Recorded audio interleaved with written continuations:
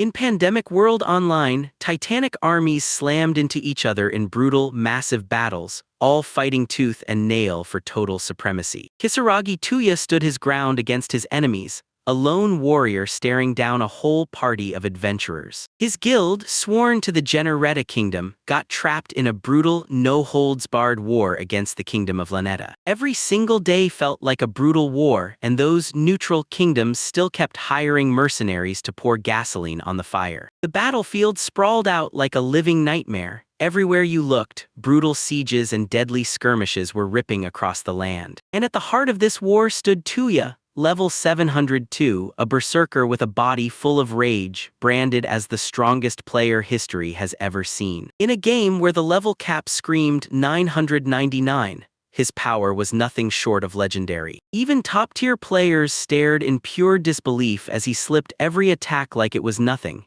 He had crushed past level 700, and just like that, his name exploded across the whole world. To his opponents, battling him wasn't a challenge, it was just straight-up unfair. After another crushing win, Tuya's guildmate threw a victory celebration and basked in just how lethal he proved himself. He carved a path for their attack all by himself, and back in the tavern they clinked mugs and cheered for Tuya, the berserker who charged them straight into glory. But in total contrast to that fearsome battle persona, Tuya was shockingly, almost painfully modest. Then his friends blew up his spot, pointing out how totally his personality flipped, because outside of fights, he wasn't who they knew anymore. He straight up told him he poured his heart and soul into the game just to reach his level. As the crew mapped out their next hunt, Tuya's mind raced over every piece of loot he'd already grabbed. He finally won that reward, a magic robe, and it turned out to be totally useless for his berserker class. He couldn't stand it anymore, so he blurted out that he'd log out for a moment. His terrifying avatar disappeared in a flash, and in its place stood a way younger-looking version of him. That was his second account, like he'd already had one life and now he was slipping into another. He told a buddy he whipped up a mage character just because he'd stacked so many items he couldn't resist turning the loot into magic. That alternate account acted like a pocket dimension,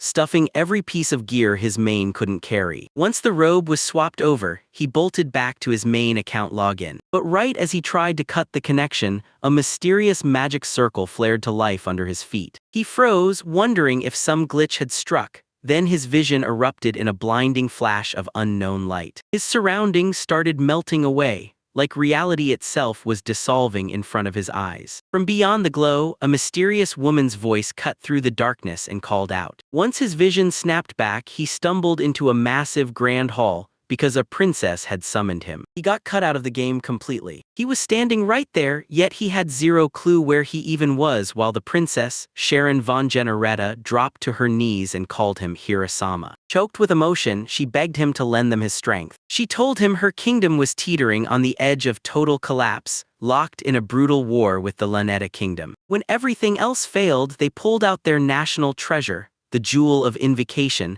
and used it to drag a hero from another world into their nightmare. The princess clocked how young he looked, but he froze, then blurted that he was a full 35-year-old man. He stared at his own body in disbelief. Somehow he'd been dropped into the lean, athletic frame of his level 1 mage avatar. When a knight snapped at him for getting lost, the princess stayed ice calm and told him to check his status. A familiar status window popped up, but the info inside was totally wrong. 16-year-old Tuya Kisaragi was sitting at level 1, the one who was invoked for her title, and she burst out in panic, screaming that the title's hero was nowhere to be found. The courtroom went dead silent, because he wasn't the hero they were hunting for. The princess confirmed their worst fears: some real hero had been summoned, and the power level crushed anything beyond 100. They accidentally summoned the wrong person, and everything went sideways fast. Tuya pleaded with them to send him back to his own world, and the princess promised it could be done,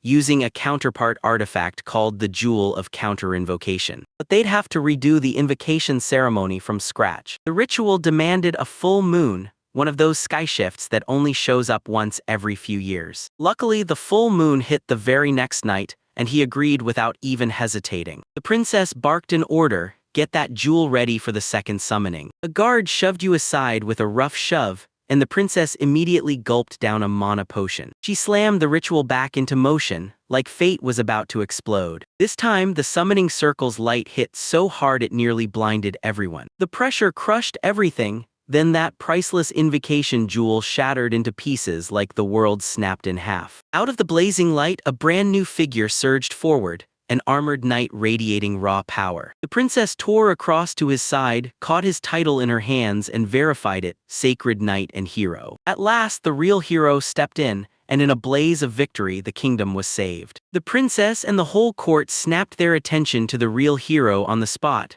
while Tuya got left in the dust, completely forgotten. Right now, he was nothing but a broken loose thread, a summon that flopped, yet he still knew his character had real, untapped power. As the princess dragged the hero off, Tuya got stranded, utterly alone, with the silence hitting like a punch. A maid slid into the room, voice icy as she told him he'd be escorted to a guest room, where he'd have to wait for the counter-invocation. But that guest room wasn't a room at all. It was a grim, filthy prison cell swallowed in darkness. They slammed the locks on him and left him rotting in the dungeon. A lone tray of leftover food was all the welcome he got. It was a pathetic spread, thin soup that tasted like nothing, and stale bread that crunched like old regret. That tiny, pathetic portion hit him like a punch. He couldn't believe his eyes. He got slammed into this brand new world, stuck there in the exact body of a character he'd made just to store away. He sprawled on the cot, staring at the ceiling, wondering what fate was about to slam into his life. His stomach kept growling like a war drum, the hunger so brutal it wouldn't let him fall asleep. Then a wild idea suddenly ignited in his mind. He reached for his character's dimensional storage, and it clicked open. Then an endlessly scrolling wall of items poured across his vision. It felt like a goldmine of legendary gear and stash-worthy, priceless consumables. Every single thing he'd ever stashed on that mule account was right there with him. Right when he figured it out, the cell door suddenly slammed open. The court mage arrived to seize him, with guards marching on both sides. Now it was time for the counter-invocation, when the mage sneered that the princess was busy and said he'd carry out the ceremony himself. He leaned in and told Tuya to stop stressing, because as a court mage he could handle anything. They marched him somewhere else, away from the throne room, and dumped him in a lonely, ruined courtyard. From far away, Tuya locked eyes on the princess striding forward, by the side of the true hero. He stared for a second, and a sting of sadness hit his heart like a punch. Then, right when he thought he'd make it home in time, he realized tomorrow's work was still staring him down. The mage slammed into the ritual, and the air started to crackle with magic. He thrust his staff forward and barked words of power, and glowing runes erupted across the ground. Tuya shut his eyes tight, bracing for the jolt that would yeet him back to his world. He was convinced this was nothing but a bizarre dream, one he'd wake up from and instantly forget. But that mage's spell wasn't meant to send him back. No, it was aiming at something else entirely. A disposal spell meant for our lost people. Then two massive columns of light crashed down from the sky. The moment the light died out, the whole castle and the entire kingdom vanished like it was never there. Tuya stood alone in a dead, barren wasteland, shaking with horror because he was still trapped in this world. And then that terrifying truth slammed into him like a nightmare. He never made it back. He crumpled to his knees, left to rot, betrayed, and stranded in some hostile, unforgiving land he'd never seen before. He stares at this new reality and it hits him hard. There's a good chance he'll never claw his way back to his original world. He takes a quick look at himself and realizes his hair's gotten longer, and the clothes don't even look like his. He's completely alone, swallowed by a vast, unknown wilderness with nowhere to hide. Plopped down on a rock, he stares into the distance, wondering how he's supposed to survive from this day on. He remembers that with his parents gone and nobody else around, the whole old world won't care a single bit what happens to him. Rumbling from his stomach snaps him out of his thoughts, hauling his attention straight back to his inventory. With a daring reach into the void, he snaps reality into place, and a loaf of bread materializes in his hands. He chows down, then proves the point. Pulling something from his storage doesn't just help him, it drains the item count for real. He swallows his defeat, then snaps into action, because now he has to figure out exactly what comes next. First, he scans his stash and takes stock of every weapon and item he's got at his disposal. His storage is packed to the brim with nostalgic, pricey gear from his old gaming days. He rips a first-use buster sword out of thin air, the very one he ever laid hands on. To his shock, he actually manages to swing that insanely huge weapon. He drills with the blade, and before long, its brutal weight feels like it was made for his grip. Now that he's armed to the teeth, his next mission is simple: hunt down the nearest town or village. He still remembers the horse stashed in his storage, the mount he rode before he ever pushed his way past level 100. A blinding burst of light tears from his hands as he summons the creature. A fierce, intimidating stare wrapped in a thick mane of dreadlocks locks onto him like a challenge. A monstrous warhorse bursts into view, and the ground itself trembles under its thunderous arrival. The protagonist just freezes, staring in shock at how unbelievably massive it is. Even with that terrifying look, the beast somehow stays calm and easy, almost like it's harmless. Then it playfully nibbled his head, like it couldn't resist showing off its sweet, gentle side. He leans into the gigantic beast and begs it to take him somewhere with people. The moment he swings himself onto the horse, it hits him. This isn't just a ride, it's the real beginning of his brand new life. The creature rockets ahead like a nightmare on wheels, tearing forward with terrifying speed. He clings for dear life, convinced death is seconds away, until he spots a wagon getting attacked. A bunch of travelers get slammed by a massive horde of goblins, swarming them from every side. He can't shake the fear that, as a level 1 priest, he's powerless to truly help. He whips his attention to his horse, pleading for help as the fight kicks off. Without a single order, the horse rockets into the chaos, smashing a goblin flat beneath its hooves. The battered travelers stare, mouths agape, unable to believe what they're seeing. The warhorse turns into a brutal whirlwind, smashing through the monsters and scattering them with raw, unstoppable force. The last goblins shriek in pure terror as the unstoppable equine behemoth charges straight for them. Monster after monster gets stomped flat and buried in the dirt. In the blink of an eye, the whole goblin horde gets wiped out completely. The protagonist snaps his hand over his mouth,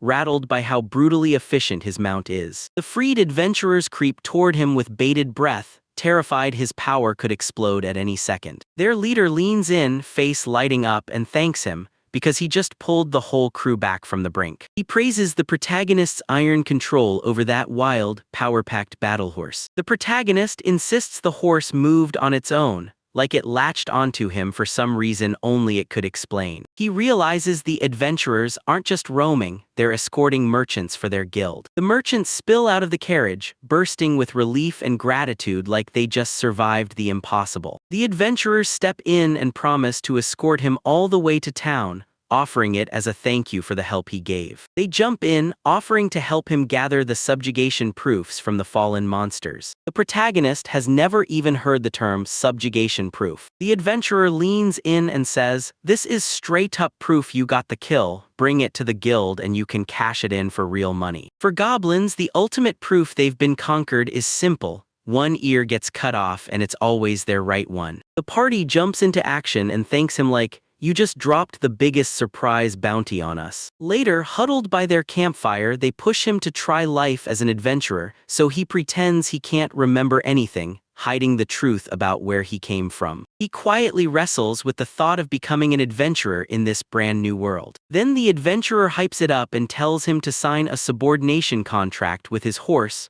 right there at the guild. He reveals the truth, a magical pact that ceremonially shackles a monster to its master, like a vow sealed in power. The adventurer points out just how wild it is to see anyone, especially a top-tier adventurer, own a battle horse. While everyone else zones out, the protagonist slips away for a quiet moment, just him and the horse. Before they finally roll into a fortified town, he demands the creature's word. Would it truly recognize him as its master? They finally burst into the bustling town of Fendi, right as the noise and lights hit them full force. He can't stop staring. These lively streets and roaring market stalls blow him away. He's completely stunned. There are beastmen strutting right through the human crowds like they belong there. After he finally tears himself away from those grateful merchants, it hits him like a wave. He's not just in a different place, he's in a whole different world. An adventurer swoops in with an invite for drinks later, and he nods, agreeing on the spot. With his mind locked in, he strides straight to the adventurer's guild. His overeager horse barrels in after him, and then gets its head slammed in the doorway. He drags that massive bee into a nearby stable and barks at it to behave. The guild hall is a raucous tavern packed with warriors and mages, where the noise hits like thunder. He stands there, watching other adventurers swarm around the quest board, hunting for their next job like it's right on the edge of fate. With a shaky breath, he strides up to the counter and nervously pleads to be registered as an adventurer. He even demands a subordination contract with his horse. The receptionist freezes on the spot, staring as she realizes that his mount is a B-rank battle horse. She shoves the registration form into his hands, and when he realizes he can actually read the local language, the weight on his chest instantly lifts. Now comes the last move: dab a drop of blood onto the crystal orb. The orb flares with light, greedily drinking in his magic, then spits out a brand new guild card. They slap an official tag on him, Tuya, level 1 human priest, and right now he's branded as an E-ranked adventurer. During the contract, the receptionist hands the master a bangle and slips a necklace to the servant. Then Tuya leans in and asks, "Do you know any inn that can house my battle horse?" The receptionist stammers, and the moment he clocks those ultra-high-class ends, panic hits,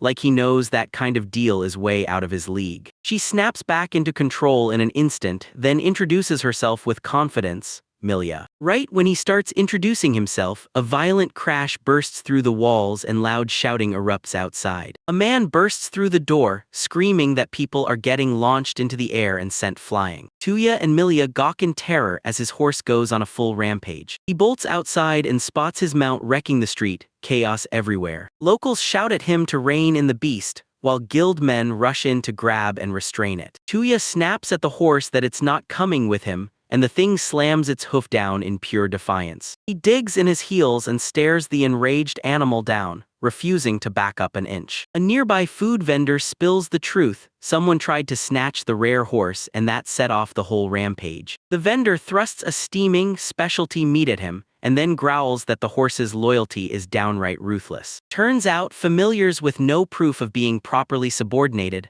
those are prime targets for thieves. Tuya tosses the meat to the horse, and then freezes in shock when it turns out the horse is a full-on carnivore. By the river's edge, he leans in and tells the horse it's the very first friend he's made since he woke up in this world. He holds up the subordination necklace and, in a formal voice, dares the beast to team up with him. The horse dips its head and fully accepts the contract. He slides the necklace onto his new companion, then pauses just long enough to name it Kokuyu, because that obsidian black just screams the perfect fit. Kokuyu whips back, roars in victory, and then fully accepts its new name, answering to its master. That giant horse instantly goes right back to its favorite game, trying to bite down on Tuya's head like it's the funniest snack ever. From a nearby bridge, a young woman leans over the railing and watches everything unfold in front of her. The elf-eared girl took a bite of her food and leaned in, completely intrigued by the battle horse. She couldn't stop staring at how tightly that powerful creature latched onto the man.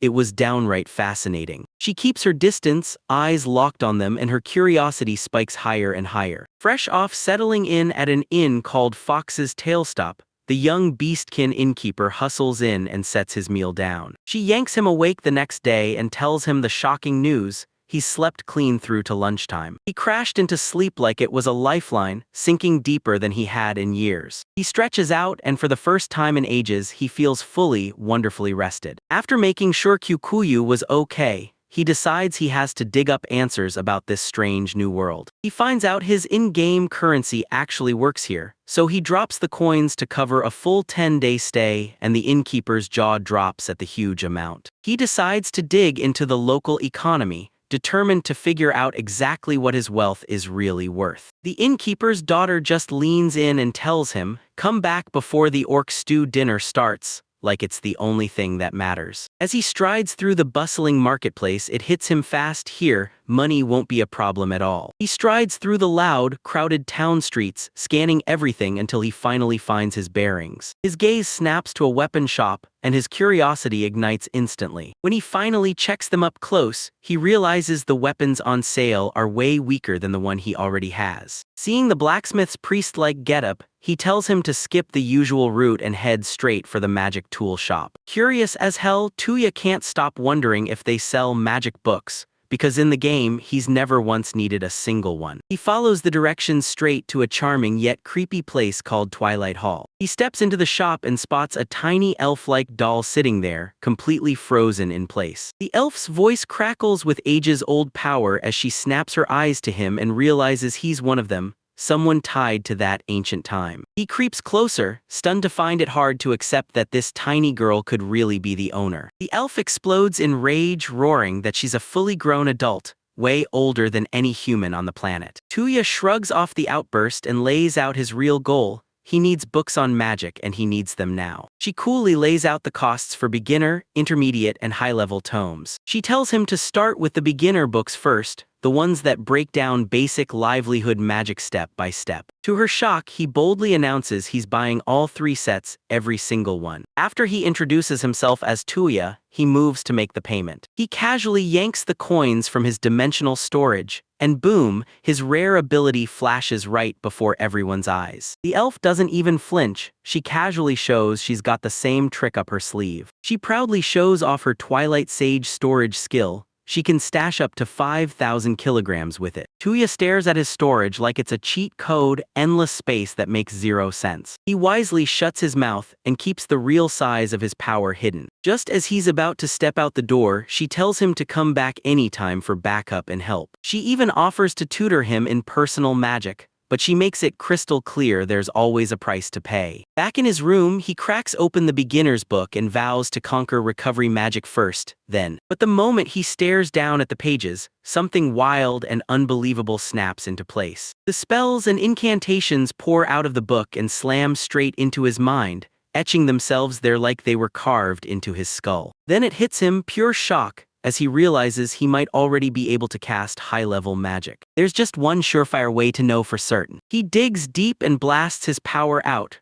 releasing a massive surge of healing energy that floods the whole building. Downstairs, the innkeepers spot a blazing, brilliant glow pouring in from somewhere above. Out of nowhere, one of them gets hit with a rush of energy, and suddenly his body feels packed with brand new power. The very next morning, Tuya storms down the stairs, looking fully refreshed and ready for whatever's next. The innkeeper's daughter welcomes him with a bright smile, then admits she'd been panicking all evening when he didn't show up for dinner. She shoves a steaming, hearty breakfast into his hands fast, making up for that missed meal like it's an emergency. He digs into the orc's stew and goes wide-eyed. Each bite melts his fatigue like it never existed. He offers a prayer hand gesture to bless the meal, and the girl just can't hide how unfamiliar that custom is. He brushes it off like it's just a natural habit he picked up back home. Alone again, he stares into a future he can't predict, clutching a relic from his old life. He's dropped into a land he's never seen before,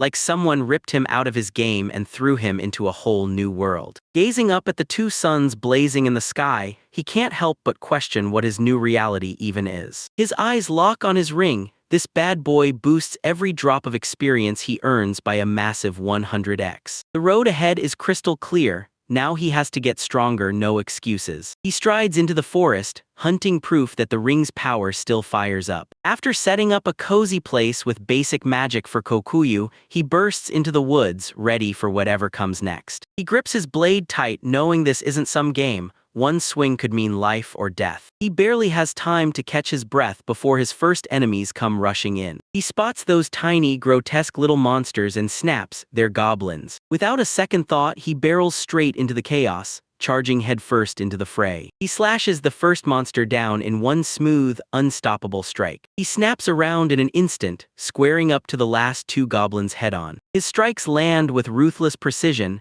and the whole fight is crushed in mere seconds. This world isn't a game at all, so he throws himself into the fight with a brutal, no second chances kind of finality. A blazing light explodes around him as he levels up 6 times in one single encounter, and the ring works flawlessly. Now fueled by the certainty of power, he doubles down and keeps hunting with fresh, ruthless determination. He hacks a brutal trail through the forest, mowing down wave after wave of monsters. After wiping out another group, he clenches his jaw and decides it's time to head back. He fires up his storage skill and hoards the monster carcasses as priceless materials. He bursts out of the dense woods, pushing through like he's escaping something. Bursting out of the tree line, he shouts for his loyal steed. He realizes Kokuyu hasn't been wasting a single second while he's been gone. That battle horse has wiped out over 30 goblins all by itself, and Tuya wastes no time, promptly stashing the spoils away too. Bloodied and grimy from the fight, he vows that once they get back to the inn, he'll wipe QQ clean. At the guild, the receptionist just stands there, stunned as this guy drops a whole mountain of monster parts from one single day's work. He tells her with total calm that he's got a whole stack of orcs, and even more still sitting in storage. A battle-scarred adventurer leans in and tells him to lock his storage ability away like it's a priceless secret. The receptionist nods and agrees,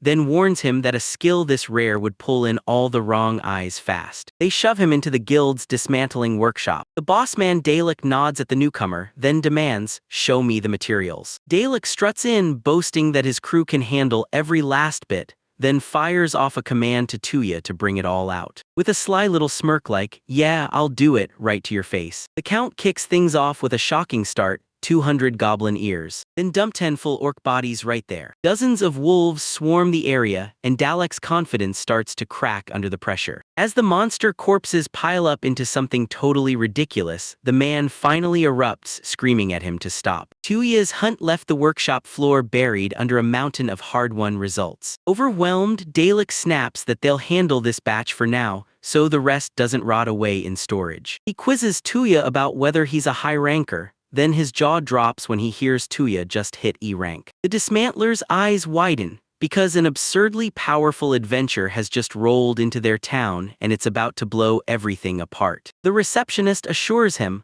once they finish checking the materials tomorrow, your rank is going to shoot up again. Then she blurts that she can't wrap her head around the idea that he's a priest. She's convinced he must be some kind of berserker. She hypes the berserker class like a mythical, unstoppable warrior, legendary and untouchable. They say this legendary job class is out there, and only the ones who smash past level 100 ever earn the right to claim it. Toya's eyes snap open. Wait, what if you can switch jobs in this world just like it's a game? With the power of his ring, he yanks his status up in the blink of an eye. He's already level 35, he's charging toward level 100, and becoming a warrior has gone from fantasy to destiny. He grabs a brand new wild ambition. He's going to become a berserker. His trusty steed seems to get it instantly, and Tuya doubles down, promising he'll grow even stronger. Fresh purpose ignites in him as he races back to the inn. At the entrance, the innkeepers rush to greet him, yet their faces twist with dread. To his complete shock, it's his own horse, Kokuyu, suddenly talking, then dropping a devastating request that leaves him reeling. In the loud, crowded town square, the protagonist's massive battle horse towers up like a living omen, stealing everyone's breath as it draws stares' attention everywhere. Before he knows it, he's thrown into a brutal predicament, because the inn kicks him out. The innkeeper's daughter blurts that his steed, Kyukuyu, is terrorizing the other horses. One quick look inside the stables says it all. Kokuyu's sheer presence terrifies the other animals, and the inn instantly bleeds customers. She pitches the idea of finding somewhere new to stay, but Tuya cuts in. Fine, but do you know any cheap places? She's heard of a mysterious mansion, but the catch is wild and the owner is downright eccentric. As soon as she arrives, she steps in and greets an elf named Nathalia. Nathalia, the guild lady, looks completely fed up as she demands, what kind of nightmare tenant did they drag in this time? Shock flashes across her face the instant she spots Tuya again, just like the last time. She flashes a confident smile, introduces herself, and demands to know his name,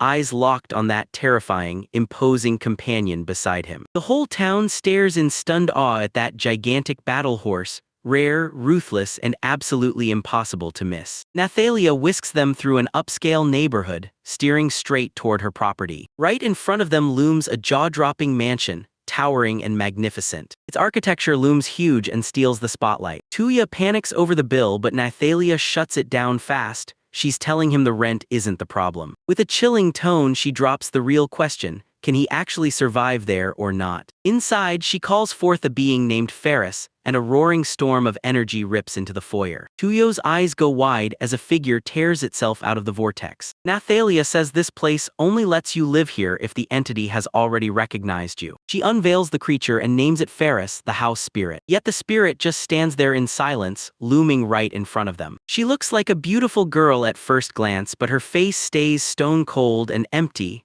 like a doll that never learned how to breathe. The innkeeper's daughter leans in and tells you a house spirit is the home's guardian, someone who watches over everything and drags good fortune right to your doorstep. Nathalia straight up admits it. Even though she owns the place, the spirit refuses to let her live here. She whips around to the spirit, demanding her verdict on the man standing right in front of her. Ferris' stone-cold stare mirrors Tuya perfectly, like he can't even blink at what he's seeing. She gives a tiny nod, so small you'd miss it unless you were watching like your life depended on it. Nathalia bursts into wild laughter and yells that Tuya's been accepted, and now she's allowed to live in the mansion. Tuya is totally stunned. She did nothing, so why is the spirit even acknowledging her? Nathalia can't help but wonder. Turns out that legendary battle horse and the picky house spirit have both decided to claim him. They slash the rent down to an absurdly low number, and Tuya nods yes right on the spot. To kick off the celebration, Tuya hands Nathalia a suspicious, one-of-a-kind sweet. He leans in and tells you, yeah, it's a shortcake, a sweet little dessert from his world. Nathalia inches forward and takes a cautious bite. Her eyes instantly spark with pure bliss. She demolishes every last bite in seconds,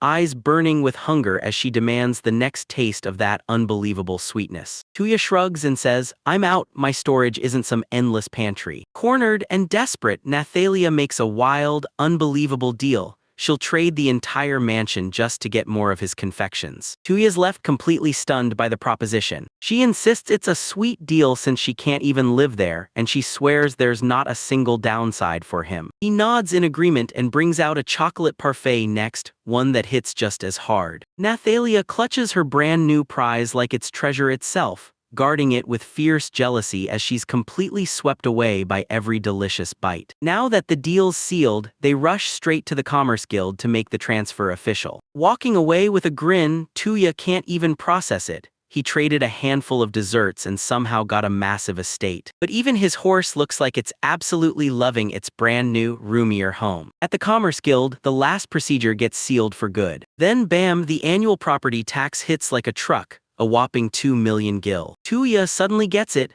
Nathalia was desperate to dump the mansion before that crushing debt swallowed everything. The guild official flat-out explains that only someone spirit recognized can buy the property, so his case is a wild, once-in-a-blue-moon exception. Standing right in front of his brand-new home, Tuya can't shake the feeling that someone pulled the strings and swindled him so smoothly it almost feels evil. He lazily wonders if he can stash Coco away, then flicks his hand toward the horse. To his absolute shock, the horse just disappears into thin air. He suddenly clocks it. His storage doesn't just stash stuff, it can actually hold living beings, and that blew his mind since he never knew. So yeah, he never should have needed to buy that huge mansion in the first place. He feels the anger in that horse building up, so he snaps Kokuyu out of storage fast. He steps into the mansion and shouts for Ferris. Then Ferris suddenly appears, materializing right there to greet him. He steps forward with a crisp bow and proudly says, "From now on, I'm in your care." For one tiny heartbeat, a soft smile flickers across her lips. He brushes it off as just his imagination,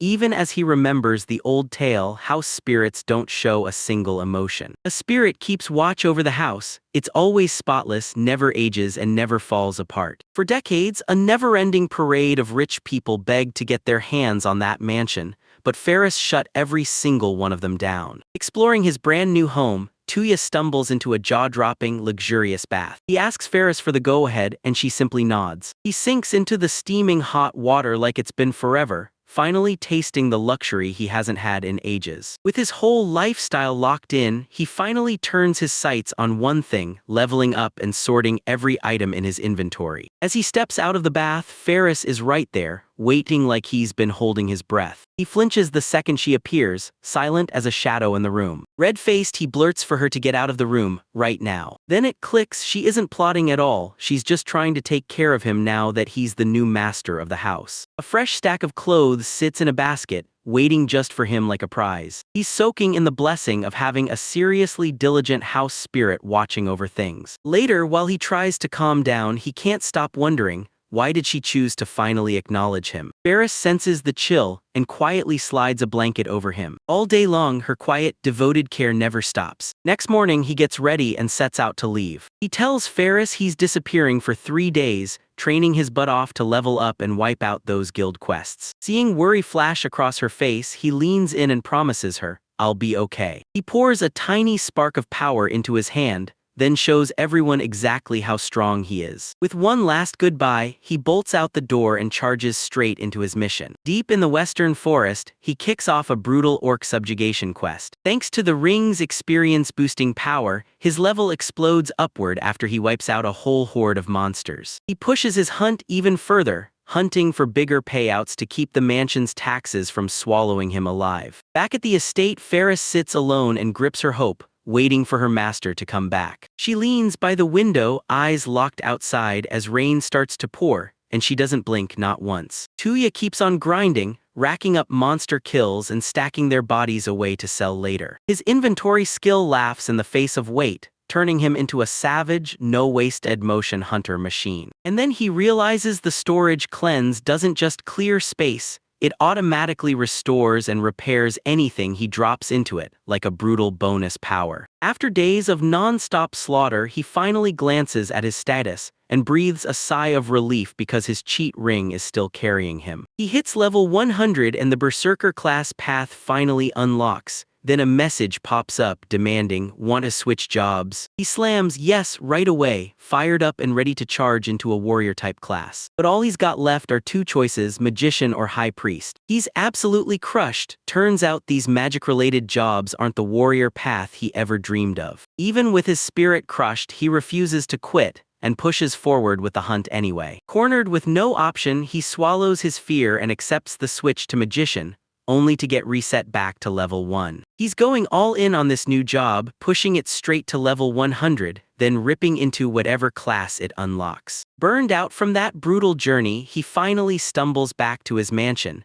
but the dream of becoming a berserker still feels like a mile away. He storms through the door, announcing he's back in Ferris. He finds her with tears pouring down her face, whispering that he's late. She blurts out how terrified she'd been, and he shoots back with a full apology for losing track of time while he was leveling. A jolt of realization hits him. Ferris is right there talking to him. Overjoyed, he practically bursts with gratitude and thanks her for keeping watch over the mansion while he was gone. Meanwhile, rumors rip through the Adventurers Guild. A fresh face just bought that legendary, famously impossible-to-enter mansion. The sub-guildmaster takes a slow sip of tea and begs, like it's life or death, that a terrifyingly strong adventurer has decided to make this town his base. He can't believe it, his guild rank shoots up straight to C, even though he just ranked up a little while ago. A man closes in and introduces himself as Ebrand, the sub-guild master, then drops the bombshell. He's got an order for him. Ebrand strides into the guild hall and fires up the gathered adventurers with a bold address. He whips them into action, pushing them to chase those requests and rake in the money. Then the whole crowd erupts in a roaring cheer. Then the sub-guild master grabs the protagonist aside and demands a moment of his time. They roll up to the guild's material dismantling station, right on the doorstep of the action. Dalek, a worker, blurts out in shock the second they show up. All the other dismantlers are drowning under a mountain of monster corpses, and they're begging the protagonist to be banned before he hauls in even more. Ebron realizes this haul alone is plenty for a C-rank adventurer, but the protagonist can't shake the fear that there's an even bigger stash hidden in his private storage. The sub-guild master smirks and admits he knew he'd come, because he's got a very specific request that only he can fulfill. He pitches an escort job to protect a caravan of merchants, but the protagonist shuts it down on the spot. He tells them straight up that this request feels like a total nightmare. There's no way he's taking it. And he's not signing up for any long-term missions that would leave Ferris alone at home. Suddenly, a guild receptionist barrels toward them, shouting Ebran's name at the top of her lungs. He checks his guild card and yep, level 57, and right there it screams the truth.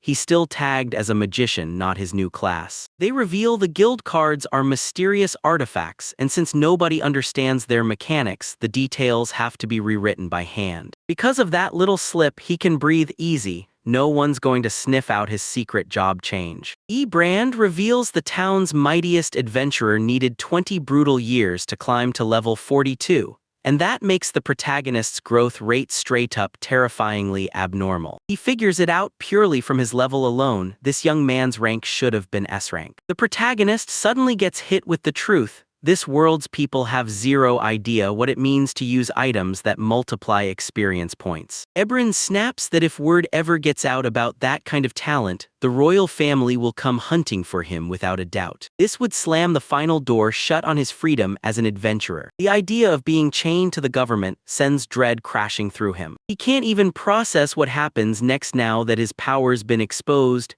and the consequences could be catastrophic. When Ibrand clocks that reaction, he instantly knows the guy has zero interest in working for the state. He leans in, voice ice cold, and orders the receptionist to bury this entire conversation as a secret. The sub-guild master suddenly snaps back. He remembers the protagonist was set on investigating something. He practically begs to be his guide, ushering him straight into the guild's secret private archives. Ibrand unveils the material room, an enormous library the guild boasts about like it's sacred ground. He tells them it's packed with history and intel on the nearby countries, exactly the kind of clues that could power his search. But getting your hands on that priceless collection comes with a fair price. Ebran then drops a crazy offer. He'll let him use it for free, but only if he agrees to the request. When he realizes there's no escape and the trap is closing in, the protagonist snaps. His escort mission suddenly doesn't feel so simple anymore. He nods and seals the deal, and Ebran grants him access,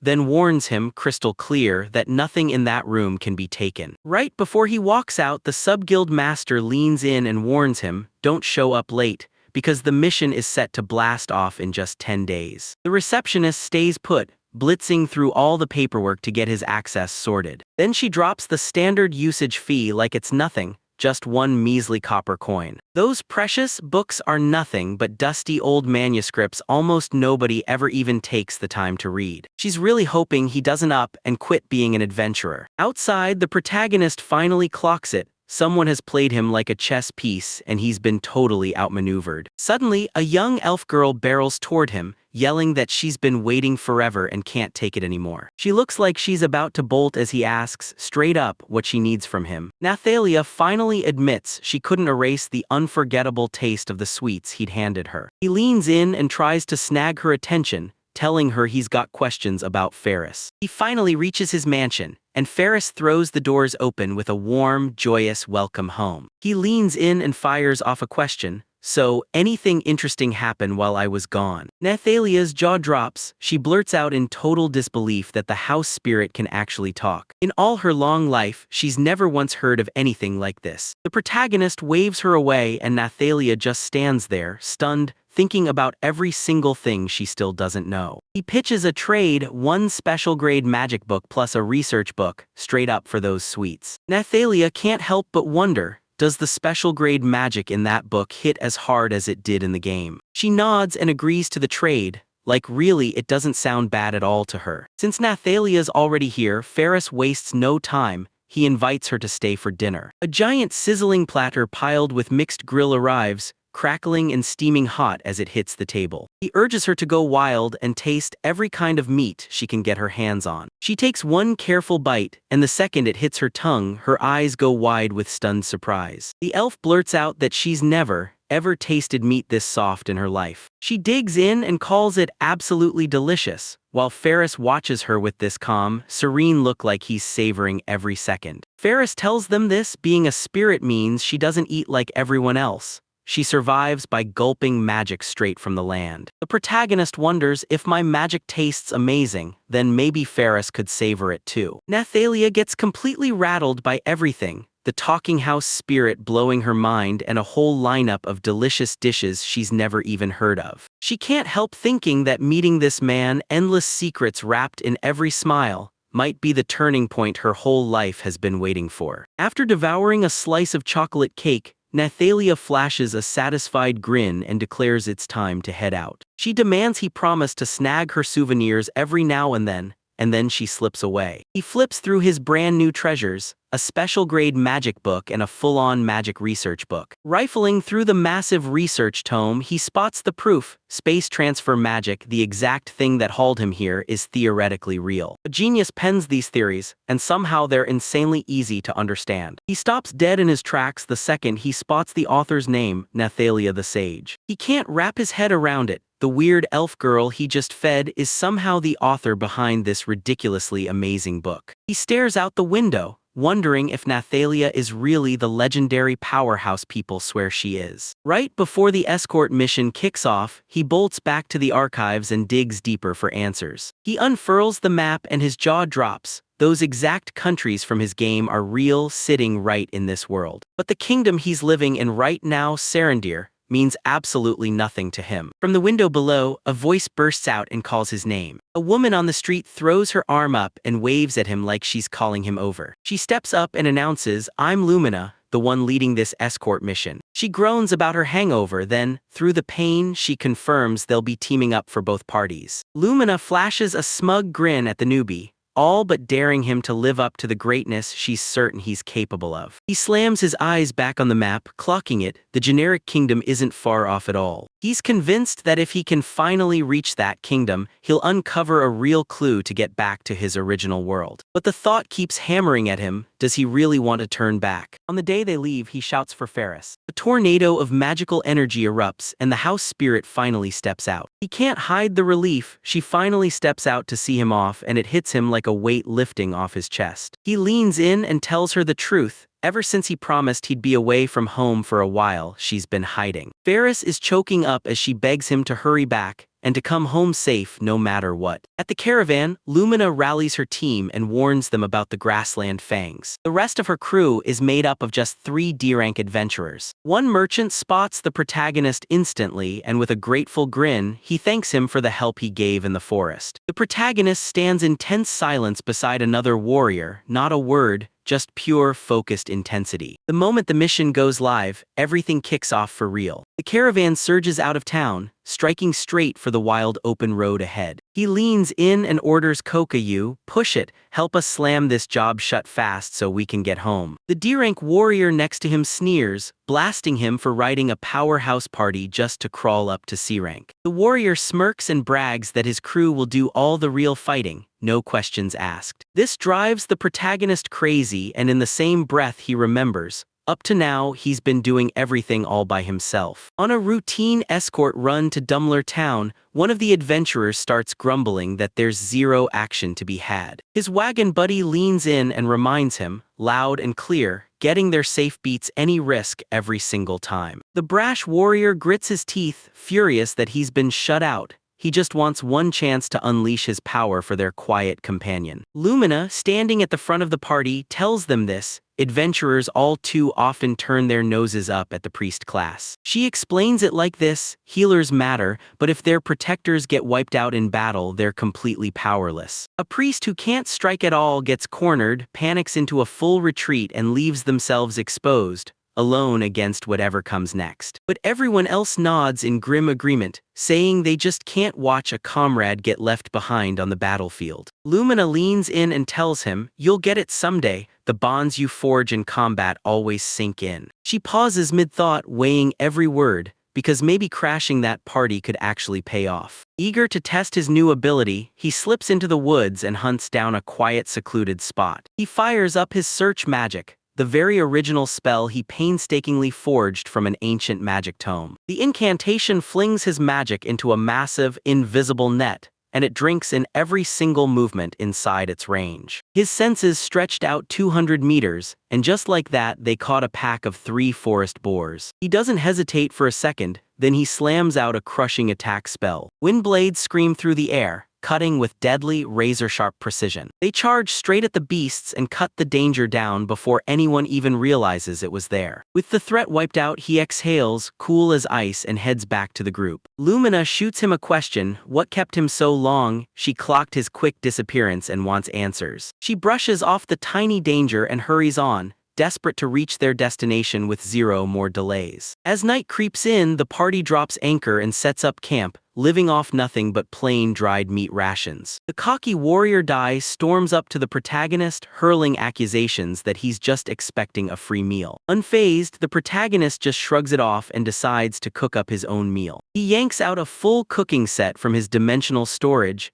and the entire party gasps in total shock. While they wolf down cold rations, he grins at the luxury of a fresh, steaming hot meal. Lumina freezes in place, then shoots out a sharp comment: his food looks way better than hers. He flashes a grin and offers to share everything he's got, because he's already prepared more than enough for everyone. The adventurers freeze, jaws dropping as that meal hits them with a flavor so unbelievable they can't even move. Lumina tosses them an offer to die, but this pride-fueled warrior digs in his heels and refuses. His party members can only shake their heads at his stubborn streak, secretly stunned by just how skilled the protagonist really is. The rest of the trip goes shockingly smooth, and before they know it, they burst into Dumbler Town. Lumina looks a little crushed, because she really wanted to see the protagonist unleash their power in a real fight. With everyone safely through the danger, the whole party races straight to the nearest tavern to celebrate. With the job finally done and a day off waiting tomorrow,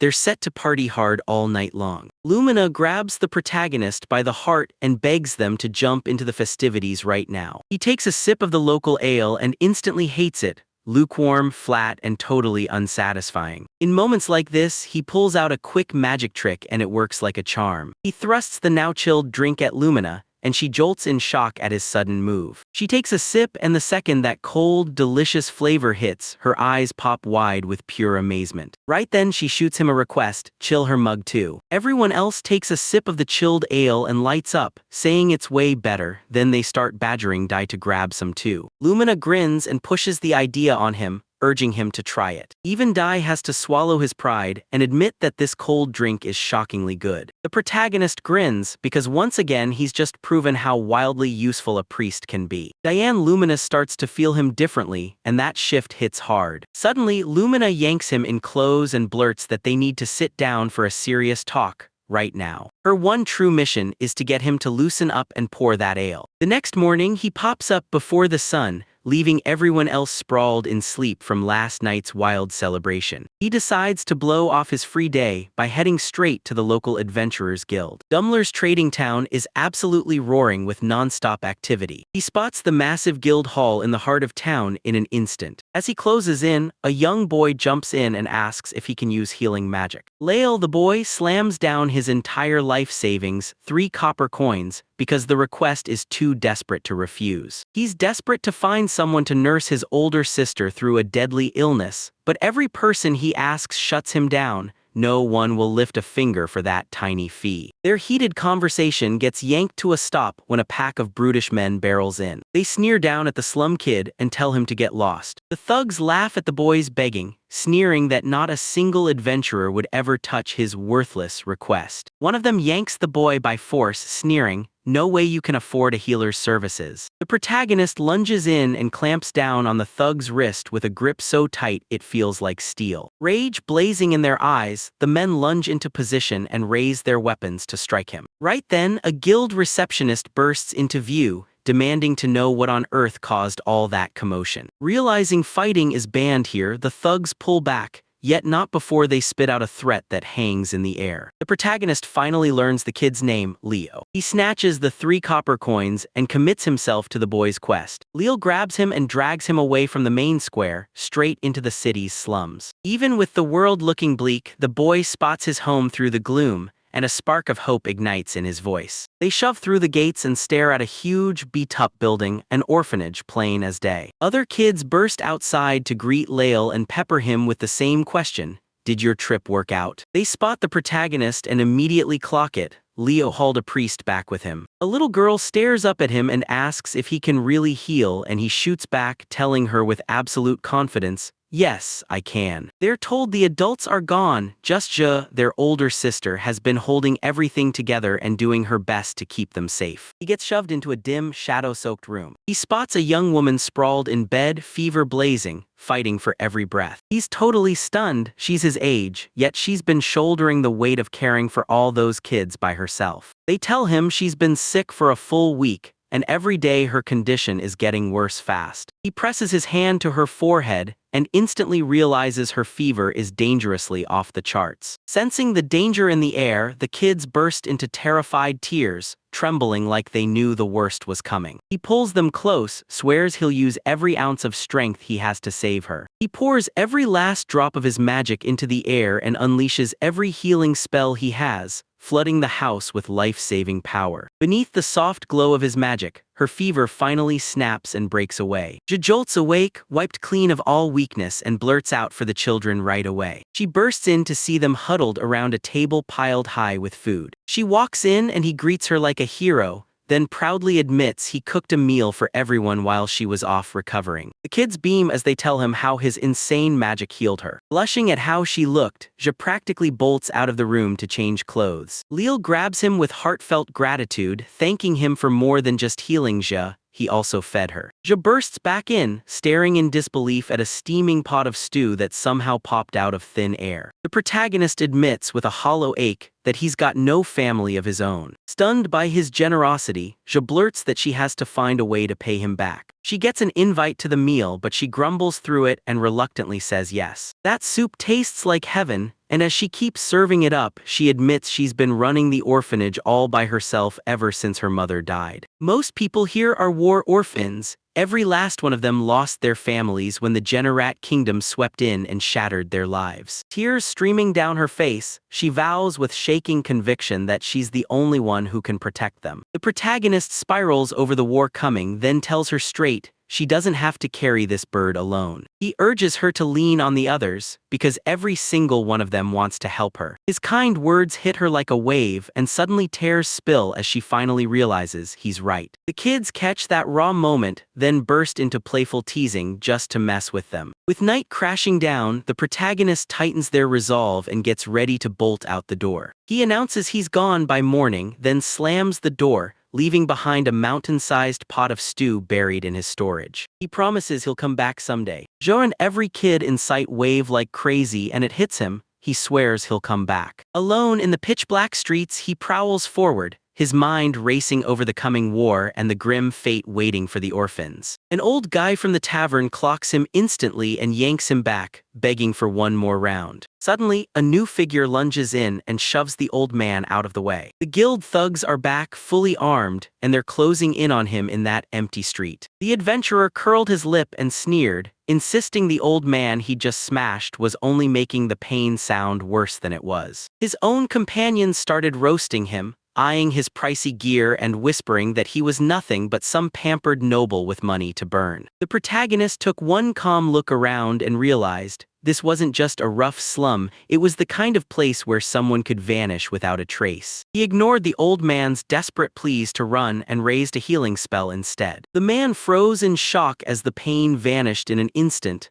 and the protagonist barked at him to get the hell out of there. The adventurer's leader sneered when he finally clocked the priest and laughed, saying they were only good for running. He snatched the old man before he could hurt the woman at the orphanage, because if anyone tried to escape, that threat was about to turn real. The thug shoved into his space, smirking like he owned the night, daring the protagonist to prove he was a real adventurer. With a snap of light, a giant buster sword burst into his grip, and one crushing swing blasted the thug through the air. Blade in hand, he loomed over them and chilled the room as he demanded, cold and direct, whether they had any complaints about his methods. He knew if he let these thugs slip away, Je would be in serious danger, so it left him no choice but to dive into his first true real-world player battle. Thinking it was just a cheap bluff from some nobody magic user, the remaining men slammed forward, reckless as ever. After grinding through countless fights in-game, he surged forward to cut off his very first opponent. He swiftly disarmed the charging thug, then swept his legs out,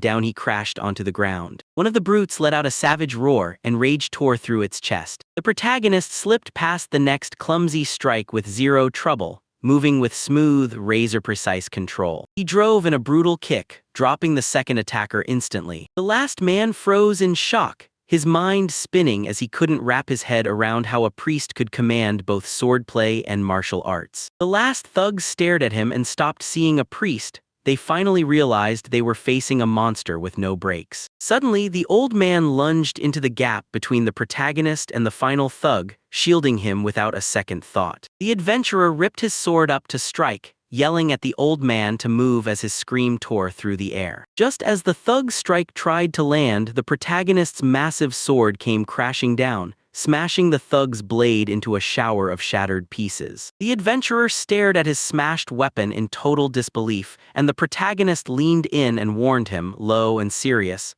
"Behave." He told them he wasn't planning to pull any punches. Then the moment snapped over to the Adventurers Guild. The three thugs were tied up tight and left beaten for good. As the guards marched them down to the underground cells, he couldn't help but admit that the fight had been pure adrenaline. The guild receptionist flat out said those men were already on everyone's radar for other crimes. With the old man's testimony in hand, they finally got the proof they needed to slam their case shut in court. The protagonists swallowed their pride and apologized for dragging an outsider into the chaos threatening their town. The receptionist brought up Je, the slum orphanage's manager, and that name lit a spark in him, so he jumped at the chance to help. Later that night, Je leaned against the orphanage window, eyes fixed on what lay beyond. Her biggest dream was simple: give every kid under her care a safe home to call their own. The guild stepped up and swore it would guard the orphanage, and everyone who'd been worried finally exhaled. He couldn't help but admire the virtuous adventurers roaming right through the city of Fent. Now that Zhe and the kids were safe, peace finally flooded him, yet he still had to slip out before dawn. Beneath the glowing moon, he decided he had to snag a souvenir for Nathalia. Back at his mansion, he got word that Tuya wasn't coming back anytime soon. Nathalia the elf sank into despair when she realized this meant 2 more days of missing his amazing cooking. 2 bystanders leaned in and snickered at the tiny elf, stirring up a full-on commotion. This was Nathalia, the boss of the magic tool shop and a total self-proclaimed sage. The guild receptionist from earlier marched up to her, shooting an apology as she admitted she'd barged in. She marched up to Nathalia, ready to fire off a question. The receptionist stared at Tuya, baffled, and dying to know how she'd somehow landed as her personal attendant. She leaned in and asked if it was weird that the mansion's house spirit had finally noticed him. Nathalia admitted she didn't know the exact details, but she insisted some people are born already stamped by the spirit's love. Then she dropped a jaw-dropping bombshell. She used to be the magician of the Eternal Shrine. She grew up in a land where every race lived side by side in peace, nothing like the human-only Generat kingdom. Her unstoppable talent catapulted her into the role of head magician, and she kept that title for years. In a flashback, the king leaned in and demanded Nathalia, straight up, if she really planned to quit her post. With peace finally restored, she grinned and said it was the perfect moment to step away and open her own shop. Her next mission was to hunt down the legendary path of the sage. Only ancient elven texts ever whispered about it. The king was certain she'd crush her quest and come out on top. He begged her to make one final visit to his daughter, Charlotte, because that young princess absolutely adored her. Princess Charlotte was born with a power no one else had. She stood encircled by tiny fairies, swirling around her like living proof of her gift. The princess had a rare gift. Spirits didn't just notice her, they loved her back. Even the spirit looked like it couldn't believe she'd just shown up. Nathalia stumbled onto the young princess, laughing and playing her heart out in the royal gardens. Charlotte leaned in and demanded to know if Nathalia had really been locked inside that castle for her entire life,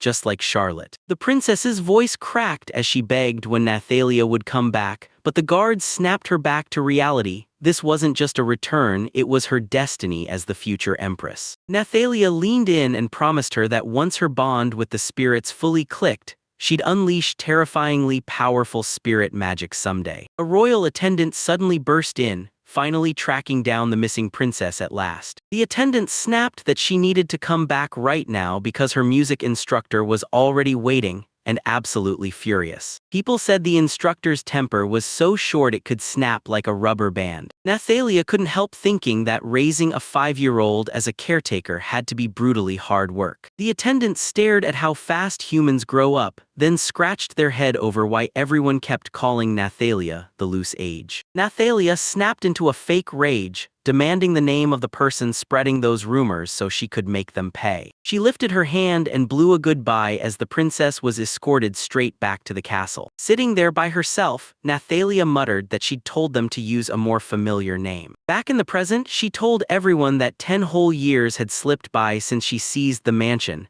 after a brutal fight with the Commerce Guild. She was dying to live in that mansion with the resident house spirit, but Ferris had shut the door on her at first, refusing to let her stay. The receptionist's confidence crumbled as she finally realized the world and its spirits still had a mountain left for her to learn. Nathalia stared into the distance, her mind racing as she searched for the road that would finally make her a true sage. She couldn't shake the feeling. Could Tuya be the one meant to step onto that path? Meanwhile, Tuya and his crew were scrambling to set up camp for the night. One of his companions practically burst with joy, finally getting a battle horse, a dream every adventurer lived for. Another adventurer snapped that Tuya was just showing off, especially for a priest. Still, he couldn't deny it. Tuya could cool their drinks like it was pure magic. After that first sip of his delicious soup, the whole party's opinion of him shot up fast. Suddenly, the protagonist's senses screamed, and he ripped out a broad search spell in an instant. His magic flared, and it exposed a staggering army of monsters charging in, way too many to crush with a straight-up spell. He blared a warning to the crew. Something huge was storming straight at them from the front. Lumina the warrior heard those ominous sounds creeping closer,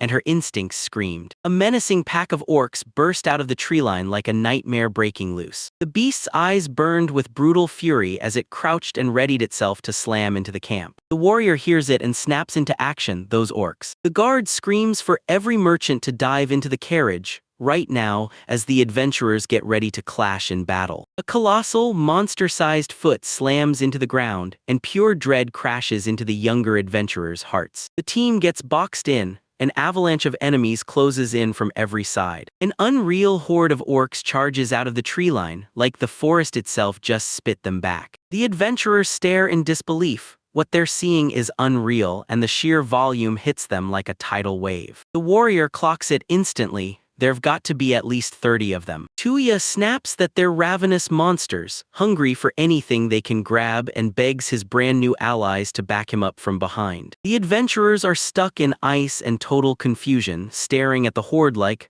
why haven't they attacked yet? But the whispers say the creatures are spooked by that huge battle horse, Kakyu, but their relief lasts only a heartbeat. Then the warrior spots an even bigger threat looming ahead. But then an orc general far smarter and far stronger steps forward with a razor-sharp, cruel sneer. The protagonist realizes these higher species aren't just clumsy brutes. They're sharp, crafty, and way too smart for anyone to underestimate. The gap in their fighting power is so brutal it's impossible to ignore, and despair starts creeping in fast. The orcs drool, itching to tear into the slaughter the moment it starts. One adventurer crumples under the pressure, and her comrade rushes in, trying to calm her down before she falls apart. Their leaders stand firm, gripping their resolve like it's made of steel, staring down whatever comes next with grim intensity. He whips around to Tuya and begs her with one last desperate shot. He grabs his attention and orders him to take the girls and run for it the second the fight turns against them. He fires up the room with their shared dream, two of them,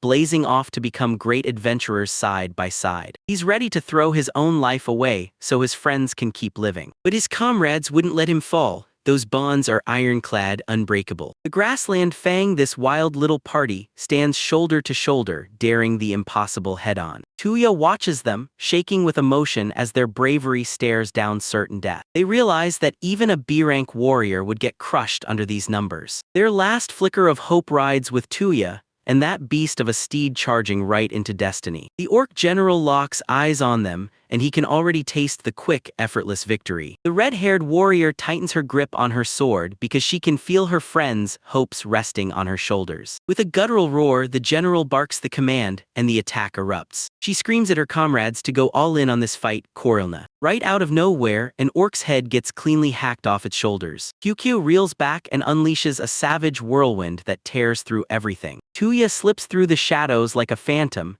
and his blade flashes silver in a blur. He's impossibly fast, like a death specter tearing across the battlefield. He slashes through the oncoming orcs, carving a brutal trail of blood as they surge forward. Tuya fires a blazing fire bullet, and one of the monsters is instantly turned to ash. He and his battle horse strike in flawless sync, an unstoppable nightmare of pure destruction that they rip through the horde like a storm, and every step behind them is pure carnage. The adventurers just stood there, stunned beyond words, their minds scrambling to make sense of the massacre. A warrior stands there stunned, as if she's staring straight at a living legend. Rage still splattered across her from the fight. Tuya snaps her head to them and bluntly asks, "So, are you coming?" He stands high above the pile of his victims, grinning like he hunted every last one with ruthless precision. His companions freeze, completely dumbstruck by the sheer force on display. Their leader roars at the top of his lungs, blasting orders for everyone to fall in behind Tuya. And there they stand over the final fallen enemy, celebrating like surviving the impossible was always theirs to claim. They chant his name, praising that peerless sword skill,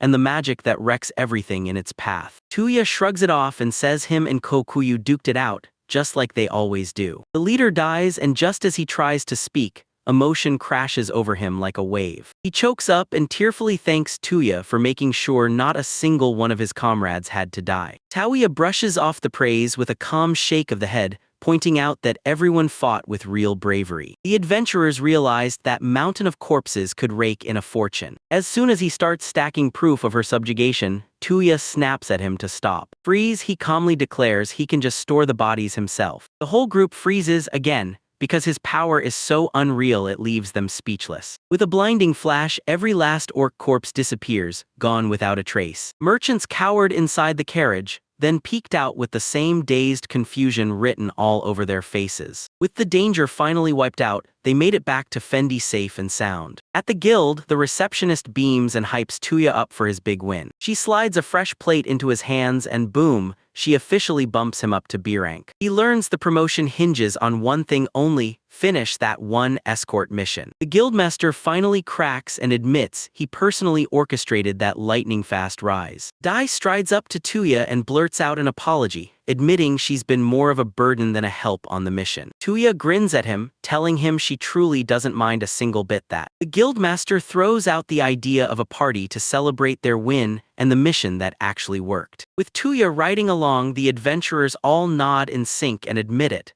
This new teamwork feels amazing. Later, Tuya finally reaches a towering mansion and bursts in, roaring that he's back. Faris greets him and her voice bursts out with pure relief and a heartbeat of longing. He leans in and tells her straight up, he's always dreamed of a place he could come home to where she's waiting for him. Tears of pure joy spill down her face, like the moment finally broke her open. She jolts back, heart racing as he closes in. He shoots his arm out and remembers that wild legend, that humans can never, ever lay a hand on a house spirit. But he gently slips his fingers into hers and his. His eyes go wide the instant their bodies collide. Faris stared at him, her smile brimming with pure affection. She lifts his hand to her cheek, letting his touch linger like a spark. A surge of brilliant energy bursts from the ring on his finger. Faris blurts that her power is drained for the day, but she's over the moon that he managed to reach her. Outside, Kakyu drops into a faint, crushed by the sheer emotional storm of the moment. Back at the guild, the warrior rushes to the guild master and lays out every brutal detail of the mission. She tells the whole story of how they ran into the orc general,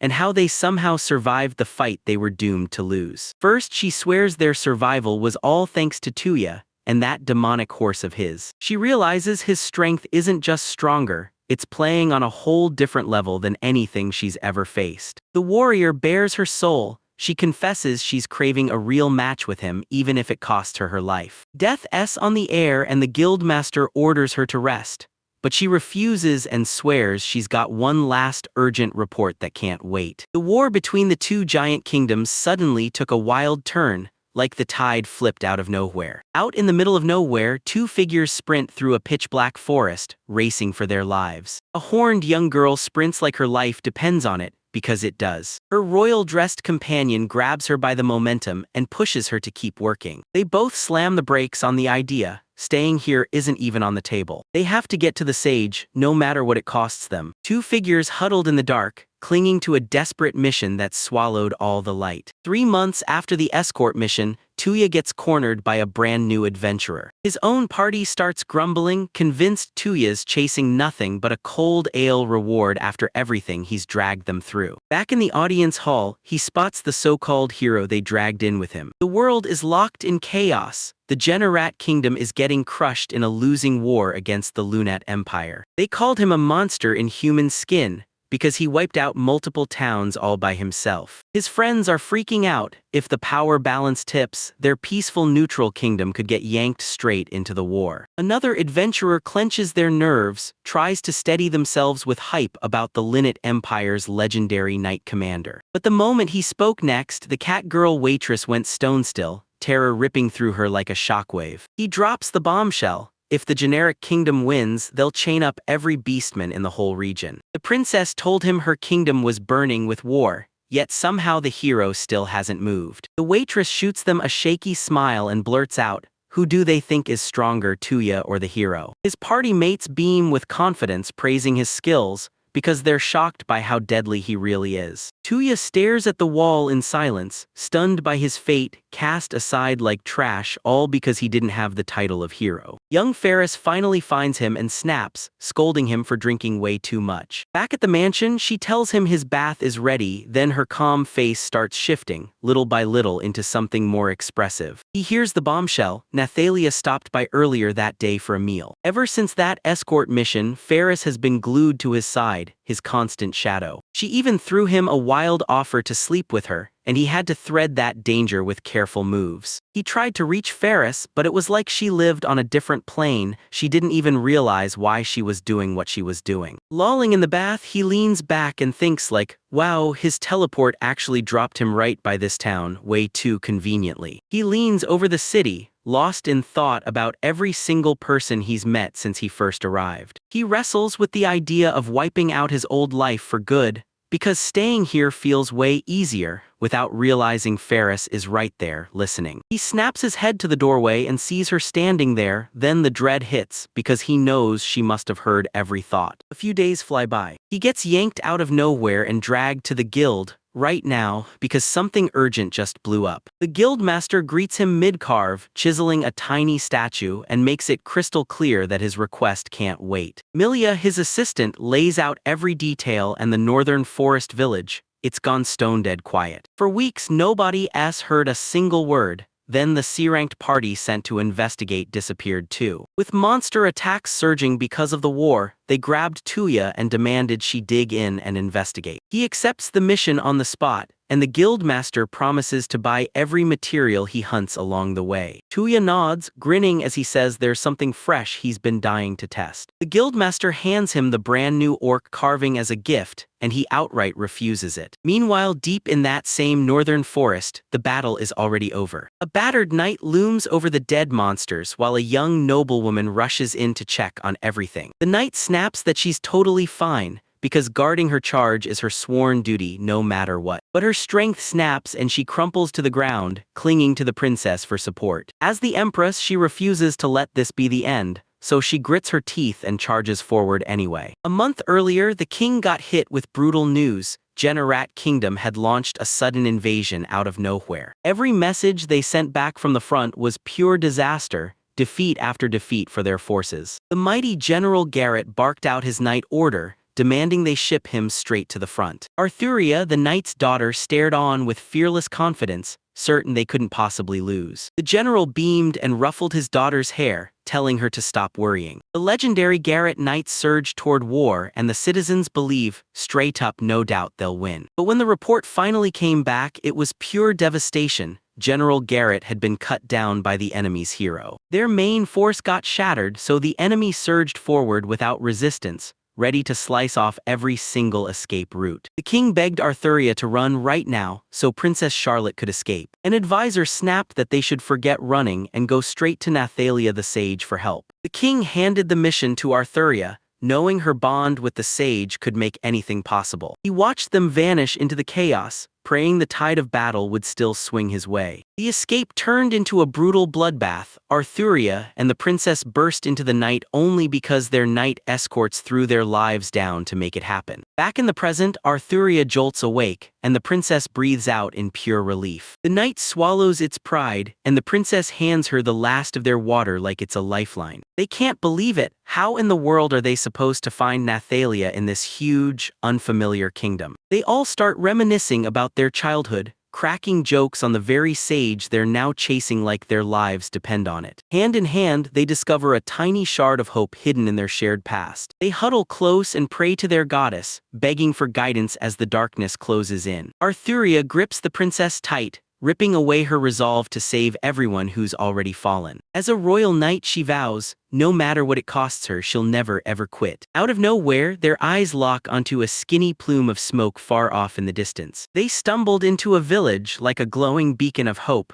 because for once it felt like they'd finally been saved. As they creep closer, they realize the settlement is eerily silent. No one's anywhere until Arthuria locks eyes on a lone figure. Her hope snaps into crushing dread the second she spots that hulking monster looming in front of her. The village is crawling with orcs, and they're not stopping anytime soon. A whole pack crowds in, devouring what's left of the villagers. The whole settlement has been smashed into a grotesque orc den. The two royals snap around and bolt like their lives depend on it, because they do. The princess stumbles and slams to the ground, screaming in pure terror as the monsters close in like they mean to tear her apart. Arthuria is holding her ground to guard the princess, but the odds are brutal. She's outnumbered, worn out, and running on fumes. The princess shrieks for help, praying that any savior, anyone at all, will burst into the chaos. Right as the Orcs Club crashes down, a streak of steel slashes through and stops the hit cold. A lone swordsman slices through the monsters at an absurd, impossible speed. Taoya touches down like a whisper, then drops another orc before anyone even gets a chance to react. Arthuria and the princess can only gawk, totally frozen, stunned out of their minds by his sudden arrival. He looms over the fallen beasts, grinning. He'd sensed a human presence, and sure enough, he found survivors. Then he spots the C-rank party's bodies sprawled nearby, and the air turns heavy with dread. He snaps at the girls to dive for cover, his face hard as he tells them the orcs have already devoured the villagers. He whips around to face the last horde and declares he's about to wipe them all out. His search skill snaps into focus and tells him exactly 10 enemies are still out there, so he grins and decides to put his brand new ability to the test. He clenches his left fist and pulls raw wind magic into it, like power being ripped from the air itself. A wild vortex of air starts to spin in tight around his arm. With his right hand, he channels fire, right then right there. He declares he's going to smash those two elements together into one terrifying combo spell. The princess and her knight stare, totally stunned, because they've never seen a spell like that before. Tuya slams down his attack, unleashing a raging firestorm that obliterates everything in its path. The princess can barely breathe as a swirling burst of magic whips the beast into its grasp. With a brutal surge of power, the spell rips the creature apart piece by piece until it's gone. He's shocked to admit that his very first try at fusing fire and wind magic worked way better than he ever expected. Then he snaps his focus to the two girls he just pulled to safety. As he asks if they're okay, one of them erupts into a scream, warning him about the danger closing in behind him. A far more terrifying orc, an even higher species, hangs over the adventurer like a nightmare that's about to strike. He braces hard, digging his feet in as the fight closes in. With a single command, he calls forth his mighty battle horse and puts his faith in the monster to ride beside his partner. He turns back to the stunned girls and calmly asks again, "Are you okay?" The princess blurts out her thanks, then admits they didn't plan it at all. They just wandered into that battered village by accident while traveling. She kicks things off by saying, "I'm Charlotte," and then she points to her horned buddy like, "And this is Arthuria." The protagonist is caught off guard the moment the story kicks in. Arthuria doesn't even pause, she brazenly fires the question, "Do you have a wife?" Charlotte frantically grabs her friend's attention, begging him to stop, Then the friend promises to do anything for him if he just gives in and accepts. Ortheria blurts out a quick, intense apology the second she realizes her sudden, aggressive proposal went way too far. Charlotte tells Arthuria's tribe has this unstoppable instinct to hunt down powerful partners. The protagonist throws his name into the spotlight and introduces himself as. Charlotte declares with zero hesitation that they're adventurers hailing straight from the town of Fendi. Tuya's eyes widen when he realizes he's suddenly trapped in the kingdom of Sarandir. Staring at the crumbling ruins, Charlotte turns to Tuya and demands, "Will you escort us to Fendi?" She tells them it's absolutely necessary to track down the sage Nathalia. When Tuya casually drops the lowly sage line, Charlotte's jaw just drops, pure shock hits her like a truck. And convinced it's divine guidance, she pleads with him to take them there right now. Tuya scans the silent, broken village, her eyes locking onto the ruins like they're screaming. Before they even walk out the door, he grabs them for one last mission. Then he asks for their help. They shove the guild cards they grabbed from the fallen right into his hands, so he doesn't have to lift a finger. He's going to fire up his storage skill and haul the dead bodies back to town himself. Our theory says they're lucky, because most bodies never make it back to their families. Tuya sits in silence, realizing with a chill that death no longer hits him the way it used to. After he orders his horse to hold still, he and his crew start plotting their next move the moment they hit the town. He spots the perfect spot, braces himself, and starts setting up his spell to summon transportation. He hits the carriage icon, something he's never touched before. Two women stare in total disbelief as a massive object suddenly rips into existence from thin air. They can only stare and gasp at just how breathtaking it looks. A wildly ornate, luxury-stuffed carriage sits right there in front of them, gleaming like it costs a fortune. Tuya admits it's way flashier than he ever expected, especially with his battle horse yanking him along like a show on wheels. Arthuria blurts out that not even the royal guards have a machine this magnificent. Her comment about the royal guards seals it. Tuya's gut feeling was right. Charlotte isn't just anyone, she's got noble blood. He chooses to stay out of it, even as Charlotte can't help wondering whether he, too, might be hiding some fancy bloodline. Inside, the girls can't stop staring, blown away by the carriage's unmatched craftsmanship. Tuya throws down a truce offer. "Don't pry into my situation and I won't pry into yours." With the deal locked in, he grabs the reins and guns them down the road. They stare in disbelief as the vehicle glides past in a perfectly silent ride, smooth enough to make their jaws drop. They stare at his calm face and it hits them. This is the same cool mindset he had back when he fought those orcs. He quietly thinks, that calm of mine didn't just happen, 30+ years in my head have toughened me up. His companions argue non-stop over who he really is, warrior or magician.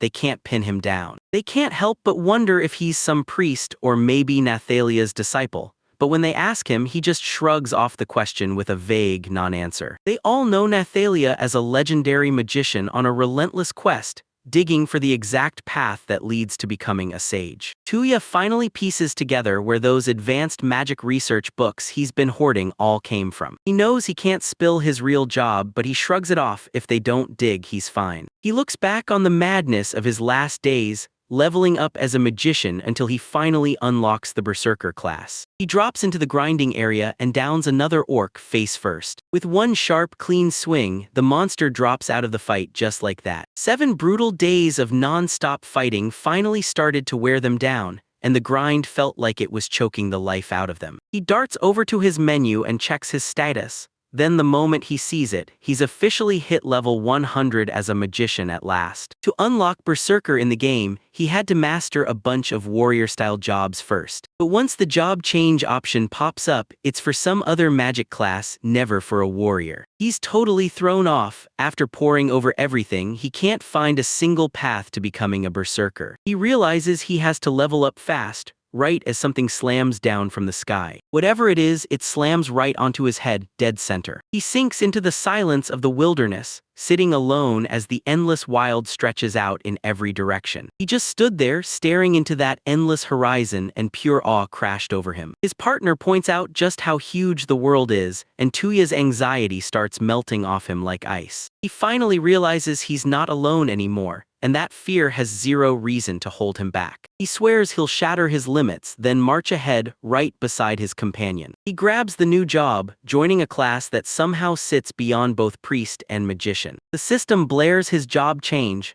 Tuya Kisaragi just got promoted to a sage. His outfit morphs on the spot, matching his brand new, terrifyingly powerful class. His status screen flickers and boom, level 1 sage. His skill list blows the doors off, revealing a massive treasure chest of magic he can tap into right now. As a sage, he fused every kind of magic into one unstoppable technique, and his power exploded exponentially. He can't help wondering if Nathalia is a sage too, because in this world you can become one just by leveling up alone. He glances at the passengers passed out cold, clocking every ounce of their exhaustion. He grips the cheat ring that once cranked his experience points higher and higher. Now it's nothing to him, just a dead weight. He can't stop grinning because the truth hits him hard. This item is straight up overpowered. As the rain starts pouring, he leans in and drives his horse to sprint harder. Back at their home base, a young woman spirals over how late they are, pacing like the clock is hunting her. Another woman snaps at her for being selfish, reminding her that Tuya is grown and already out there working. Then she starts teasing Nathalia, point-blank laughing about how hopelessly attached she's become to him. She leans in and tells Nathalia, "Take me back, tell me about the day we first met." Nathalia remembers a smooth-talking Commerce Guild liar dragging her through the mansion. Told him because the agent had intentionally buried the truth that a house spirit was living right inside that place. Ferris was reeling. Nathalia couldn't see her at all, and for a while that glitch made living in that place feel totally impossible. Nathalia still remembers that first wave of frustration crashing down on her when everything started going wrong. Eventually, the guild marched in with a real apology, tossed that agent out, and sealed a brand new rental deal. Nathalia leans in and fires a straight, no hesitation question at the spirit Ferris. She's dying to figure out what Ferris thinks of the two. Ferris shuts him down with one rock-solid answer: Tuya is Tuya. The storm rages harder, and their worry for the travelers keeps climbing. The carriage barrels on, smashing through a relentless wall of torrential rain. Tuya digs his heels into his battle horse and drives it to sprint harder through the raging storm. Inside the carriage, the girls peer into a mirror. Then one of them suddenly goes still, staring in pure shock. Her eyes snap wide with pure terror at what she's seeing. A crew of mysterious cloaked figures slams into the road ahead,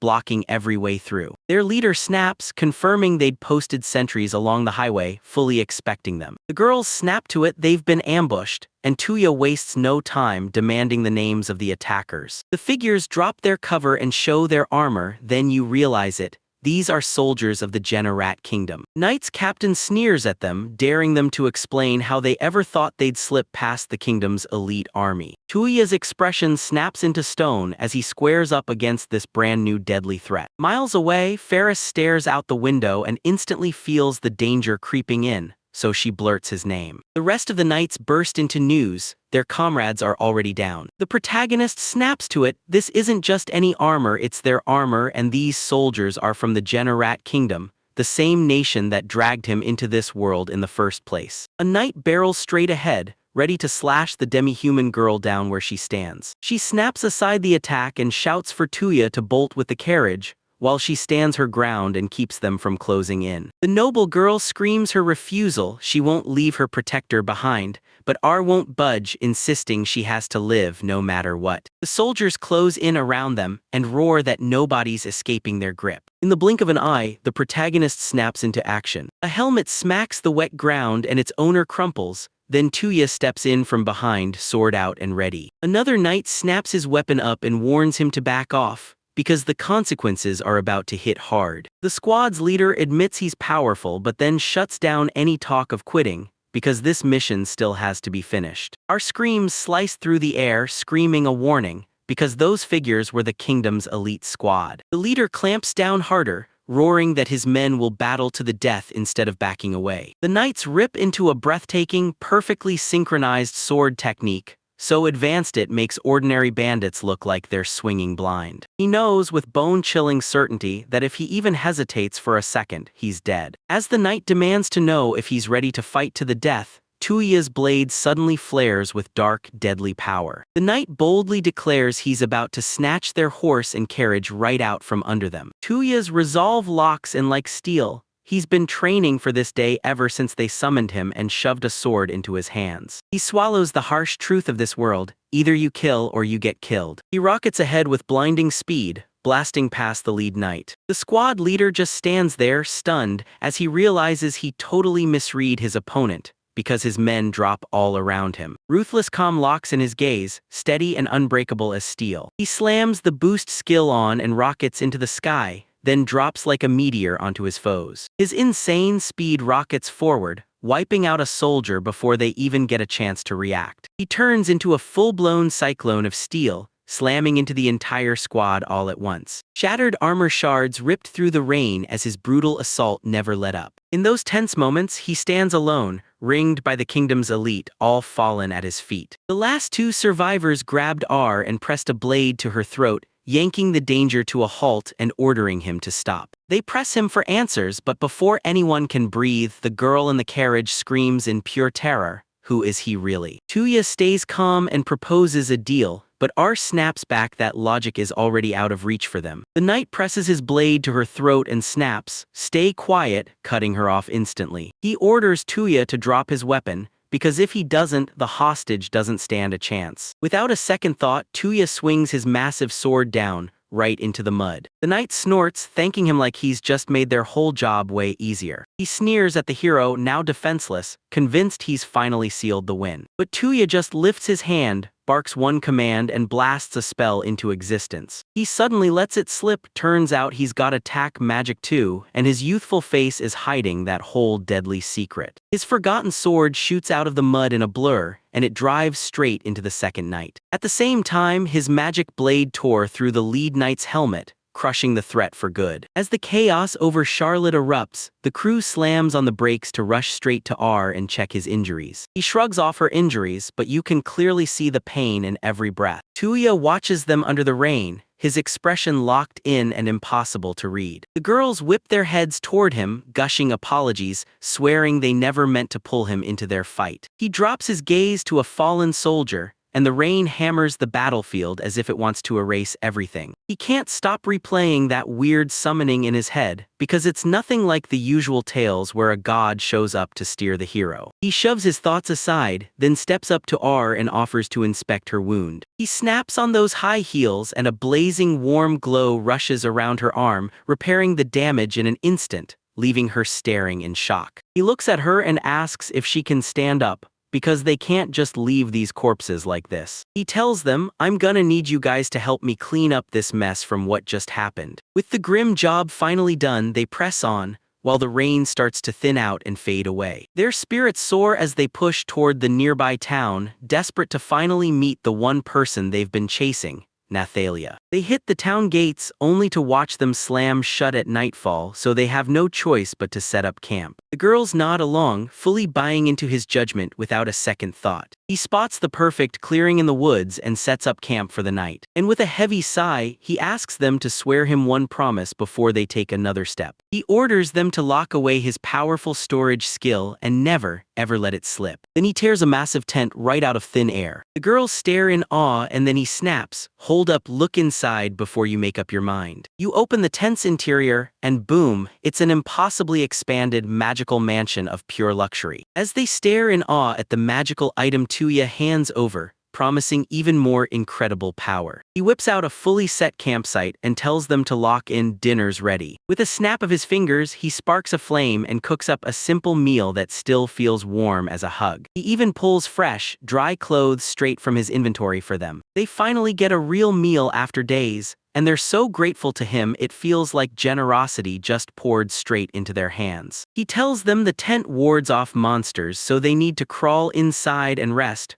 while he stays awake, posted and ready to keep watch. He swallows his silence and admits it. There's no way he's sleeping anywhere near two girls he just met. Inside, though, the girls huddle together and gush about their mysterious savior, how kind they are, and how wildly powerful they feel. Our dude totally flexes his combat skills while blushing hard, then he's all pumped like he can't wait for what's coming next. Charlotte can't stop thinking about Tuya's heroic presence. By the fire, Tuya slumps in exhaustion, then jolts to the truth. He still has to pry information out of his new companions. He talks to his horse, Kakyu, choosing its warm company over the feeling of being watched. Flames hiss and crackle, roaring against the dead quiet of the night. He locks eyes with the flames, spiraling in panic as the thought hits. Has he really crossed the line and doomed himself to never go home again? He can already feel it. Whatever's coming next is gonna hit just as hard and stay just as deadly as everything he's survived so far. His eyes lift to the night sky, and the stars pull him in like a silent spell. He finally sinks into a rare moment of rest, slumping against his trusty steed. The very next morning, they storm up to the gates of Fendi. A familiar guard spots Tuya rolling up,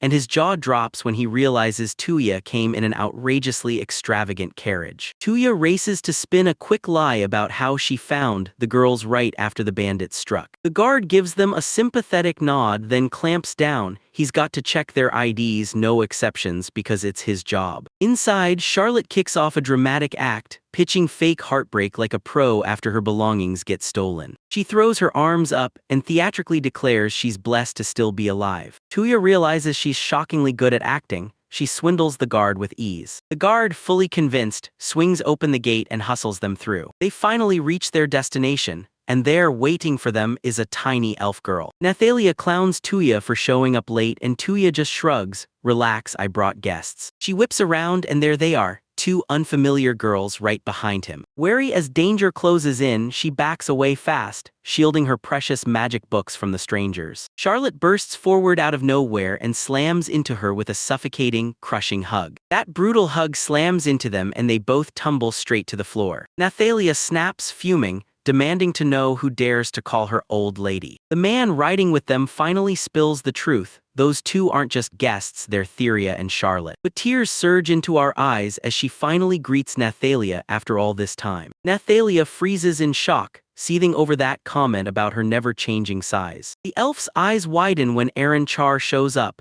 He rushes in and greets Nephilia, tears of joy pouring down his face. When they're pressed about why they're sticking with Tuya, they shoot back. Their disciple pulled them out of the forest. His disciple erupts into a hearty laugh, slapping the protagonist on the back right as he winces. Nathalia steps forward and officially demands his power, laying out the brutal truth. Her country is hanging by a thread. He finds out her father is still alive, and that tiny spark of relief cuts through all the grim news. Nathalia shoots a quick glance at the two girls, and a dangerous plan clicks into place in her head. Then she leans in and asks Tuya if he'd shelter them at his mansion for a little while. She tells him her home isn't safe, because anyone who comes calling could stumble onto the girl's hiding place. A noble girl and her escort knight are getting hunted by the kingdom, and she begs him, "Don't leave me, consider it." Nathalia's breath catches. She drops to her knees and bows her head, begging him, heart-pounding, to help her. She tells him, as long as the house spirit recognizes you, you can pack in as many residents as you want. His bespectacled companion nods and confirms it. If the owner gives the green light, the spirit won't turn them down. One of the girls, who can feel spirits in her bones, is buzzing at the thought of finally meeting a house spirit. Tuya realizes they're being hunted, and she finally gives in,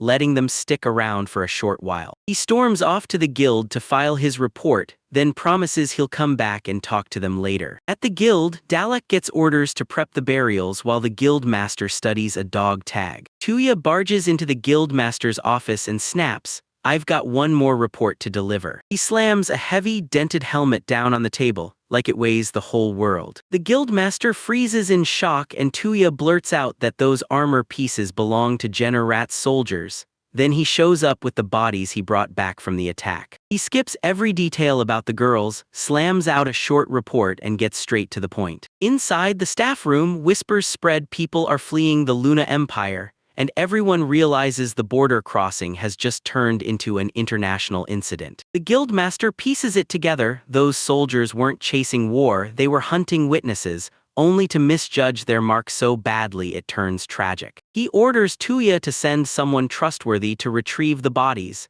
then hammers home that this secret can never, ever slip. As a goodbye gift, the guildmaster hands him a weird wooden pig sculpture, and Tuya shuts it down cold, flat, refusing it. As he storms out of the guild, Dalek fires off an apology, begging everyone to forgive the guildmaster's bizarre behavior. Tuya demands answers about the guildmaster, Ebrand, and when he hears Ebrand is the Lord's own son, the whole mystery suddenly ignites. The Dalek doesn't sugarcoat a thing, he calls the Lord's son a fool straight to his face.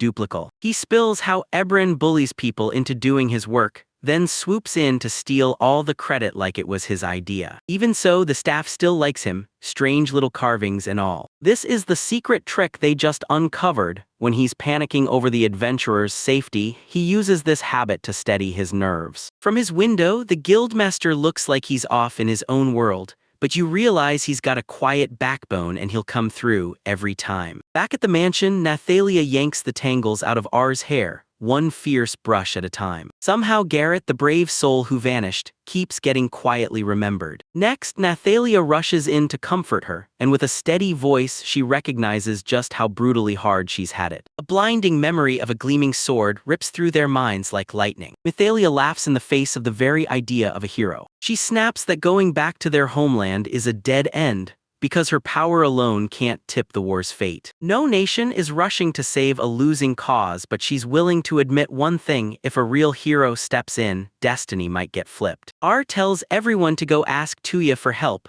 because even his absurd strength already had the whole room swooning with a marriage proposal. Char's face erupts in a furious blush, and the embarrassment from that memory hits her like a wave. Nathalia remembers the havoc he unleashed, then watches him stitch two completely different kinds of magic into one impossible, earth-shaking power. R excitedly points out that the spell was built from something Nathalia herself taught him. The group hits a terrifying truth, and suddenly it's clear as day: Tuya is going to get dragged straight into their war. The noon bell blasts through the streets, screaming that it's meeting time for them. Tuya finally comes face to face with the girls who grill him hard, demanding answers about the mysterious magic he just used. When they finally reach his home, they freeze on the spot, stunned by the mansion's sheer scale and jaw-dropping beauty. He swears he didn't steal it, then gets ready to lead them straight to the house spirit. Then wham! A sudden gust hurls through the air and the house spirit Ferris bursts onto the scene before them. She blurts out an apology for being late, but Tuya says nothing. His fist tightens like it's ready to explode. Ferris catches the tension in his voice and instantly asks, "Hey, are you okay?" He tells her, "I'm fine," and walks away, leaving everyone else staring in pure confusion. The new residents freeze in shock when they realize the house spirit can actually talk back. Even Nathalia's left scratching her head, stunned by the endless mysteries this world keeps throwing at her. Char can't believe it, she's actually talking with that kind of being, and sheer awe washes over her. She blurts out her name the wrong way, then quickly explains that Tuya graciously let them stay. Her words linger there, smothering the air like a secret begging to be revealed. Tuya clocks what she's hinting at the second it's said. Ferris glares at him in pure frustration and snaps, "You dummy." Everyone else is left staring, because the spirit's sudden rage hits out of nowhere. Nathalia blurts out that Ferris is everything to Tuya,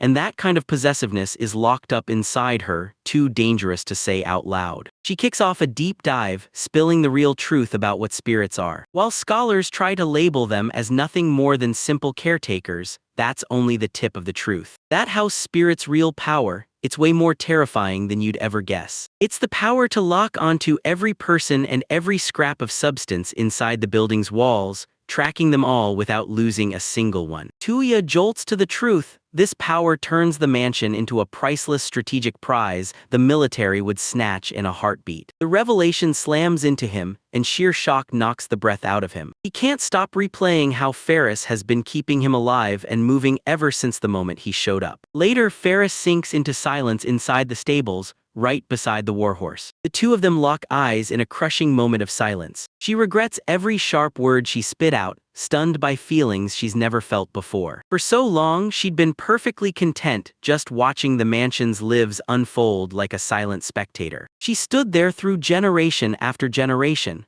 quietly guarding the world as the years surged past. But now something felt wildly different. Tuya finally finds her and blurts, "So, what do you really think of me?" and admits he's been craving this conversation with her more than he can stand. He blurts out that the moment her voice vanished, panic hit him hard, and with her gone, loneliness swallowed him whole. Her voice finally reached him, and when he answered with the same feeling, her whole world exploded with emotion. Warhorse Kokuyu keeps his eyes locked on them, silently watching every move. Suddenly, that huge horse dramatically crumples to the ground, and Ferris jumps in shock. Tuya and Ferris face off, then apologize to each other and finally clear up the whole misunderstanding. He finally admits he acted on impulse, and he didn't once stop to think about how she'd feel. He realizes those girls are in serious danger, then gets swept up trying to save them, no matter what it costs. The girls suddenly cut in, firing back that it was them who begged him for help in the first place. They spill their nightmare, kingdom hunters are closing in, and there's nowhere left to run. Cher says that, above everything else, all she wanted was one thing: to become friends with Ferris. Ferris swallows their heartfelt words, and the pent-up tension finally snaps with relief. With the chaos finally gone, the whole crew gathers outside the stables, standing shoulder to shoulder in hard-won peace. Nathalia grins and announces she's moving in too, instantly lighting a fuse under Tuya's nerves. She throws out a joke that someone better keep a close eye on him around the new place. She checks with Ferris, asking if it's really okay, and then Tuya presses the question: will her presence actually make things safer or just change nothing? Nathalia pitches a wild celebration packed with sweets, and even Kakyu snaps with pure excitement. The girls can't believe how wildly otherworldly delicious Tuya's sweets are. They immediately realize it's the exact same trick he used to snatch the mansion from Nathalia. 2 years later, he finally swallowed the fear and stepped straight into this chaotic new reality, fully knowing what he was choosing. A tiny smile starts to creep across his face. Kokuyu realizes the once dead quiet mansion has suddenly erupted into life. The bigger new family huddles up tight, bracing themselves with full courage for whatever the future throws at them next. And just like that, their life together erupted in a grand mansion, loud, alive, and packed with brand new bonds. Meanwhile, the guildmaster's son steps in, sentence and all, and jabs the soldier's helmet in his face, calling it a massive, city-level disaster. He snaps at every excuse, boils with rage, and tells them he'll report the failure to his father. Sinance snaps at his father to take full responsibility, then he steps in himself to deal with the adventurer, Tuya. All alone, the guildmaster slaps the helmet onto his own head and stares at it like it's a loaded question, plotting his next move. The Empress had no choice. She grabbed Tuya's attention and begged her to step in and rescue their nation. That choice would drag Nathalia straight into the coming war. Even with that truth staring her down, the Empress clenched her resolve and vowed to do whatever it took to keep her empire alive. A few days later, the protagonist hustled Cher straight to the Adventurers Guild, demanding they get officially registered as an heir. They marched up to the guild receptionist and introduced themselves, and she immediately clocked it: Tuya was cooking up some kind of big event. The receptionist flashed him a playful wink, grinning as the gorgeous women who'd started following him walked in. From across the guild hall, a familiar adventure locked onto the group like it had been watching them all along. The man's eyes went wide with shock as he stared in disbelief. As he lunged to intercept them, the girls looked him over and wondered, was he really just too young to be here? As soon as they stepped outside, relief hit them hard. Turns out the guild was way friendlier than they ever expected. They got absolutely swarmed, friendly adventurers everywhere, all lined up to welcome them with open arms. Once the paperwork was done, the two of them were officially locked in as real adventurers. R snapped her gaze to him, and it was clear he finally understood how dire her country's situation really was. She blurted out her plan: she'd team up with Nathalia and rush back to their nation to confront the threat head-on. Tuya immediately raised a concern.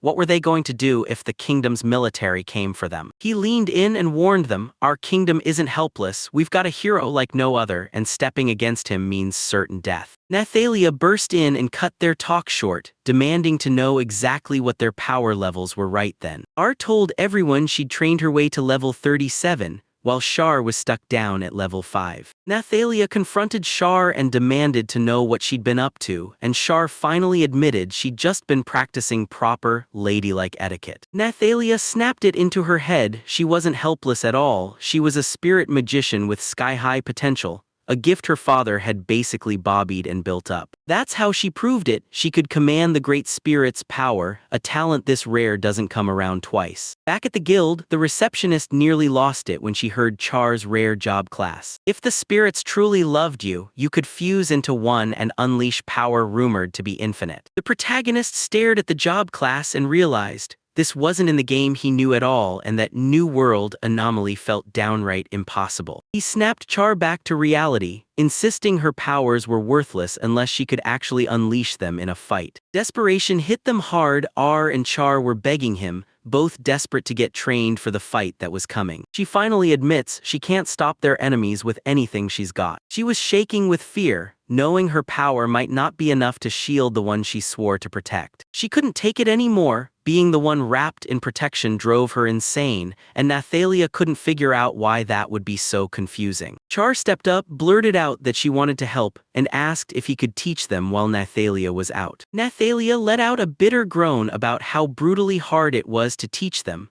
boiling with frustration as they couldn't wrap their heads around even the simplest concepts. He couldn't stand by and watch them get left behind, so he stepped in and agreed to help them grind levels. Nathalia blurted out that their very first move was to hunt down supplies, because the real training was about to hit them deep inside the forest. The crew pushed through the town's roaring marketplace, weaving through the crowd like they were chasing something big. A local butcher lit up the moment he saw the protagonist, sliding over fresh cuts of meat like it was pure treasure. Other vendors leaned in and handed him supplies without hesitation, fueling his journey right then and there. His companions gawked at how wildly popular he was, yet he shrugged and said it was just normal procedure. Always get ready before a long expedition. While they browsed, Char's eyes snapped to a stall packed with stunning accessories. R watched her smile back and said that back when she was a noble, Char never got the freedom to just stroll through a town like this. The protagonist couldn't even fathom living under something that confining every single day. Back at the mansion, he hauled out top-tier equipment and handed it to them so their training could level up instantly. They stared in shock as the gear burst to life,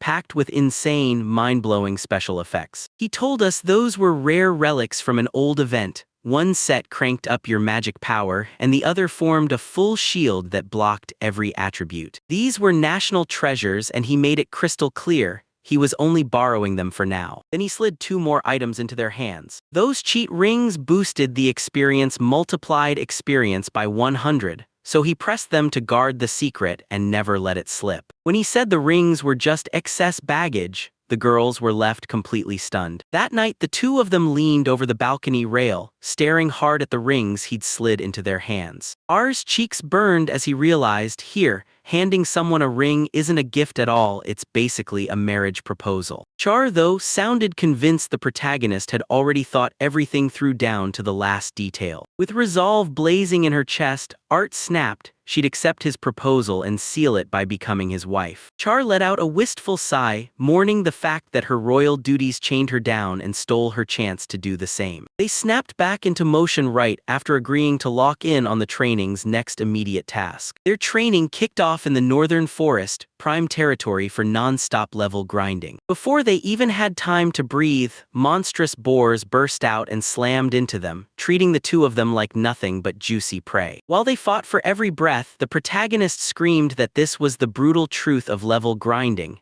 No game, no mercy. Then he unleashed a crushingly powerful healing spell, swearing they'd stay standing through anything except instant death. After a brutal battering, he slammed the brakes for the day and watched them break out camp supplies, readying everything to settle in. Then he shot them a warning, don't even blink when he pulls what he's been hiding out of his storage. It was a tiny guild house on the move, an enchanted shelter that restored your stamina and turned monsters away. He casually dropped the item, and just like that, it snapped into a full-sized building right on the ground. When the rain finally broke loose, that lonely house stood tall in the wilderness like it was built to protect him. His companions just froze, staring at him in total, jaw-dropping disbelief. Even his horse looked at him like, "Are you serious?" after he shoved a snack into its mouth. He told me he'd snagged that guild house ages ago and tucked it away in his storage. He finally confessed he'd blanked on it, and the moment it hit him, he realized he could have pocketed the cash instead of burning it on that mansion. To lift their spirits, he rolled up his sleeves and cooked dinner for the whole crew. Staring at the ring on her finger, Sha vowed to push herself harder than ever. A blazing new determination burned in her, fierce and unstoppable. For the next few weeks, they hunkered down in the forest and trained without mercy, burning every second to crank their power higher and higher. Even after their levels shot up, the brutal grind hurt so bad that we swore, never ever again. Their final test slammed into place, a hulking ogre they had to beat before it crushed them. She charges in without a second thought, her sword smashing into the monster's crude weapon and lighting up the air with sparks. She snapped the creature's brutal strike aside with deadly precision,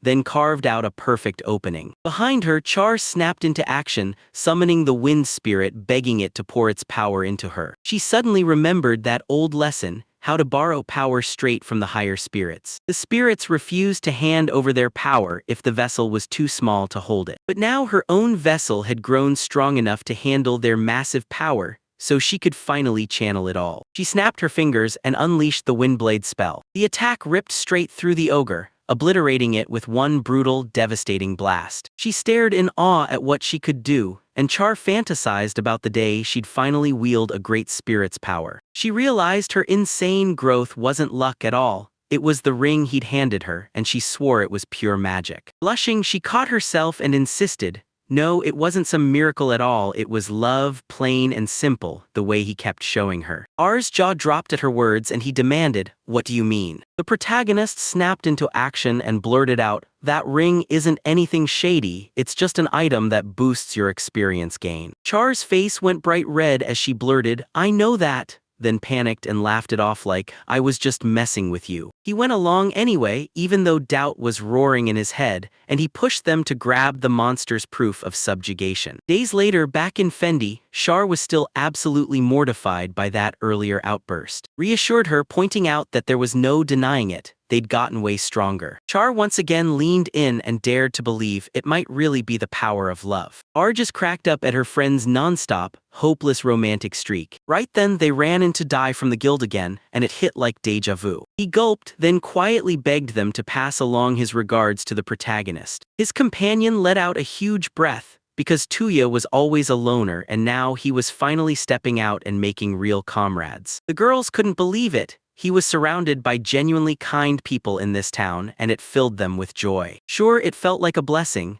but Char couldn't shake that gnawing, uneasy dread. Her premonition nailed it. Right beside her, a man abruptly dropped a flag that burst into raging black flames. The moment the protagonist stepped in, the town's lord snatched him up for an urgent meeting, because he'd already heard the buzz about the protagonist's brand new party. The lord broke the news that a messenger from the Generate Kingdom had just arrived, and he carried a dire warning. Their soldiers had already surged past the border, barking demands for the royal family members the Empire had just driven into hiding. Surrender them. The protagonist shot back on the spot, demanding to know what would happen if they refused their demand. The Lord dropped a brutal ultimatum, say no, and you'll have to go up against every adventurer in town as his enemy. Inside the Fendi Town Lord's mansion, Envoy slams in with a sudden, fire-igniting accusation. The town lord, Galanfon Sinance, gets hit with non-stop pressure to step up and take the blame for the so-called illegal immigrants. An arrogant official smirks and demands to know if the town plans to play dumb about it. He swears his soldiers only slipped across the border by accident during that brutal make-or-break mission. The whole mission flips open, turns out they're not hunting anything random.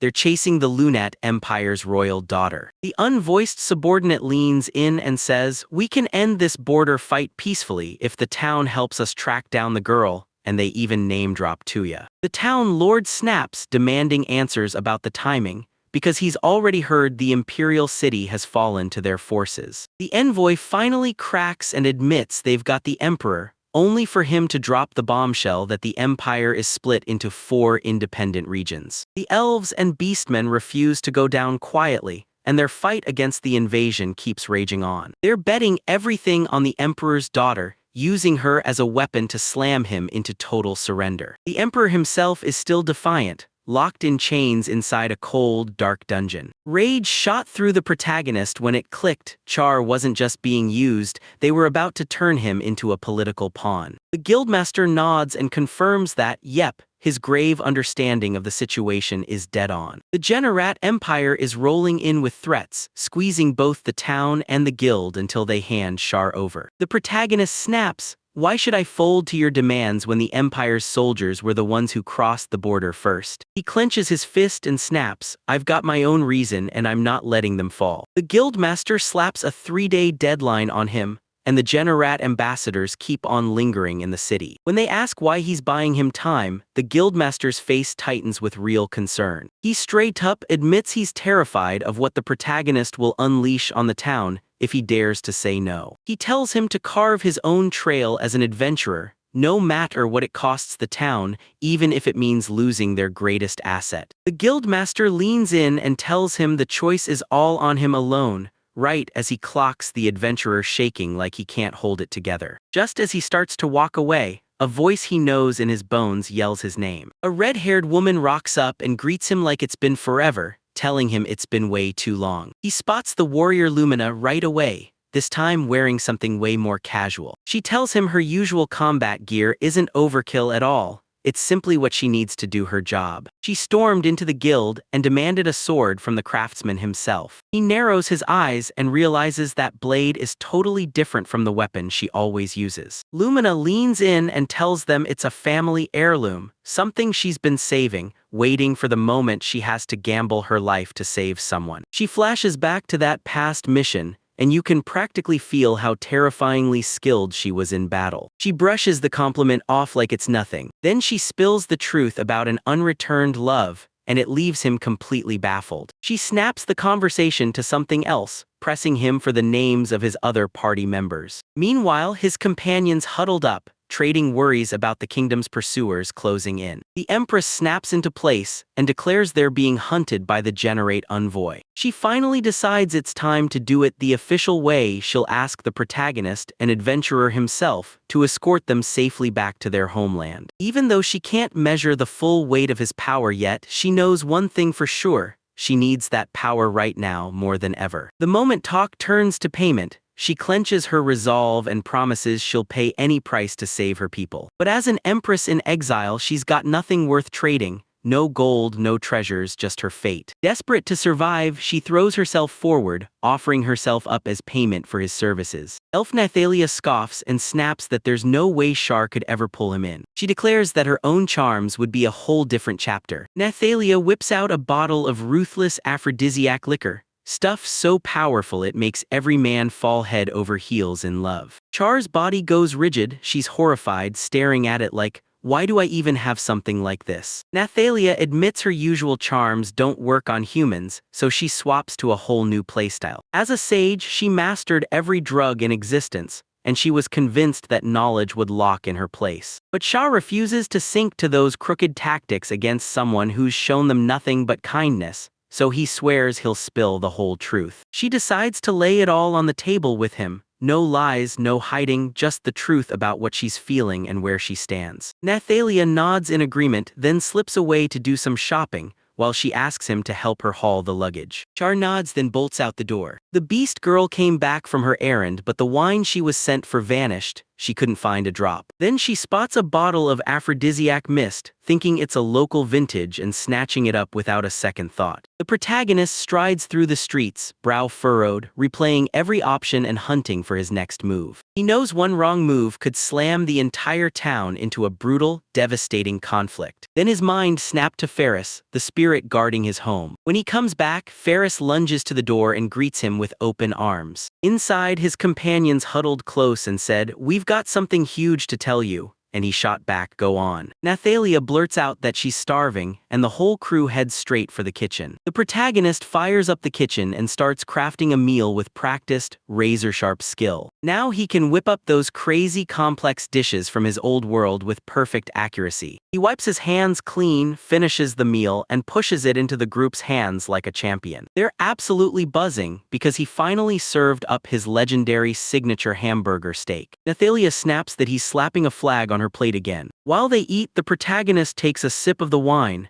and his eyes light up at how insanely good it tastes. He spots it right away. This isn't the usual brand. The beast girl beams and happily blurts that she found it tucked away in Nathalia's room. Nathalia pales, finally clocks it. Every single one of them is downing the aphrodisiac she set out. All of a sudden, the protagonist's thoughts go fuzzy, and Char's face snaps into an eerie smile. All three women locked eyes with him, staring like they could see straight through his soul. The next morning, he jolts awake in a foggy daze, like his mind is still catching up. His head's pounding like a drum, and something eerie has crawled right into his bed. He wakes up and realizes all three of his companions are sprawled out beside him, passed out in their sleep. He snaps upright with a full-body jolt, pure shock blasting through him. After he collapsed, they hauled him into his room, and the moment they laid eyes on him, heat surged through their own bodies, fever blazing like a wildfire. When they finally snapped back to their senses, they realized they'd been dropped straight into a seriously awkward situation. They burst into frantic apologies, swearing it was all their fault for grabbing the wine without permission. Nathalia then snaps that the potion was meant to hit only men,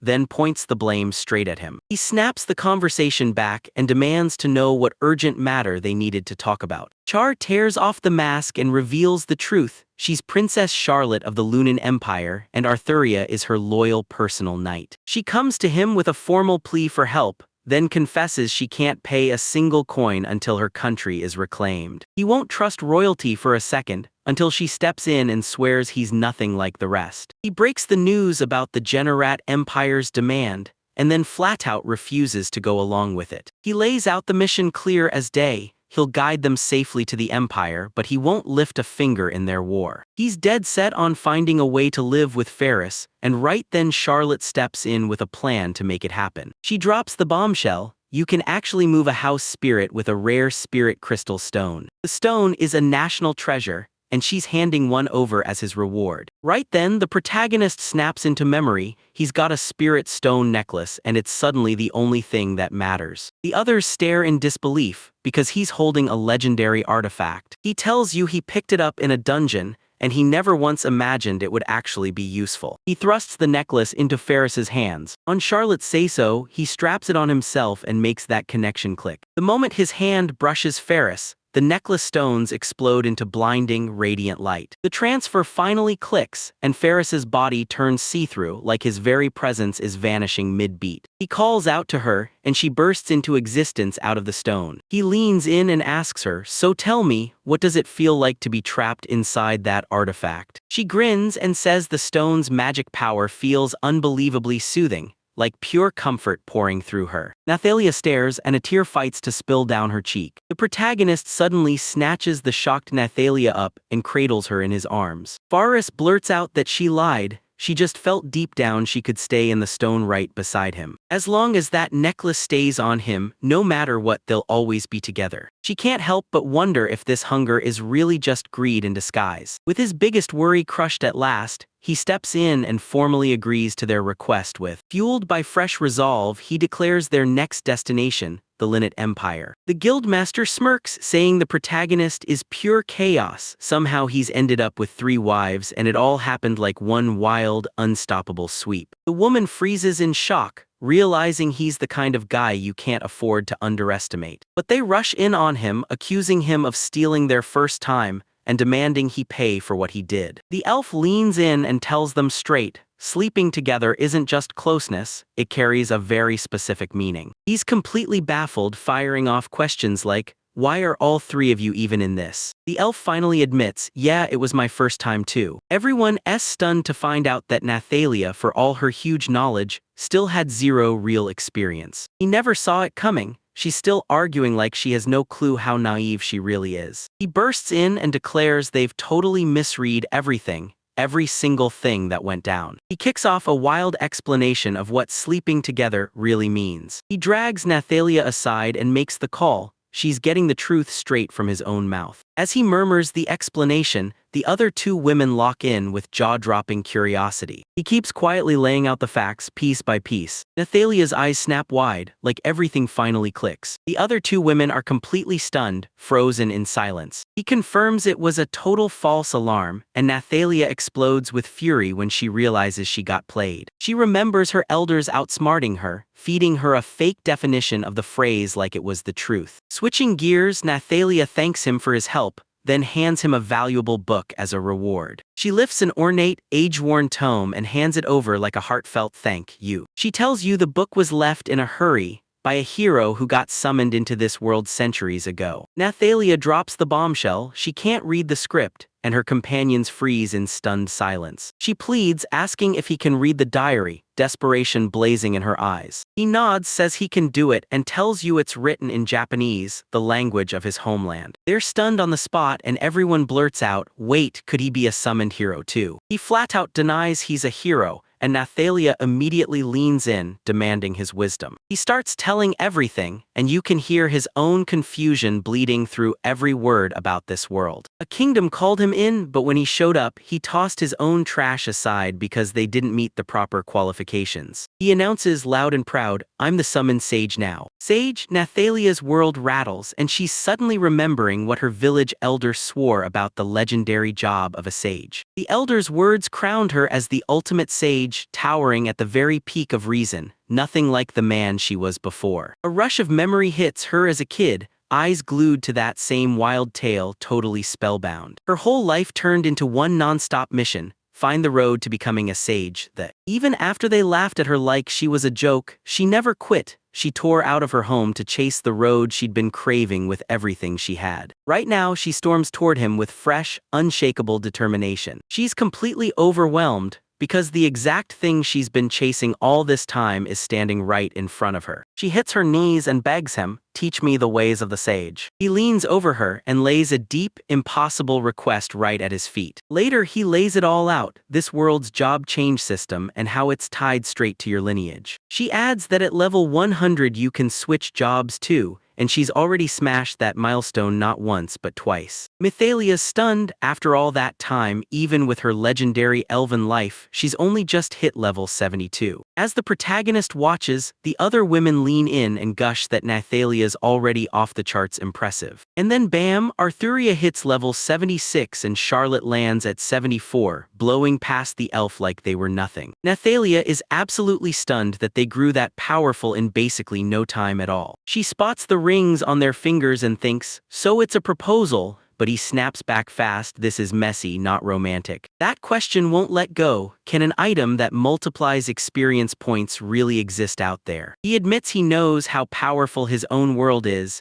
but he's still clueless about her country. He tells Nathalia that he can't find a way back home, but his wisdom might still be the key she needs. She's absolutely ecstatic, like the road to her dream is right there, finally within her grasp. She declares she's stronger than ever, swearing she won't let her companions beat her. Right before they leave, he leans in and admits it. He's still got untapped power sitting in his other accounts. A young woman barrels toward them, clutching an urgent message from E-Brand. She blasts the warning. By noon, the guild master and the enemy troops will come crashing in and they'll demand to know his exact plan. As she heads out, she swears she'll come back one day for a wood carving, and then she leans in to ask for one last favor. He orders her to cancel his deal with the Commerce Guild and demands they seize the store's contents as payment. Nathalia taps his shoulder and reminds him their storage can take up to 5,000 kg more than enough for the road ahead. Milia pours out heartfelt gratitude for everything he's done, then swallows her nerves and makes one last, shaky request. She leans in, voice soft, and asks if she can hug him. To everyone's shock, she just sidesteps him and wraps her arms around his horse, her dream finally, wildly coming true. She snaps a sharp salute at him and promises with full confidence that they'll meet again. With time screaming down to zero, he orders Ferris to vanish inside his necklace. The crew seals the plan, storms out to the edge of town, and then goes hunting for a carriage. His companions groaned as they were forced to leave that magnificent mansion behind. He leans in and says, that mansion is the reason I even got to meet Ferris. He shoots his hand up and snaps his fingers like a spark, igniting the moment. He grins, thinking, yeah, this is an impossible dream, but it's still a dream and I won't stop. Where that magnificent estate once stood, the ground is stripped to nothing, utterly bare. The whole party freezes, staring in total confusion at the blank stretch of land where the plot should have been. The mansion has straight up disappeared into thin air. He faked a gasp and jabbed a finger at the impossible scene like it was right in front of him. The moment the mansion icon pops up, the truth hits. Somehow it's been safely tucked in his storage the whole time. He plays dumb and swears he doesn't know this world's limits, while Nathalia facepalms hard. He bursts into laughter, swearing that the moment they hit the road, he'll spill every weird secret about himself. With an emergency cry, their carriages tore through the city gates without slowing down. The guard claps for them like it's all fine, totally clueless that they're slipping away for real. The carriage lunges out of the city, rattling hard as it leaves the stone walls and everything behind them far in the dust. He steals one final glance back over his shoulder. With a heavy, silent thought,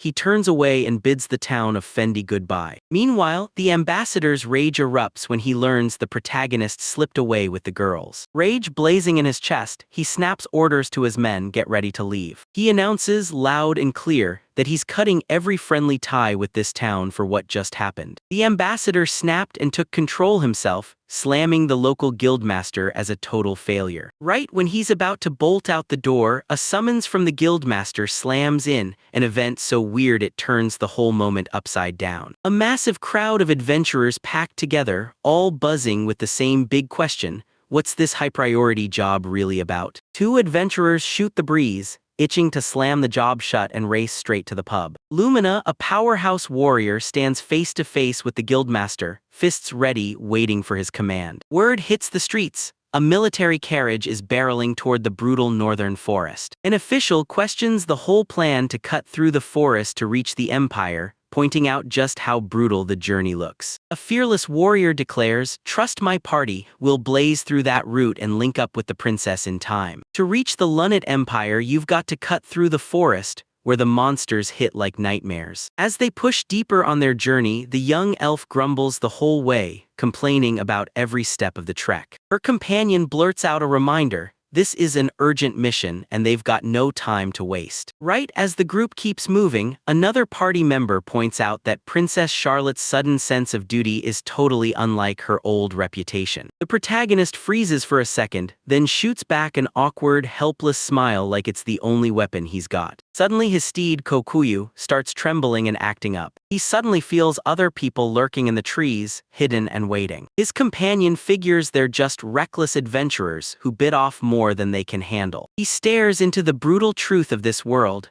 one where he's already had to pull the trigger and kill. An arrow rockets out of the woods and a barrier snaps into place at the last second, ripping it off course. Just then, armed men burst in, and they've tracked them down way earlier than anyone expected. And the pursuers slam the demand down: Charlotte must give up or else. Their leader blurts out that he wants to meet her, right in front of everyone, and the whole party recoils in disgust. The princess slams the door on the idea, snarling that she wants absolutely nothing to do with the generic kingdom. Furious that she won't bend, the official snaps insults at her and demands again that she surrender. His crude words ignite instant fury in the princess's guardian. Sensing the danger closing in, the protagonist barks at his companion to get behind him. Between the ranks, familiar faces pop up, adventurers from the town of Fenby, standing there like they never stopped fighting. The whole crew of adventurers has locked eyes with the enemy army, braced and ready to collide. The elf demanded a plan, and the protagonist stepped up and offered to take point. The enemy commander snaps, Tuya, and one of the adventurers freezes like they've seen that elf before. The official rallies his troops, shoves Tuya off as just some B-rank adventurer,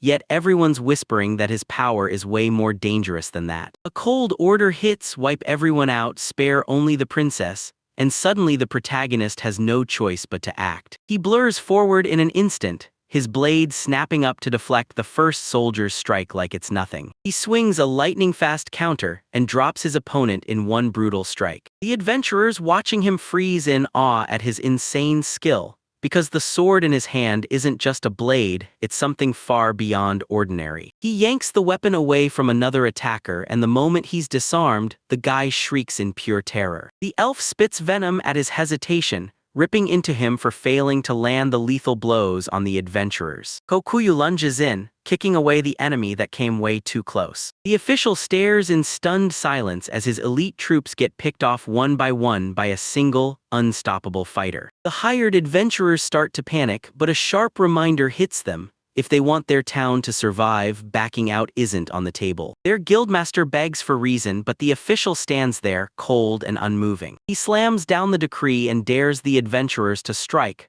because if they don't, severe punishment is coming. When the fight hit a brutal stalemate, Lumina, this powerhouse, realized her size wasn't just an advantage anymore, it was the only answer, and she had to step in. She strides in from the back, tossing her plan to sit this one out like it's worthless. The protagonist realizes the other adventurers won't dare step up, so it all lands on him. He's the only one left who can take the fight. Lumina swallows her fear and admits it's her destiny, because if anyone ever uncovered her real power, nobody would dare chase her again. She yanks her blade free, because she only dares to draw it when her life is hanging by a thread. A younger adventurer died, and right before they were gone, they snapped back with questions about the order, begging to fight beside the protagonist. The protagonist smirks just a little, like he's openly admitting, "Yeah, I feel that too." But he doubles down on the road he picked, his own path as an adventurer. That sudden surge of intensity hits Dai like a wave, and he freezes, totally flustered. With blinding speed, Lumina rockets ahead and slams her blade into his, sparks exploding everywhere. Two warriors slam into a high-speed duel,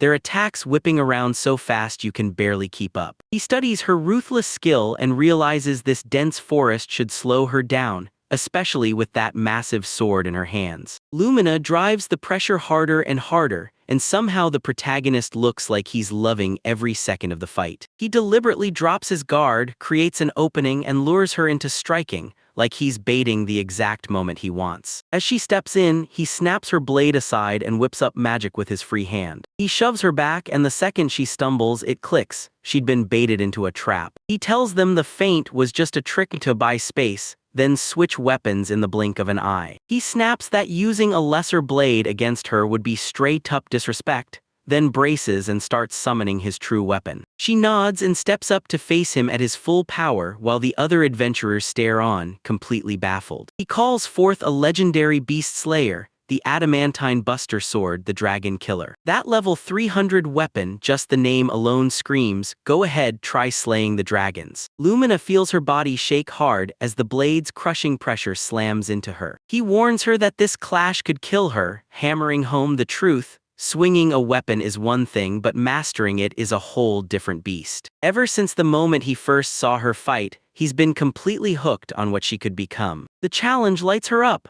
She flashes a fearless grin and swears that winning against him is the dream she's chased, even if it costs her life. The official barks that his men need to snatch Lumina right now, and then tear down the protagonist for good. With the noisy official drowning in the background, Lumina decides they're done. She proposes they end the duel right now. The protagonist's heart pounds as he weighs his next move. He could bolt from this conflict, sure, but it would mean abandoning the princess and her guardians. He stares into this new world, torn in half between two realities, like he can't decide which one is really his. But he finally accepts this is the life he has now, and realizes doing nothing is a choice he'll regret for the rest of his life. With his mind made up, he slams his skill to life and rockets straight ahead. Their blade clash blasts a vicious shockwave through the forest, smashing the earth and tearing trees from the ground like they weigh nothing. The impact hits like a thunderclap, and he staggers backward, reeling hard from the blow. Lumina gets jolted off balance as her own weapon rips free and clatters from her grasp. The guildmaster drops a bombshell. Luminous has a nasty personal score to settle with the generic kingdom,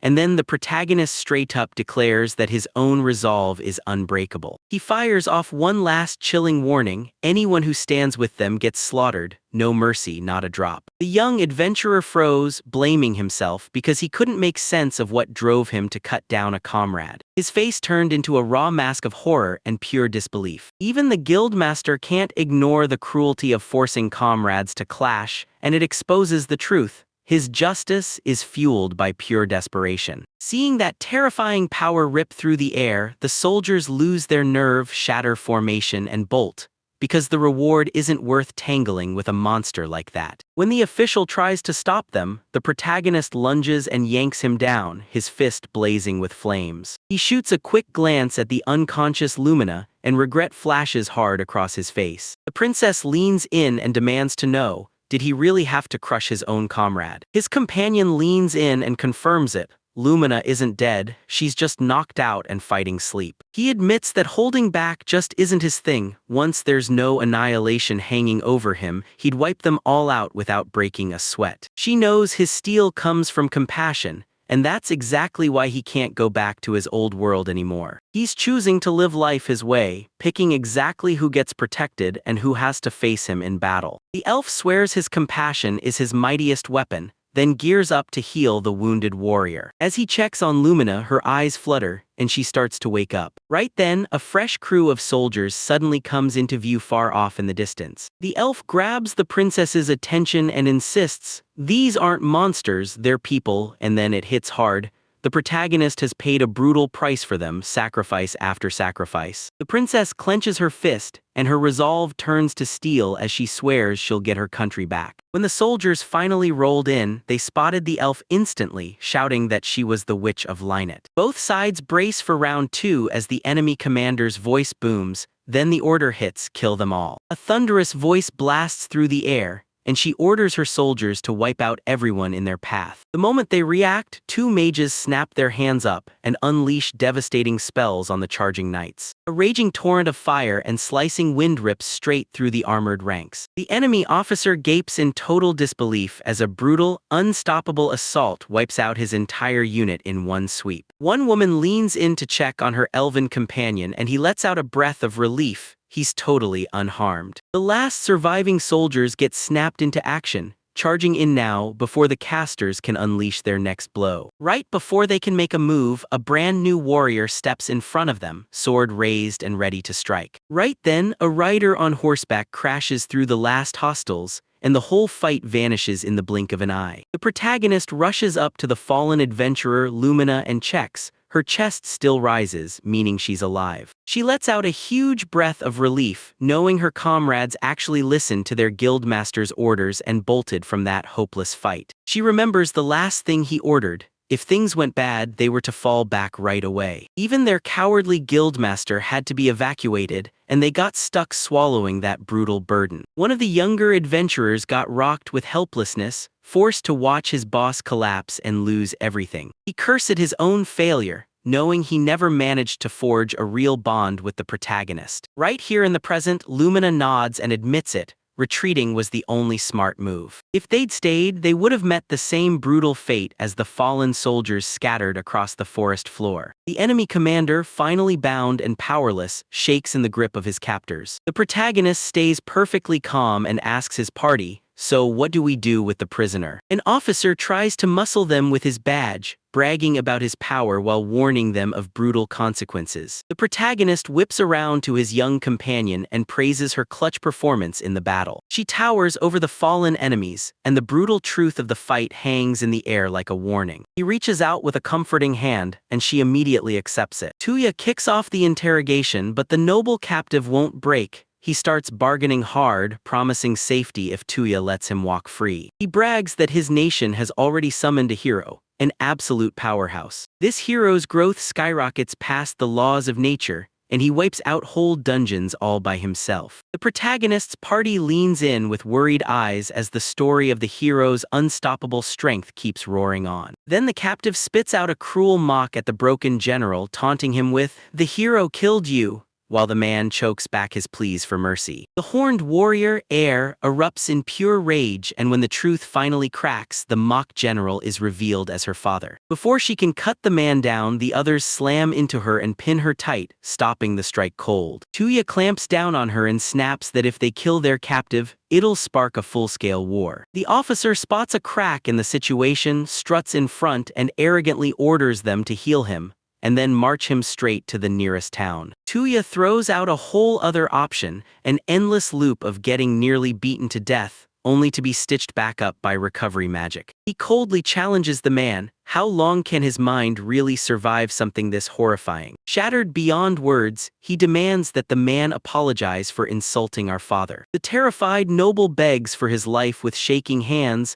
then gets a chance to run, after handing over every last scrap of information. Now that the captive was gone, the party huddled up and traded the horrifying intel they'd managed to pull together. The enemy is gearing up to invade the southern beastmen's land, and they're using this skirmish as the perfect excuse to do it. A mysterious map drops a bombshell. Ryan's fort is the key. If it falls, the road to the whole kingdom finally swings wide open. Our checks reveal that Ryan is tied to her grandfather's territory, and they waste no time rushing to verify it, as still holding. Lumina bursts in and vows she's joining them on this journey, right from the start. Then she drops the bombshell, her sacred, priceless heirloom blade snapped in the middle of that battle. When she blurts that it was a gift from the king, horror crashes over the protagonist. She's just realized what she's lost. To make it right, he hands her a beast of an enchanted wind sword, straight from his own inventory. She dryly calls him out for how he tackles every problem by hurling priceless stuff straight at it. With that, Lumina slips away to handle a brand new mission, ordered straight by the guildmaster. She rewinds to the very start, back when she went hunting for Tuya in the first place. Shaw can't help but stare. Lumina is throwing her life on the line for the other adventurers, and that selflessness hits like a gut punch. A few days later, the party barrels toward the fortress of Ryan, like there's no turning back. Then they pitch up for the night at a guild house, and the elf freezes, staring in shock at what's inside. The building's packed with shockingly high-tech facilities that look straight out of the future. Tuya shrugs and admits the house somehow already has modern utilities. He's just accepted it like it's always been that way. The elf can't stop grinning as Ferris suddenly rips out of her stone and appears in front of her. Faris sinks into the house and instantly feels it's made for her, an almost impossible match to her own pocket dimension. Tuya spots R and realizes something's deeply wrong. She blurts out her fears about the hero her father once faced, terrified he'll show up at Ryan's. Tuya leans toward the window, eyes locked on the danger this hero brings, as dread churns in her mind. A dark memory rips through his thoughts, blood-soaked steel, and the brutal aftermath that follows. He can't stop wondering, am I strong enough to take on an enemy like this? He rips his resolve from the air and tells himself he has to get even tougher, because that fight is coming no matter what. His training is brutal beyond belief. Every day he mows down monsters until the battlefield is piled high with the fallen in his wake. After days of grueling travel, the party's carriage finally rolls up to the finish line, looming right in front of them. They burst out of the forest and lock eyes on Ryan's massive, unshakable walls ahead. R bursts with relief. This fortress looks like it's still standing strong no matter what. On the wall, a sentry clocks their carriage and yells to his commander at once. Commander Rael leans over the ramparts, eyes narrowed like he's hunting for a secret. The carriage grinds to a stop right at the main gate. The guards slam down their authority and demand the travelers prove who they are. Princess Charlotte strides to the front and addresses the soldiers. She blurts out her real identity, then storms back to rescue her people from the darkness closing in on them. With a confident smirk, she snaps her fingers and orders them to throw open the gate. The guards freeze in place, stunned beyond belief. There's no way royalty would dare ride in a carriage dragged by a monster. But then Raoul and the other soldiers lock eyes, because it's not just Charlotte they recognize, they spot R and Nathalia too. Their identities get confirmed, and disbelief snaps into pure, gut-punching shock. A roar bursts from the walls as the soldiers erupt in cheers, stunned by Princess Charlotte's miracle return. Tuya's jaw drops when she learns the truth. Shara isn't just someone special, she's a princess. Charlotte smiles and graciously forgives the commander's apology, even after that first burst of hostility. She barrels the party into the main keep, then tells them her grandfather, the governor, is waiting. Goris breaks out in pure relief. He's over the moon that his granddaughter and the princess are safe and sound. He shouts praise for their courage, even as worry claws at him over every one of their wounds. Goers demands word from the imperial capital, and the messengers grimly break the news. They couldn't stop the invasion. The governor's face turns grim as he admits the nearest fort is already gone, and his own army is seconds away from shattering. With things this dire, they're left staring at the only question that matters: what move could possibly still work? Nathalia admits their deadliest weakness isn't fear. It's the brutal lack of intel coming from behind enemy lines. Right when it feels like hope is dead, one brave hand shoots up into the air. Tuya stays calm as he steps forward and volunteers to slip into the capital all on his own. The governor's jaw drops as he interrogates this mystery adventurer, demanding to know exactly who they are. He slams the offer away because he can't bring himself to trust some outsider with a mission this important. Aaron Charlotte lunged straight in front of Tuya,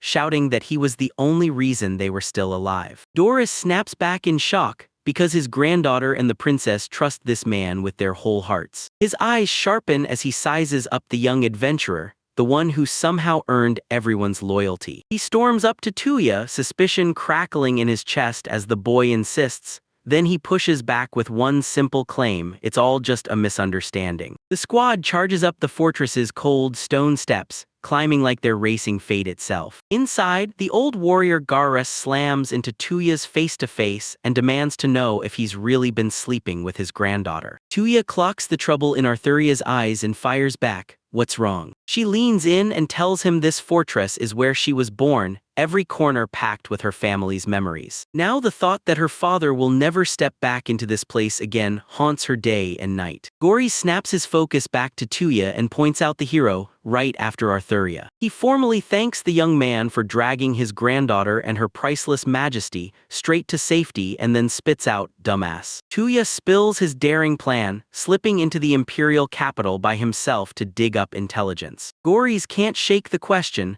why would some outsider gamble their life by stepping into a place this deadly? Tuya grins and says he's already accepted the job, to escort the others all the way to the capital. He quickly makes it clear he's got zero plans to step onto the front lines and join that war. He finally drops his real motive, and if the hero's in the capital, that means only he can stand against him. The old warrior erupts in rage, roaring to Tuya that his overconfidence will get him slaughtered by the very enemy who crushed his son. Nathalia cuts in mid-sentence, snaps that Garrus is rigid and flat-out underestimating Tuya's real, terrifying power. She storms into the room and declares loud and clear that Tuya is the real deal, a genuine sage. That title hits Garrus and the whole crew like a punch to the gut, freezing them in dead silence. Nathalia blurts out, "That's why I trust you," because Tuya has finally hit the peak of power she's been chasing her whole life. Still staring at the unbelievable, Garrus demands to know if Tuya's heard of the Berserker,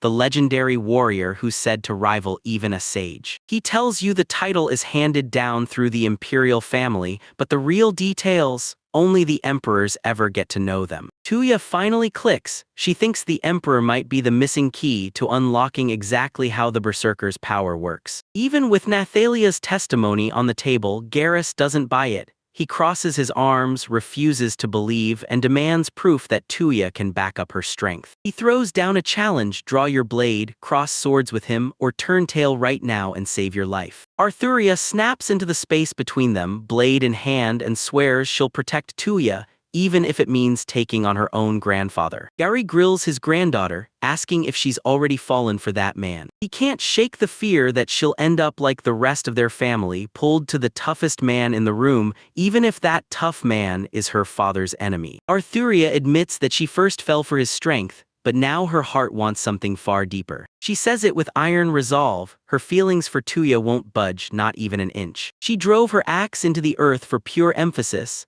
and that fierce conviction shockingly rattled her grandfather. At last, Gorys gives in and pulls his granddaughter into a tight embrace, finally admitting that the right partner has shown up for her. He bows and offers Tuya a heartfelt apology for his rudeness, and he accepts his granddaughter's word as final. With a crisp, formal bow, Eris hands him an ornate box like it's the most important thing in the world. Hidden inside is a ceremonial dagger, an Imperial Knight leader's heirloom passed down like a sacred promise. He says that if he bears its crest, His Majesty will have no choice but to listen. The mission hits you like a hammer: rescue the Imperial family trapped in their own castle, and only a true sage has any chance of pulling it off. Once the Emperor gets captured, the whole Lunat Empire teeters on the edge of total collapse. If this goes through, the people will be ripped from their homes, and the demi-humans will be chained into slavery. As she thinks of the kids in that orphanage, Tuya takes the dagger in hand and shoulders the crushing weight of the request. Gorys beams with confidence, declaring himself the perfect match for his granddaughter,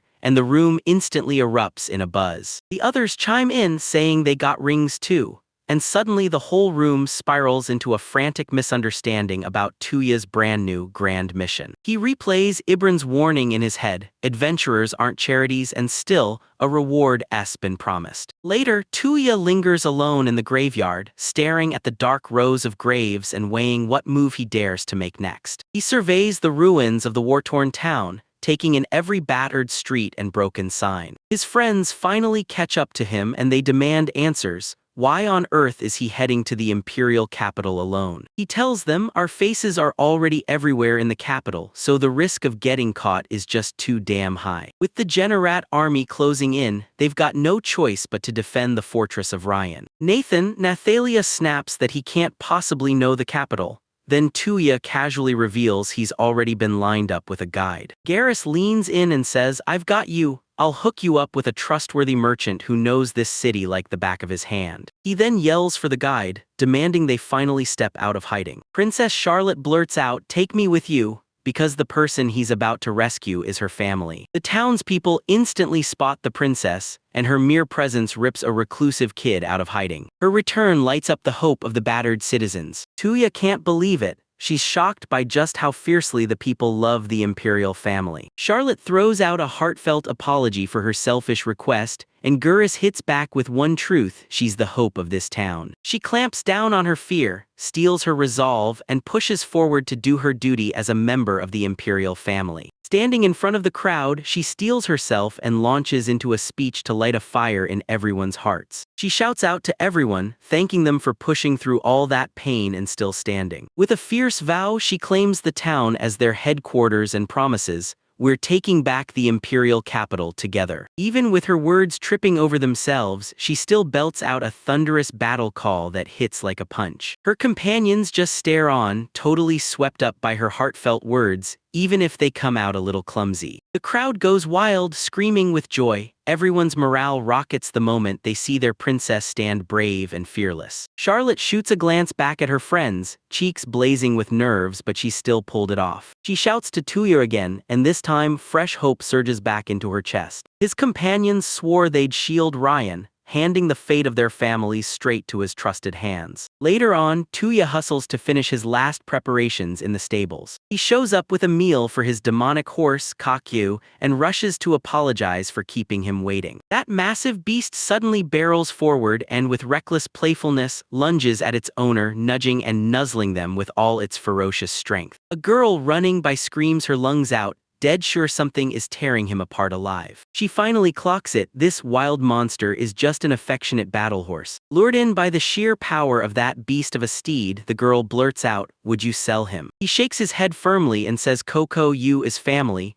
No one's selling her, not ever." The girl pauses, staring into the distance, and admits that family isn't always about blood. Red eyed his food, asked for a bite like she already knew everything, and dropped the bomb that she was sure he was headed straight for the imperial capital. She steps in, flashes a smile, and says, "I'm Alice, a merchant with something to sell and secrets to trade." With a grin, she dives in and starts devouring the meal he made for her. Garrus shows up and lays it out. Alice is a merchant from Sarandir who fled to Ryan the moment the war kicked off. Tuya worries about her safety, but she waves it off fast, because in her mind, merchants have to stay on the move. Garrus leans in and tells him, "Don't worry, I've got this," because she knows the castle inside out and fights like a blade. Tuya accepts the new companion, but Alice won't let it slide. She wants to double-check with another one of his party members first. Then he yanks the spirit Ferris out of his earring like it's about to unleash chaos. Garrus and Alice freeze in shock when they realize he's commanding a house spirit that no one could possibly carry. Alice blurts out, "So what's your price?"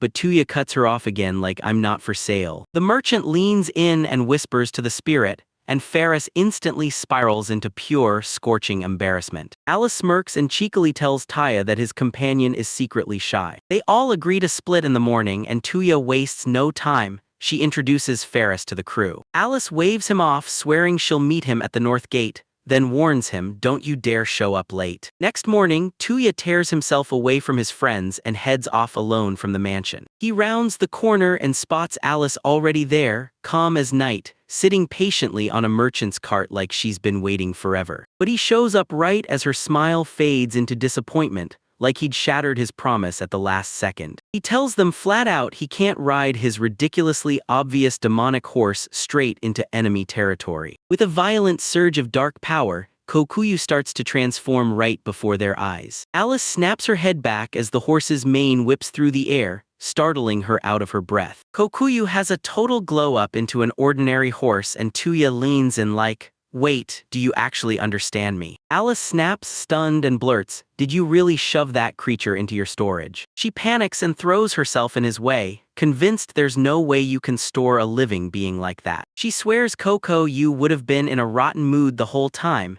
if they'd just left her stuck in storage. With a flick to her ear, Alice declares like a fearless merchant, information is her lifeblood and nothing slips past her. As their journey kicks off, she grins and swears it'll never be boring, because she's got a mountain of questions lined up for him. Then the story rockets to the Lynette Empire's grand imperial capital, shining and looming like a throne made of dreams. In a lavish room, the hero gets marched to attention, and they demand he go back to his home country right now. He refuses without a twitch, declaring that his war against the demi-humans is driven by the ideals of Princess Sharon. Alice's idea lit the way, so they hit a crowded highway, slipping in among all the merchants streaming toward the occupied imperial capital. Thanks to her brilliant disguise, they slipped through multiple checkpoints one after another, and not a single guard even batted an eye. They finally rolled into the imperial city with zero trouble, and Alice was already drifting off, drooling in her dreams over all that delicious food. As the city finally burst into view, the protagonists stared up at those towering walls like they were about to decide their fate. Their target was the Lynette Empire's pride and joy,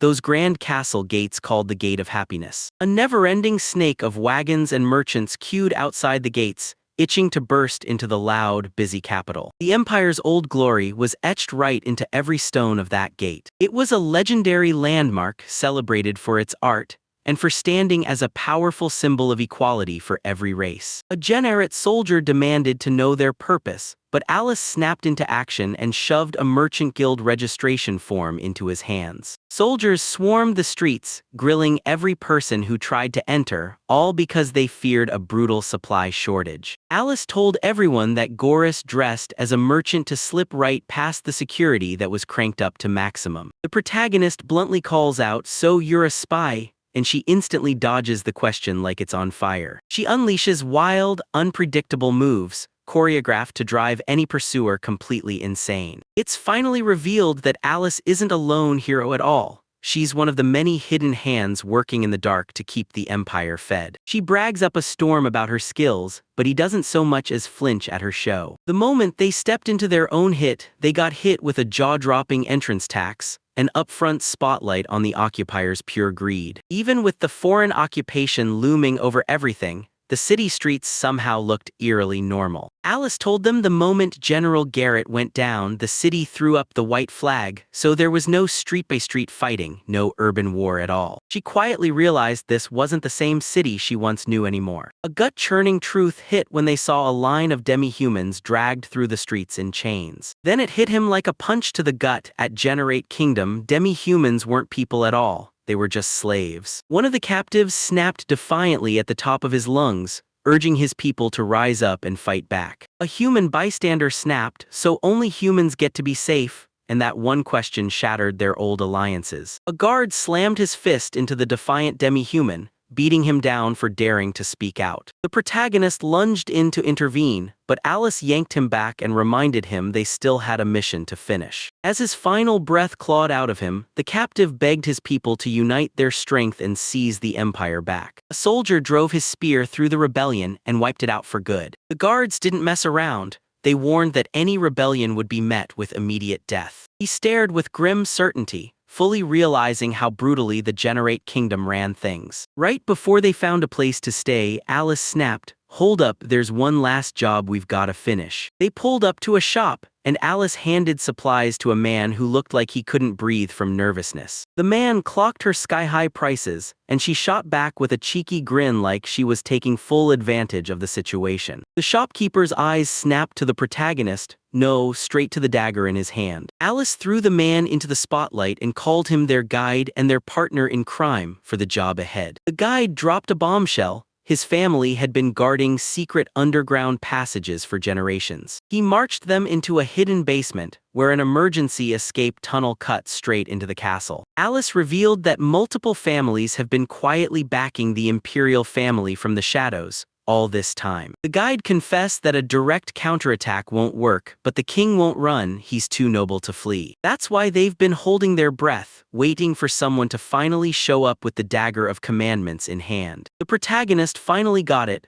Gors had handed him the power to command the king face to face. He demanded answers. Who the hell did they think he was to dump a responsibility that huge on his shoulders? Alice vouched for his honor, saying that even Princess Charlotte, Milda, and Nathalia trusted him. Hearing Nathalia's name hit the guide like a lightning strike, he froze, utterly stunned. He fires off a warning, "We've got to move fast." But their supporters can't start the rescue plan without at least 10 days to lay the groundwork. The biggest problem? Generate Kingdom's third prince, Lasset. He's trapped inside that castle with guards so tight you can barely breathe. To make it even worse, the hero they summoned is right there in the city too. The story snaps back to the hero Larks as he storms up to the castle gates. They drag him straight before the third prince, and the prince hands him a message his sister, Princess Sharon, sent. Prince Lasset strides up, flashes a confident grin, and orders the hero to back off, insisting the enemy's leftovers are nothing to fear. He shoots down the hero's help, barking that he can run the whole occupation alone. Lasset waves him off, and she vows to personally wipe those despicable demi-humans out of the capital. The hero stares into the past, remembering that back in his original world, demi-humans didn't exist at all. He remembers getting dragged into this world while he was still mid-battle, steamrolling through a whole horde of monsters. When he came to, Princess Sharon was already there, crying her heart out as if her tears could shatter the room. She pulled him close, declaring he was the real hero she'd been waiting for all along. The princess leaned in and poured out terrifying tales of evil demi-humans and the looming crisis ready to smash her kingdom. To meet her expectations, he trained without rest, day after day. Before long, he was charging at the head of the kingdom's armies, determined to tear back every inch of land the Empire stole. In the middle of that make-or-break fight, he tore through the chaos, hunting down the enemy commander with sheer urgency. Garrett von Milda, the Linet Empire's knight captain, surged forward and dared him to a no-holds-barred one-on-one duel. While the hero's army was already celebrating a sure win, Garrett's own allies grabbed his attention and begged him to tread carefully. The hero realized he'd been dragged into this moment for one reason only: beat the Empire's deadliest warrior and end the threat for good. He snapped up the challenge, certain that once Garrett fell, the war would grind to a stop immediately. Their blades screamed against each other 1,000 times, hammering both warriors until they were wrecked and battered. Even with the world calling him the hero, Lark still got locked in a brutal standoff with the veteran general, like he was facing someone who could match him blow for blow. Garrett snapped that the hero's clueless, wasting stamina with every move, and he could practically feel the exhaustion pouring off him. The general dug in his heels. He refused to fall, because he wanted that young hero to forge his strength in battle. But the hero, daring fate itself, refused to stay dead in this world and readied his final move, the one that's about to unleash everything. He slammed his hand into the sacred sword and unleashed the terrifying power it had been hiding. To him, the only way to prove he was real was to keep charging forward as a hero. He lunged in and poured every ounce of power into one final, decisive blow. Grievously wounded, Garrett caught sight of the hero's raw power, and he mouthed out a heartfelt thanks for the fight. All the general ever truly regretted was getting beaten by that warrior, so magnificent he might as well have been the hero himself. His last thought slammed straight into him: his daughter, the one he'd never get to see in her wedding dress. After Garrett died, brutal rumors stormed through the Imperial army, shattered their morale and crushed the will to fight. The prince sits there replaying the warrior's pride in his mind, the one he faced down and crushed. He vows to become the hero who wipes out every enemy and saves Princess Sharon and her entire kingdom. Already certain, he snaps orders to have a carriage ready for the ride back. Meanwhile, Alice hears the hero has burst onto the scene,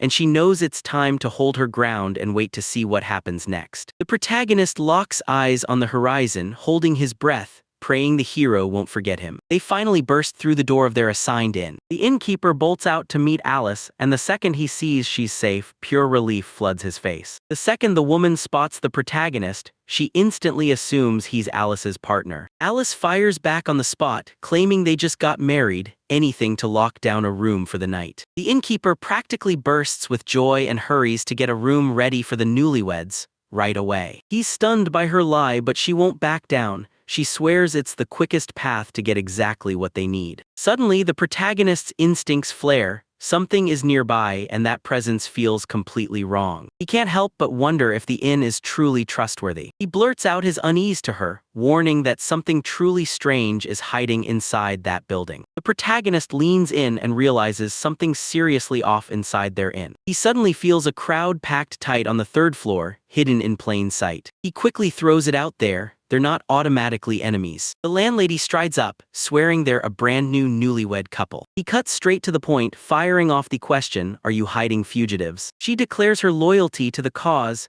and drops the bombshell that she's secretly backing the imperial family. The protagonist clocks it instantly. Those people lurking in the shadows aren't villains at all, they're the latest victims of the recent demi-human hunt. Inside the room, a terrified crowd of injured demi-humans huddles together, shaking as danger closes in. The landlady straight up assures them she means no harm, then lets out a sorrowful sigh for their heartbreaking plight. She tells you that the folks who never managed to flee the capital are now just vanishing into hiding, desperate to survive. Their latest hunt turned brutally savage. Homes and whole districts got burned to ash. The protagonist lunges forward and fires off high heel boom. One of the injured snaps back to full health. Stunned by his power, they throw themselves at him, begging him to rescue the rest of their comrades cowering at the Adventurers Guild. His companion jolts him back to reality, reminding him of their mission and pressing him to explain why he's gone so far. He shoots back that she wants to help too, then refuses to walk away while the demi-humans are being hunted. His determination slams into her like a wave, and she can't even breathe out a word. Tension crackles in the air, like something huge is about to snap. She scrambles to cover her real feelings, insisting it's just some harmless, cute expression. She finally blurts out, "I know fear like nobody else, because I understand what it's like to lose family." He nods and jumps in, because this gamble is terrifying, but it's a risk he's willing to take. The demi-humans beam with heartfelt gratitude, swearing they'll repay his kindness,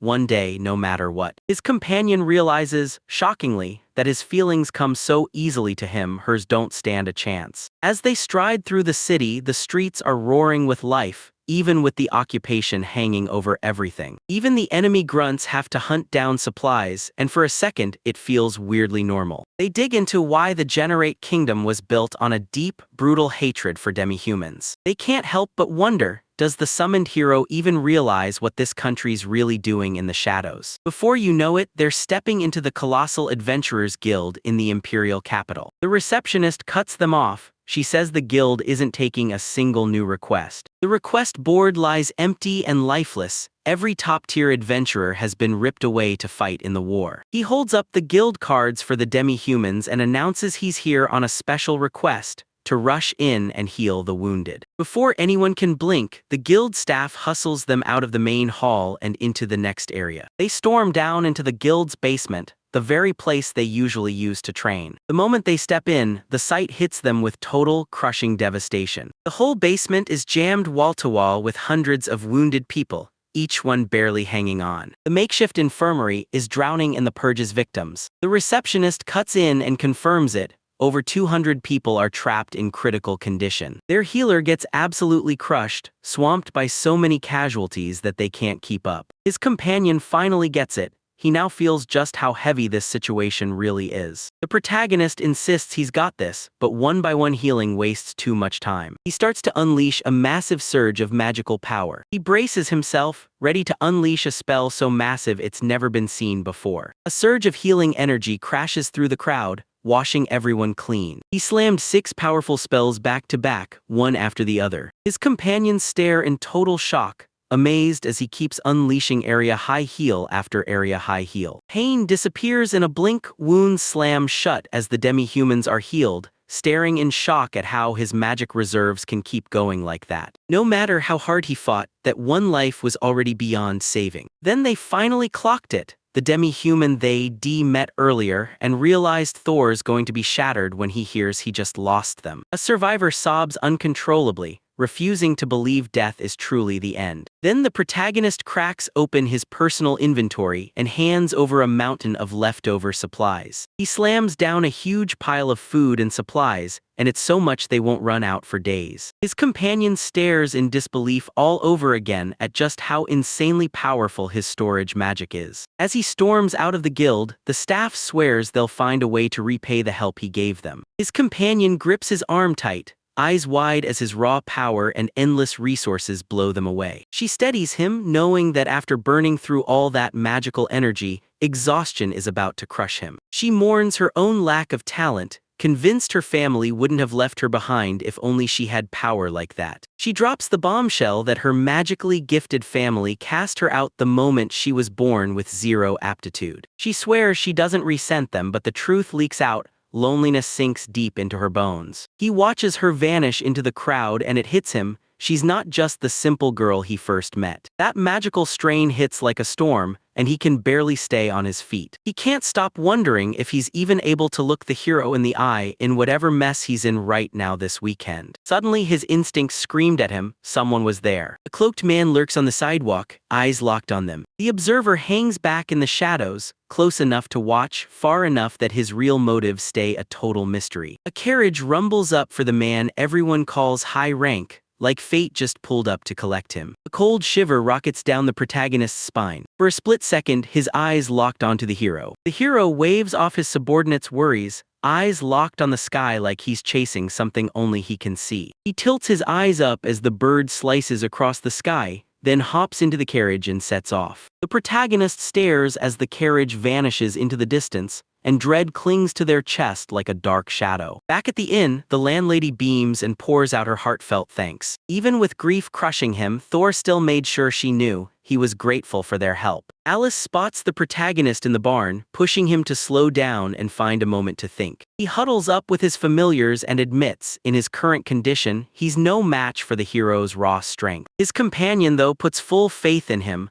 like he's already destined to win. Ferris, his loyal steed, feels the same way. He swears he'll get even stronger, and right outside, his companion hears the whole vow. Their unwavering faith in him hits his heart and moves him. Alice grips the ring on her finger and lets the thought hit her hard, what family truly means. She can't stop thinking about the person who raised her, and it leaves her wondering what might have been. Ever since the hero tore away from the capital, the whole rescue plan for the Emperor is finally moving. The operation's locked in for exactly 5 nights from now. The team huddles over their plan, knowing one tiny slip could spell total disaster. As the tension spikes over those high stakes, a guild messenger shows up for him. That man swears he's here to square up the debt from the other day. He introduces himself as the sub-guild master, already smashed in broad daylight. He demands you share a drink with him, but then he cuts in fast. There's one important question he has to ask first. The guild master drops a bombshell. He knows it's Tuya Kisaragi, the same man who wiped out the Generat Kingdom's special forces. The Imperial Capital's sub-guild master smirks and admits he knows everything, from the wiped-out special envoy troops to the protagonist's real name. He leans in and tells the young priest, "Relax, I'm the only one in this whole capital who's clocked you're here." The guildmaster tells them he heard the whole mess from a long-time contact, an old pal of his, a sculptor named Ebrand. He admits that the letters his friend sent him hit like a gut punch, filling him with deep worry for the boy's safety. He storms up to the priest, rips into him for attacking a VIP,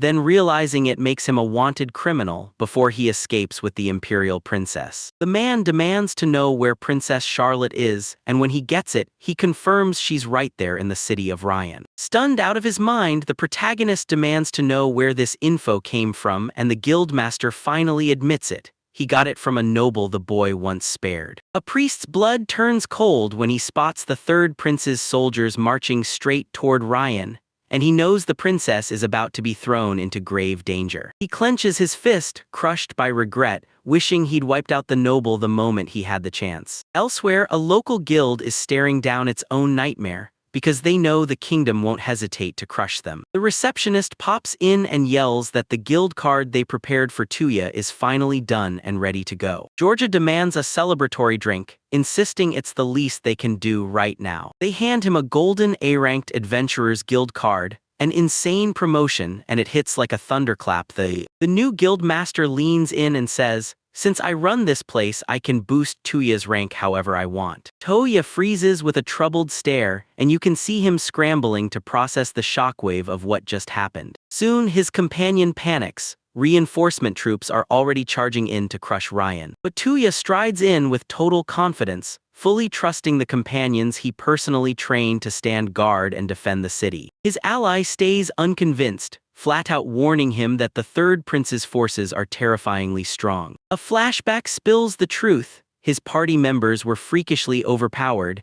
because he'd been non-stop power grinding to levels that made no sense. With Ryan finally secured, Tuya snaps into action and declares their next mission, tearing His Highness out of the capital. In a dungeon packed with guards, a voice snaps through the stone, shouting at the prisoner to give up right now. Third Prince Lasset steps forward and drops a chilling ultimatum on the demi-human autonomous region. He snarls at the shadowy figure caged before him, bragging that the war is already theirs and that resistance is just a waste of breath. The prince leaned in with venomous threats, telling the prisoner that his wife and son might not make it. He says Princess Charlotte's location is locked down, and she's about to step into this very prison to join him. Lysette smirks at the chained man, her twisted hope flashing in her eyes that she'll reach him without getting hurt. Days later, when the world is buried in darkness, the rescue crew readies themselves to slip into the castle and strike. Toya slips Alice a set of hidden, covert garments, and suddenly her stealth and agility skyrocket. She even gets the legendary King of Thieves knife. Then luck surges through her and her speed spikes like crazy. After reminding her that the gear is only for her alone,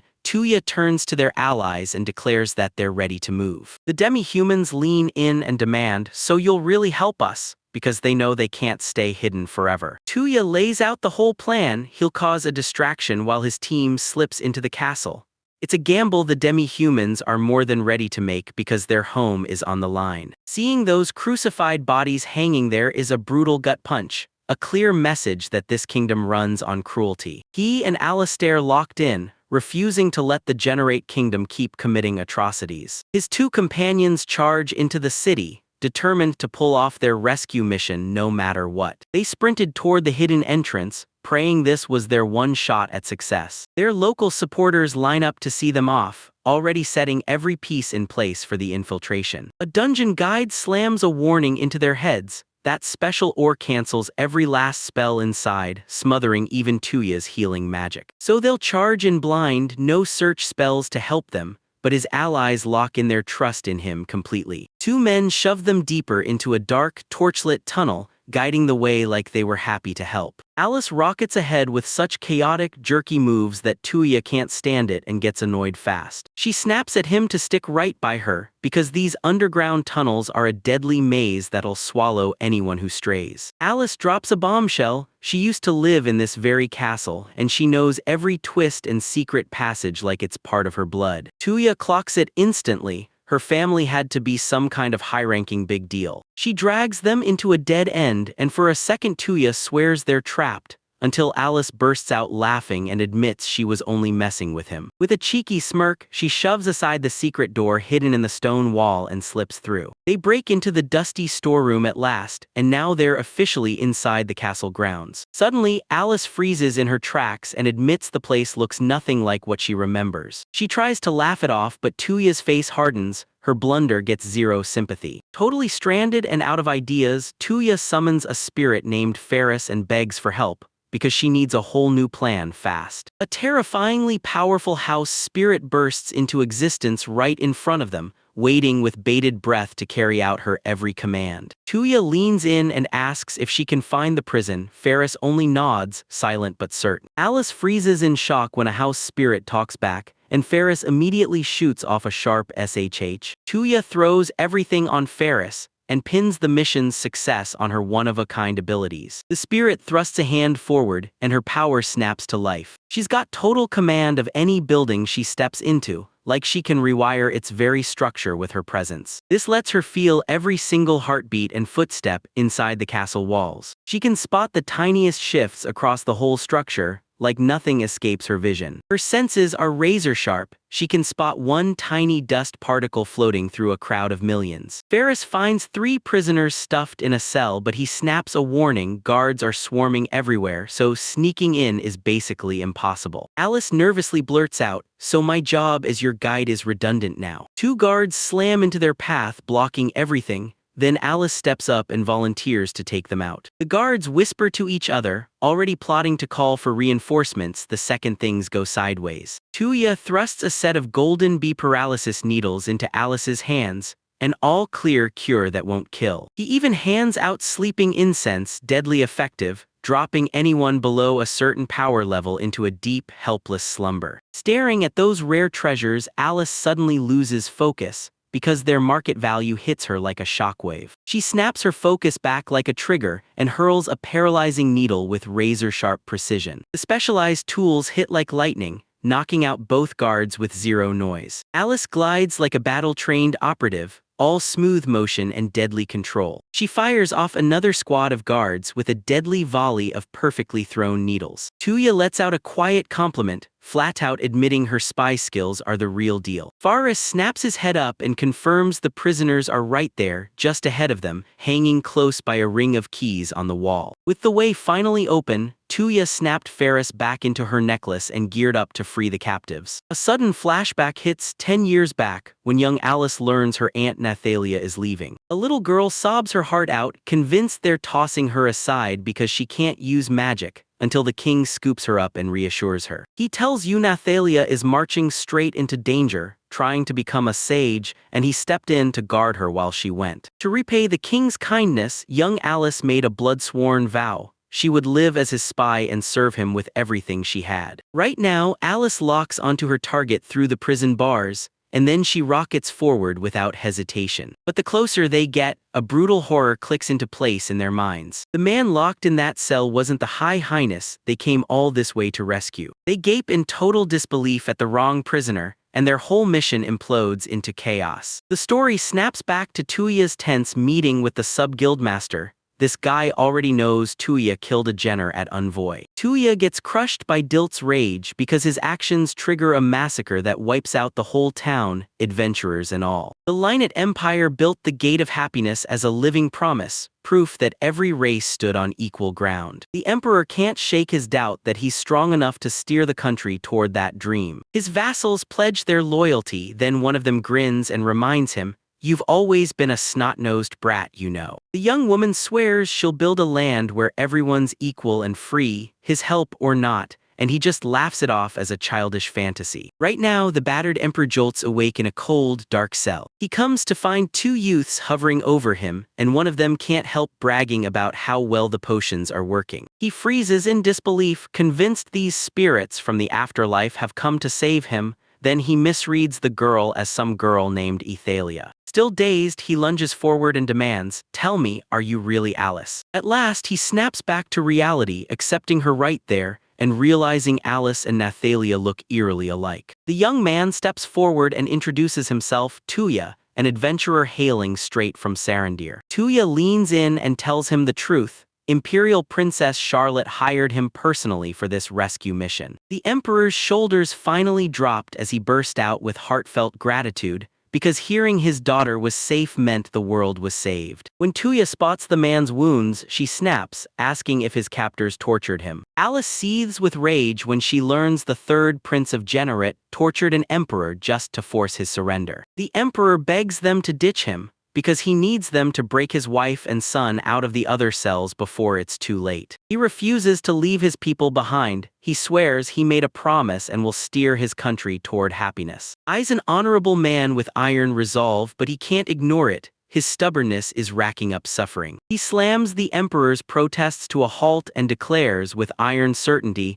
that he's seen the people's suffering firsthand. He lays out the brutal plight of the demi-humans, since the Empire's defeat in the war left them to suffer. As long as that Emperor's locked up as a hostage, his allies can't lift a finger against the occupying kingdom. Tuya snatches a dagger and threatens the Emperor's life, demanding he come willingly or else. The emperor spots the dagger of commandment, and the moment he does, he realizes his pride is poisoning his own people. He finally gives in and agrees to do whatever the dagger holder commands. Tuya's whole world rattles inside him, because Garrus only handed over that dagger knowing he'd need it for this exact moment. Alice pats his back, and she's calling him a strange one to his face. Elsewhere, Prince Lasset seethes in his chambers, tossing and turning, but sleep refuses to come. He seethes at the Emperor's defiance and at how the other forces are already closing in, eyeing Ryan's threat and plotting to snatch his glory. He swears he'll drag the Empire down with his own hands, even if it burns everything he has. An attendant bursts through the doors, shouting that the city has gone up in flames,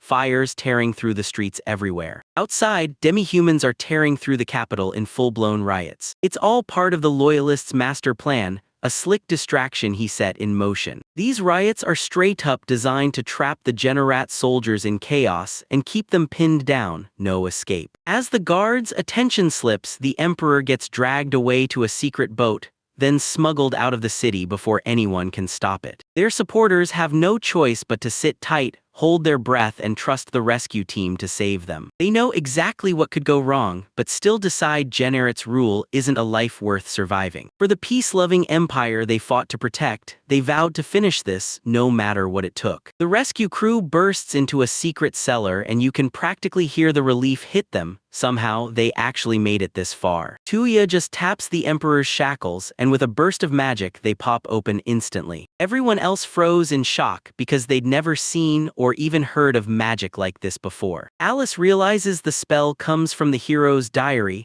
a book only she can read, packed with magic this world shouldn't even have. The Empress and the Crown Prince rush up, pouring out heartfelt thanks for the rescue. The Empress pauses and marvels at how, in just 10 years, Alice has blossomed into a stunning young woman. Then she throws Alice off balance by casually admitting she's starting to look more and more like her own aunt, Nathalia. The shock hits everyone hard, then Alice grins and says, "Trust me, I'll spill it all as soon as we're safe." Their first mission is simple: break free and get out, no delays. The crew pushes forward through a chilling underground passage, their footsteps echoing as the darkness swallows everything. When they finally hit the ladder to the surface, Tuya steps up, "I'll go first," and races up to warn the ally waiting for them. A jittery guy with glasses steps up and he blurts out, "Tell me, are the royal family safe?" Tuya checks in and confirms they're safe, and the relieved man practically begs him to haul them up. Right now, Tuya's convinced Princess Char is finally going to be reunited with her family. With a blinding flash, the spirit Ferris materializes right in front of him. She's relieved she made it, then, instantly, her gut screams that something is horribly wrong. She snaps to attention, urging Tuya to listen,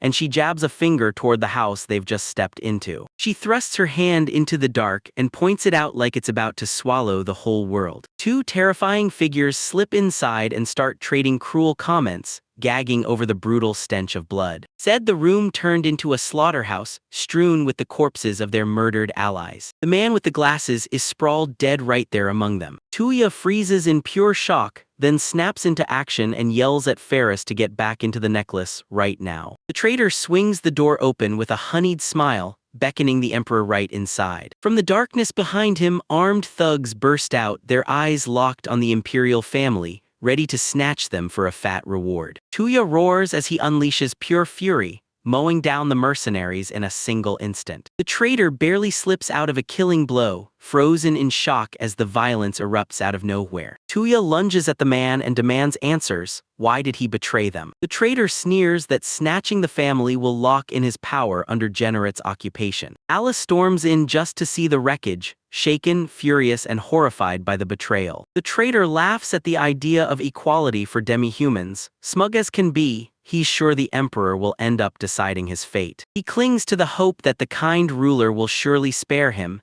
Then he lifts a crossbow toward Tuya. A dagger suddenly rockets through the air, slicing the space like a warning. The blow slams into the traitor dead center between the eyes, one hit, and he drops instantly. He crumples to the floor while Alice gapes in shock at their shattered hopes. She shrieks in pure anguish, sobbing as rage and grief slam into her over the sheer injustice of it all. The Imperial family watches in horror as their last hope gets brutally snuffed out in front of them. The Emperor turns the blame inward, convinced that his capture is the spark that set this tragedy in motion. Alice throws out an apology for failing, but the Emperor shuts her down and declares they can't trust a single escape route anymore. But Tuya already has a brand new plan to break them free from the capital. He bows to the Emperor, thanking him for every step, and admitting he never once doubted a single word of his guidance. From a high vantage point, the imperial capital stretches out, every street buzzing like it's bracing for something big. At the Adventurers Guild, the guildmaster gets a frantic request from Generat: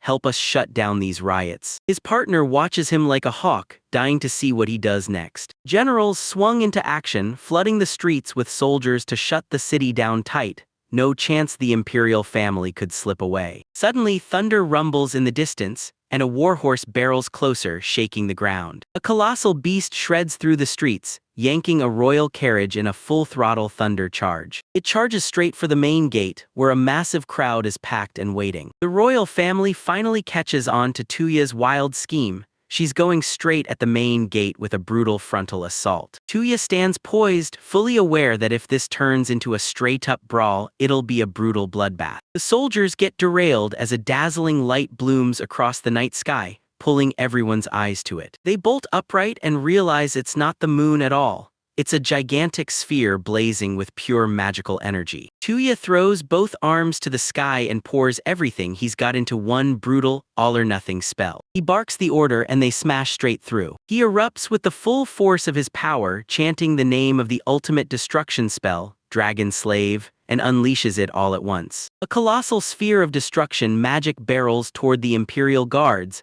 smashing straight into their ranks. From his carriage, the Emperor instantly spots the devastating spell and realizes what's about to hit. The protagonist slams out his final, game-ending move, Medial. A magical projectile rips through the air with pure, unstoppable force. Inside the carriage, Alice freezes in stunned silence as the capital's main gate gets obliterated right before her eyes. The Emperor can only gape in sheer horror as everything in front of him gets wiped out completely. Stone and steel instantly get erased by the spell's overwhelming blast. Now that the road is clear, the protagonist slams his command and sends his steed charging ahead. The carriage barrels through the smoldering wreckage of the gate, sparks and ruins spitting behind it. Yeah, those survivors are totally frozen, staring in disbelief at what they're seeing because what just happened makes no sense at all. Then Kokuyu's magical horse explodes upward, leaps, and yanks the carriage straight into the sky. They rocket straight over the fresh-made chasm like it's nothing. They tear out of the ruined capital with a desperate, high-stakes escape, not looking back. The protagonist drives his steed forward while the Emperor stares, shaken by the terrifying power this young man has unleashed. Alice can't stop wondering, could Tuya be that legendary myth from the old stories people swear are real? He tells the princess that since the gate's been smashed, their pursuers will be slowed down for the moment. She leans in and tells him, "Trust me, this had to break because it clears the way for our counterattack on the capital." But Tuya knows their nightmare isn't done yet.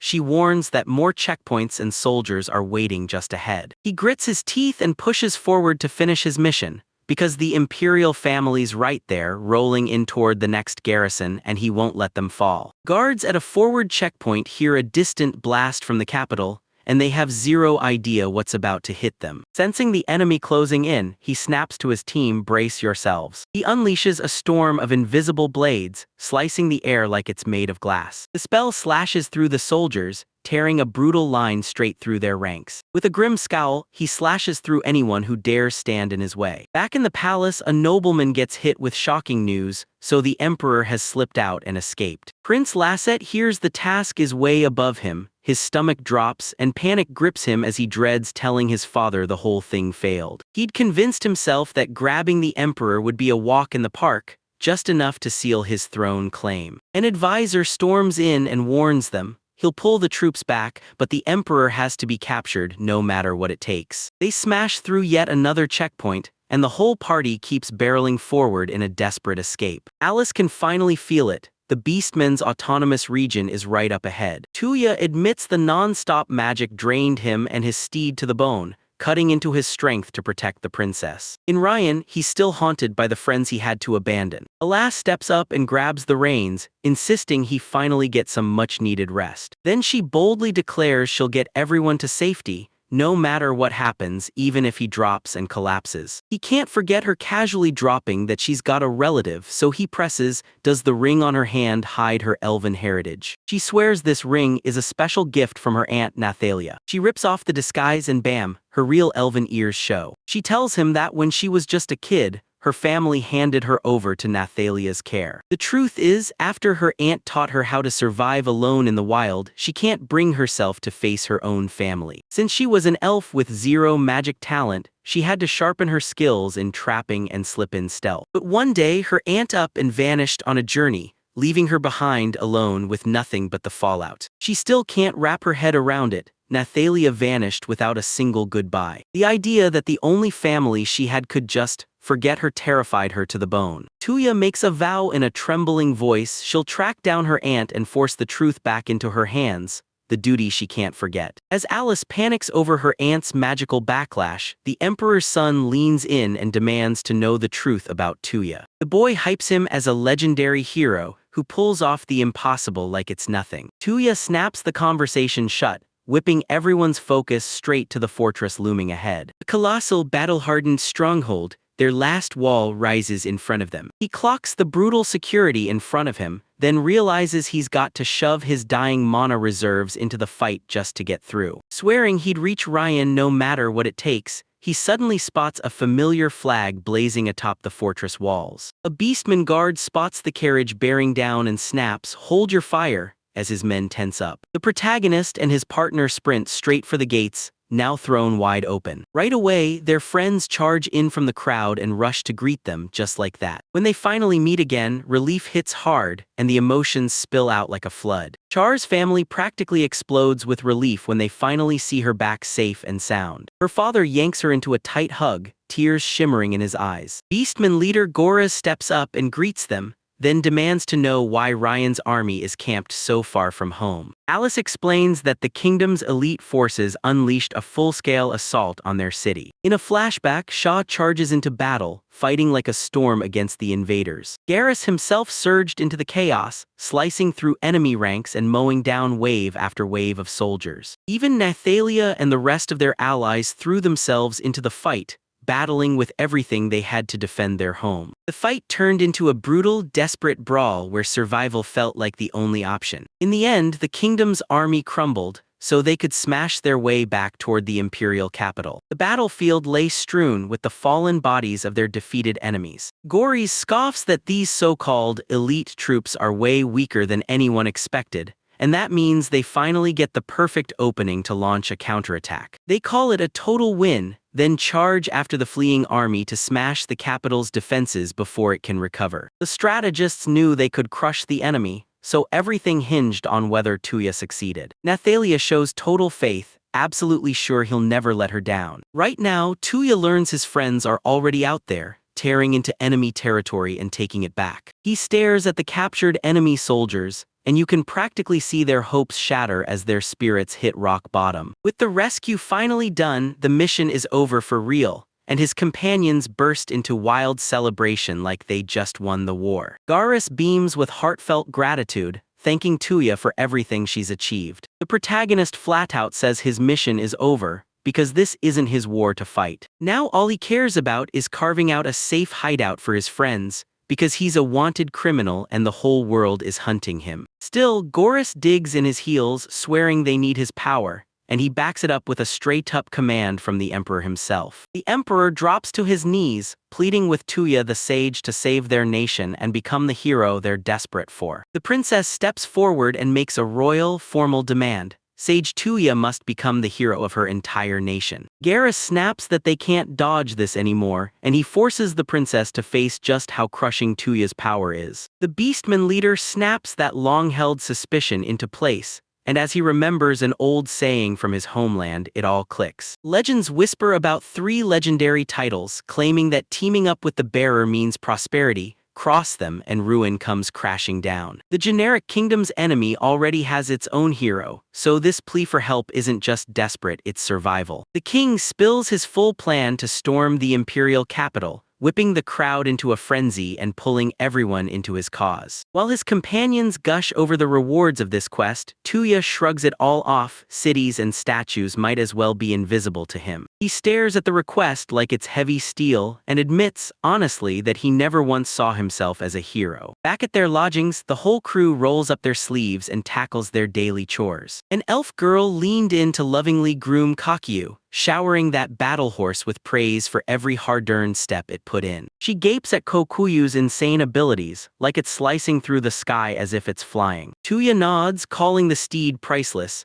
and right then his companion drops an unexpected offer. Alice shows up out of nowhere and it instantly grates on the other elf, so she cuts in and speaks to them like they're close friends. Those two arguing like they own the world finally dropped the bombshell. Those family titles weren't just drama, they revealed a shocking real connection. Nathalia leans in and says Alice has grown so much, but her words somehow make the time that's really passed feel way smaller than it is. Alice goes speechless, stunned to realize a whole decade has slipped by since the last time they met. And Nathalia, straight-faced, tells you that for an elf, even a whole span of time can vanish from your mind before you even notice. The reunion stays razor-tight, and Nathalia's wild, eccentric side is on full blast. Tuya just watches, but his patience snaps as the annoyance spikes again. He tells Alice that Nathalia is exactly how he remembers her, but the younger elf's smile fades like she's been let down. Alice confesses that saying goodbye crushes her, and her face turns painfully somber. Nathalia leans in, reassures her, and can't wait a second longer to see the rest of their family. Watching it unfold makes you realize family is messy, complicated, and still unbreakable. After the reunion wraps up, Nathalia slips away with Alice, and Tuya is left staring at a final, cryptic promise. Tuya stands there, stunned, while the two elves stride away to finally get that long-overdue magic practice in. Later, Tuya and his crew peer down from the castle walls, eyes glued to everything unfolding below. Down below, the whole place erupts in celebration. Musicians blast the tunes and warriors stomp and dance like the night is calling their names. A beast woman bursts into a ceremonial dance, her sword moving like it's part of her very soul. Char leans in and explains that this is a cherished tradition from her tribe, an all-out celebration meant to honor the fact that her father came back safe. At the feast, the dancer raises the wind to Tuya right to everyone's face. As the crowd's smiles come roaring back, Tuya's mind spirals straight into the looming fight for the imperial capital. Char blurts out her fear, convinced Prince Lisette won't back down without tearing into her enemies in a brutal fight. He measures every consequence, knowing that beating the prince is basically a one-way ticket to unleash the wrath of the entire generic kingdom. His advisor lays it out with brutal certainty: no truce is coming, only the total annihilation of one side. Char pleads with Tuya one more time, begging him to hand over his power so they can take their home back. Even if he's not a hero, he can't stomach the idea of anyone getting hurt in this conflict. He scans the cheering crowd, and you can practically see him bracing for the storm that's about to hit. In the end, he finally snaps and refuses to let himself become just another weapon in the war machine. Suddenly, a panicked soldier barrels into the command tent like the world is ending. He bursts in and says Tuya is gone from the camp, vanished without a single clue. His tent is totally empty, only a razor-sharp, finely crafted sword sits on the cot like it vanished in a heartbeat. So the leaders slam the door on hope. They're convinced he's gone, and they admit they can't count on his help anymore. Char is left absolutely shattered by Char's sudden disappearance, and it crushes his heart. Miles from anywhere down by a quiet river, a fishing line asterisk snaps into the water. Toya isn't running, he's fishing, yanking a monstrous beast straight out of the deep. He leans in, studies his bizarre catch, and can't help wondering if it's even safe, or if he's about to bite straight into the weirdest thing ever. He quickly slips back into the familiar safety of the guild house. Ferris throws the door open like he's been waiting, and when he's finally got him back, he admits it. He's been out hunting monsters nonstop just to rack up experience. For the first time in ages, he finally lets his guard drop and snatches a breath of peace. But his mind snapped back to the war, and the unanswered questions about the Berserker title wouldn't let him go. Chasing answers, he strides up to Ferris and fires off a life-shaking question about the gods ruling this world. He starts doubting what his massive power is even for, and Ferris drops a bombshell, one goddess's name, Tartaglia. Then he throws out a wild question: What if statues of him rose across the land? How would she feel? She fights back a laugh for a beat, like she can't believe what she's seeing. She admits the whole idea is downright hilarious. He admits if it'll make her happy, maybe it won't be so terrible after all. Meanwhile, in the imperial capital, a chilling report slams into Prince Lacet's hands. Enemy forces have smashed through their defenses. The prince's rage flares as he learns the capital gate is already smashed, and that reinforcements won't reach them for days. He curses the tactical mistake he made, panicking as his own life hangs by a thread. In a wave of raw panic, he commands his men to torch the entire capital and raze it to the ground. Before the order even gets rolling, the Adventurers Guild Submaster bursts in because aid just announced a visitor. Guild Submaster Georgia strides up to the prince, wearing unshakable confidence like armor. He drops the bombshell. He's hauled in 50 captured rebels, people still battling the kingdom. Prince Lacet snaps his command without a second thought.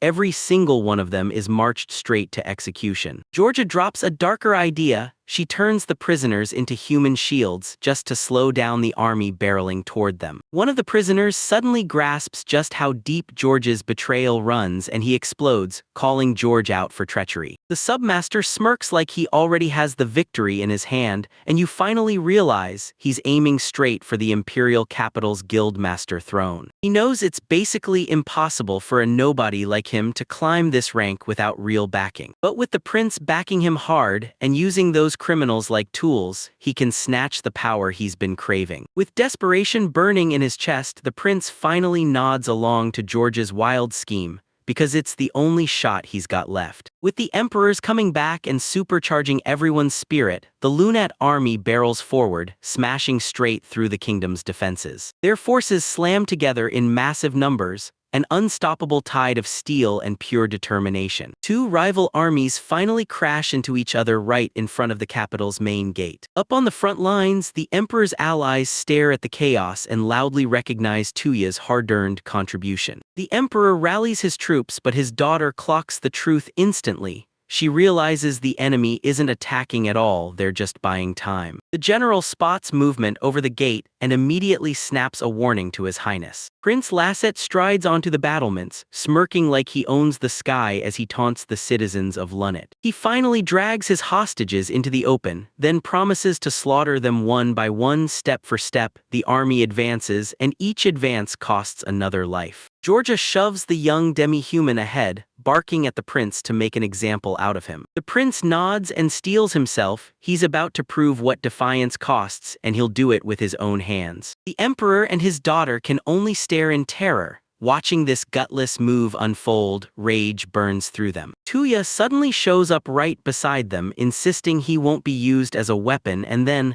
like the air just drops, the princess shoots out an apology for what's happening. He leans in and tells her he'll end this fight, his way, on his terms. On the wall's highest edge, the bound hostage is shoved to the brink, like a brutal final warning screaming down at the army below. But just as the execution was about to start, the guards rocketed off the battlements in a violent blur, stopping everything cold. The prince and the guildmaster lock eyes, stunned to the core, completely unable to wrap their heads around what just happened. The captive snaps his gaze upward, only to spot a cloaked stranger who just yanked him back from certain death. It's Tuya. She's holding the prince captive right now, slamming down her checkmate like a final word and declaring the war is over. Now that the war's finally over, he marches up to the captured royal and flashes a wicked smirk. From the ground, his companions stare up, stunned as the whole scene unfolds like it can't be real. Tuya strides up to the enemy soldiers and yells that he's taken their commander, like it's already over. An officer snaps at him for snatching the prince, and the captive demi-humans suddenly realize their restraints are starting to loosen. The rope snapped out of nowhere, ripping through the moment like a gunshot. The hostages wrench themselves free, firing up Tuya to stop panicking and lock eyes on the enemy instead. One of his allies slams a grateful thank you across him, but another guy leans in and says the situation is spiraling out of control. George's confession hits hard. He never thought the ropes he tied would snap, but Tuya just steps forward and showers him with gratitude. Several days earlier, the moment the city's defenses started getting rebuilt, the whole plan snapped into action. Georgia griped about adventurers doing soldiers' work,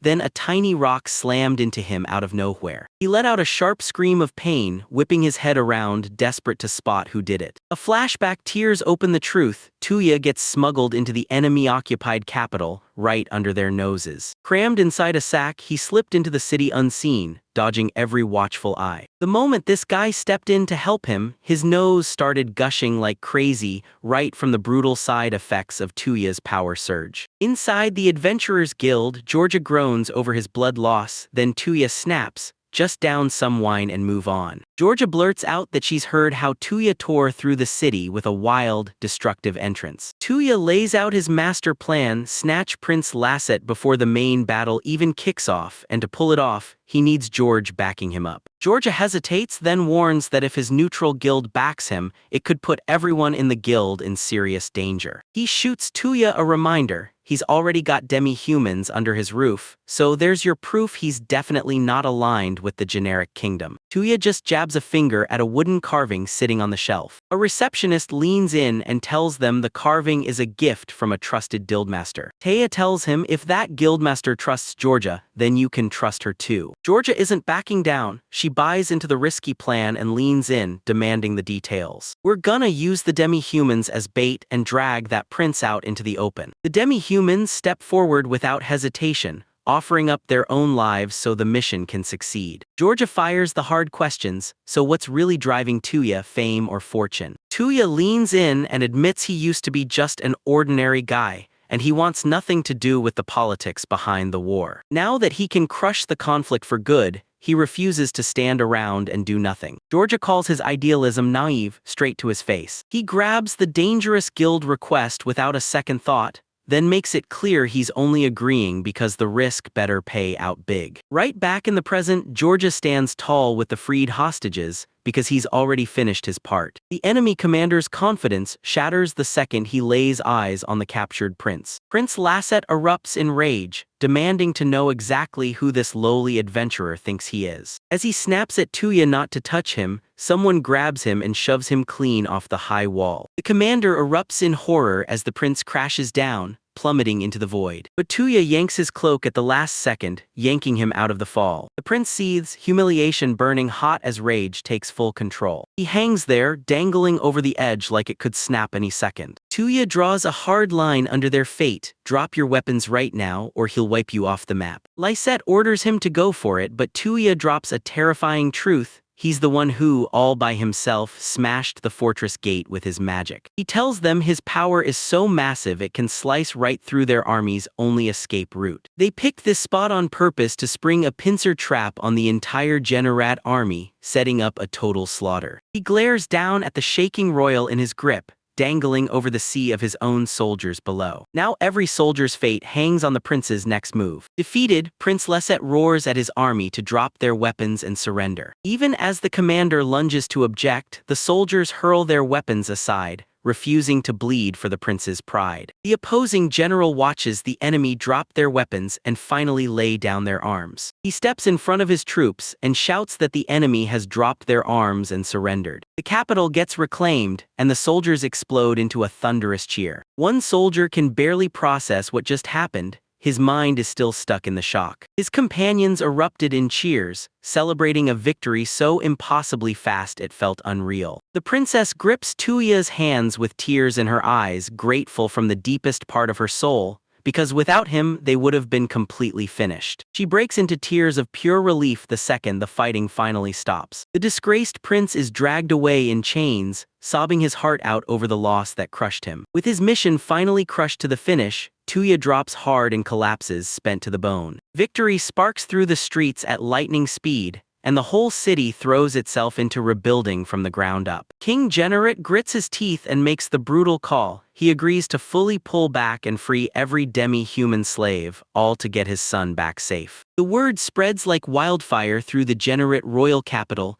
There's a temporary ceasefire on the horizon. One of the knights erupts in fury, calling the retreat a total loss and blasting the king's judgment like it makes zero sense. A royal advisor leans in and spills the truth. The king is absolutely devastated by the humiliation his own family has been forced to endure. The knight clenched his jaw, swearing he'd burn vengeance into the empire, and smash every demi-human ally it hid behind. A few days later, Tuya shows up in Georgia and heads straight for the Adventurers Guild. He lunges into gratitude, thanking the guildmaster for the life-saving help that turned the whole situation around. Georgia rewards him by handing over a stash of bottles filled with insanely rare wine. But he hints this isn't the only prize you're gonna get. He straight up admits he'd been dreaming of sharing a drink with him and talking over their shared connections. He's completely buried in work, with barely a second to spare. He finally reveals Tuya's real prize, an official summons to the castle, signed by the emperor himself. Minstrels are already blasting songs about Tuya, the Lynate Empire's hero, proof of hope the people are begging for right now. As Tuya strides through the city streets, he can't stop thinking about the new name people whisper about him. He suddenly stumbles right into the very people who sold him out to the generic kingdom. They try to spin their betrayal as survival, like they had no choice but to do it. The showdown explodes into chaos as another demi-human lunges in, snatches the traitor, and roars with raw fury. Tuya steps in and immediately goes, "What's all the commotion for?" Right then, a royal attendant burst in and ordered him to follow straight to the palace for his audience with the emperor. In a sharp formal outfit, Tuya readies himself for the reward,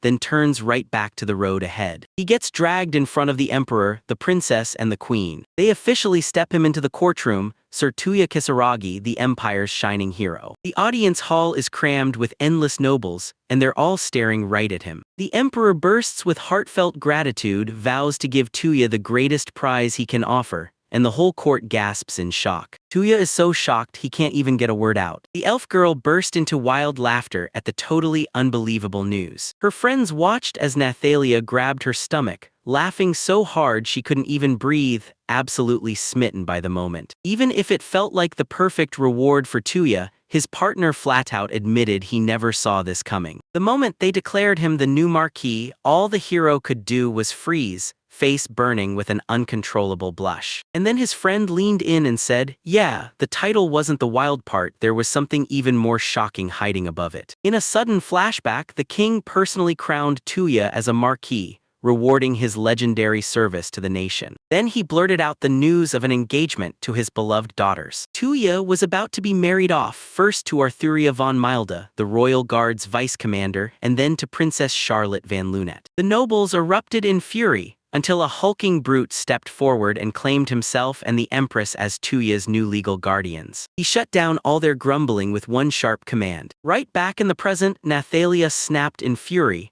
reminding him she was already destined to be his legal wife. Tuya tried to make it clear he never wanted the noble life or some marriage, but fate slammed him with no other option. Nathalia laid out the truth in plain words. This wasn't just strategy, it was a political shield meant to keep him safe from the other nobles. Marrying into the two most powerful families in the land would slam a force field around him. Nobody could touch him. His friend snapped him back to reality. Since he'd saved the country, countless people would try to grab the reins and control him. Suddenly, a hooded stranger materialized out of nowhere and started grilling them about that one-sided story. But he threw the accusation at them like, "You know exactly what you're doing." The man insisted they were basically turning Tuya into a captive, using these rewards to lock her down and hand her responsibility like a chain. He snapped a deadly glare at Nathalia and demanded she give him an answer. Tuya shot in fast and demanded to talk with the man alone. Two of them stride through the loud, crowded capital, and the hooded man keeps muttering and cursing under his breath about the city. He felt painfully awkward, like every step was louder as he walked through public streets side by side with the emperor, alone with him. The emperor leaned in and demanded that Tuya spill his honest take on the country. Tuya shot back that this was the perfect place,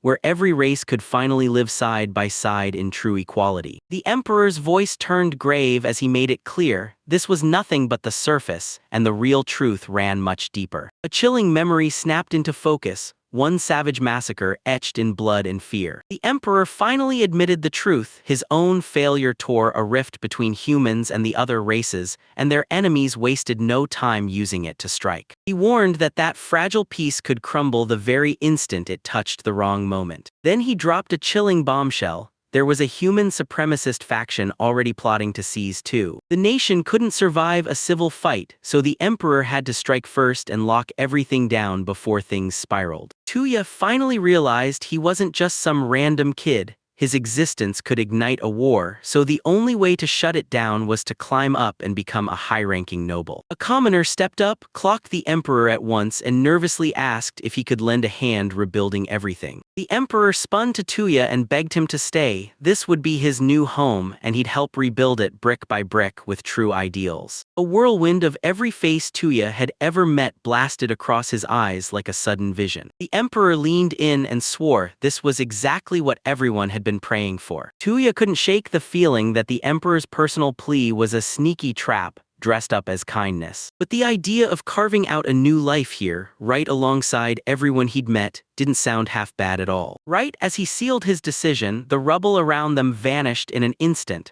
leaving the workers staring in total disbelief. Prince Yulin burst in, grinning and declaring, "I'm taking over the next project." He unveiled his bold plan to raise a gigantic heroic statue of Tuya in the public square, an eye-catching tribute to everything they'd fought to recover. The emperor flashed a thumbs up and declared it a brand new tourist attraction. Tuya's face went pale, she was horrified at the very thought. He swore that if they built it, he'd bolt out of the country on the spot, then instantly kick off his brand new life as Marquis Tuya. He got handed a lavish mansion in the noble quarter. The estate was crawling with dozens of servants, people who'd already lost their last masters in the war. Soon, more nobles flooded in, each one tossing him tokens meant to prove they'd chosen him as their own. One guy even tried setting up a business dinner with a gorgeous girl. Those non-stop visits drained him to the bone, and Tuya couldn't stop lamenting that he never asked for this kind of life. Even with everyone praising him as a hero, the non-stop political chess matches kept draining the life out of him. He talked with Alice, and she's gearing up to hit the road again as a traveling merchant. Tuya leaned in and told her to dig up everything she could on the Berserker class,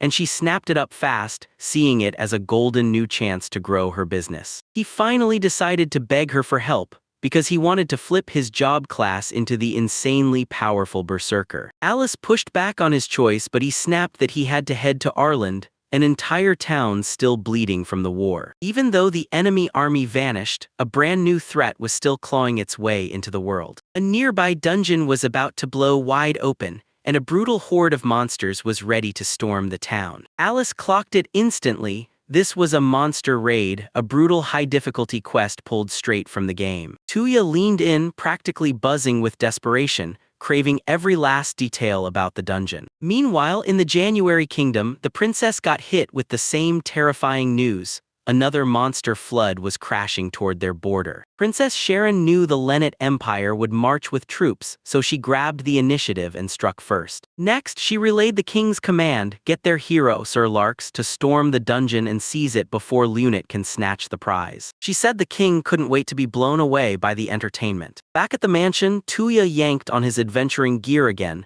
ready to jump back into the chaos. He was finally done and heading out at last, sending Ferris's companion into pure delight. She lit up with pure joy, thrilled to be on the road with him again. After knocking out his chores for the day, Tuya slipped out a note and left it for the others. With grim determination blazing in his eyes, he got ready to leave. He and Ferris swung onto his horse and tore out of the capital at full gallop, charging straight for Arland. Their steed thundered across the plains, tearing through the open land like a bolt of lightning. His sentient horse leaned in and demanded, "Are you scared of the monsters we're about to face?" After a brief laugh, they got back on the road and pushed forward. They tore across a sprawling, jaw-dropping wilderness, the scenery stretching out forever behind them. Tuya's real goal flashed like a warning sign. He refused to rot in some mansion, and instead he chased power with one mission: carve his way into becoming a true berserker. He swore he'd take down the dungeon boss and rip away every last experience point. In the rival kingdom, Sir Larks was packing up too, ready to strike out and leave. He swore he'd crush the boss for his king and country,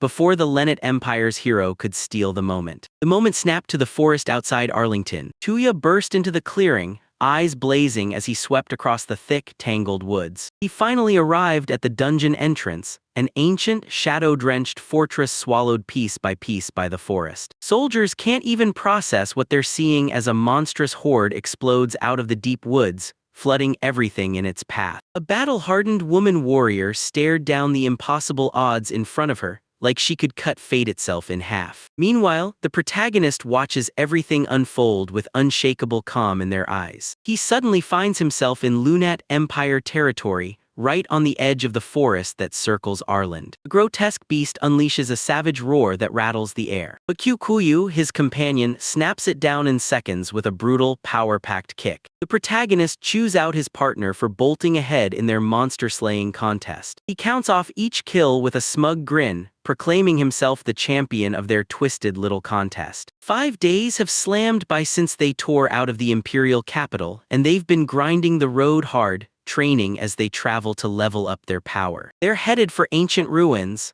now whispered to be a monster-infested dungeon. He realizes this is exactly the monster flood he was warned about, and now he has to face it head-on. A chilling premonition hits him out of nowhere. He can't shake the gut feeling that disaster is about to crash into his life. He decides to march into town and start scavenging the slain monsters for every last material he can grab. As he yanks one of the bodies aside, he stumbles on a shocking, jaw-dropping discovery. Beneath the fallen beast, a mortally wounded adventurer lies barely hanging onto life. The story swings over to the nearby town of Arland. Inside the Adventurers Guild, a desperate mage threw herself before the guildmaster and begged him to send out a search party for her missing comrade. Lies. The guildmaster Brighter steps in to steady the B-rank adventurer's fearless confidence and prove he's got the skills to back it up. But the guild is drowning in casualties from the recent attacks, out of breath and out of resources to even launch a rescue mission. A flashback hits hard. Lies threw herself in the monster's path, carving out a path of survival by holding them back so her whole team could get away. She fought like a storm, battling an army that vastly outnumbered her. With her final move, she threw herself between her friend and a fatal blow, making sure they lived. Trapped by towering, higher-spec monsters, she grabbed her comrades' hands and screamed for them to run, then stayed behind to stall the swarm. Her resolve burned like a vow. She'd protect Ireland no matter what it cost her. Right now, a survivor is spilling the brutal truth, how they clawed their way out, only to get ripped apart from everyone they thought they'd stay with. With the danger finally hitting home, the guildmaster slams down the decision.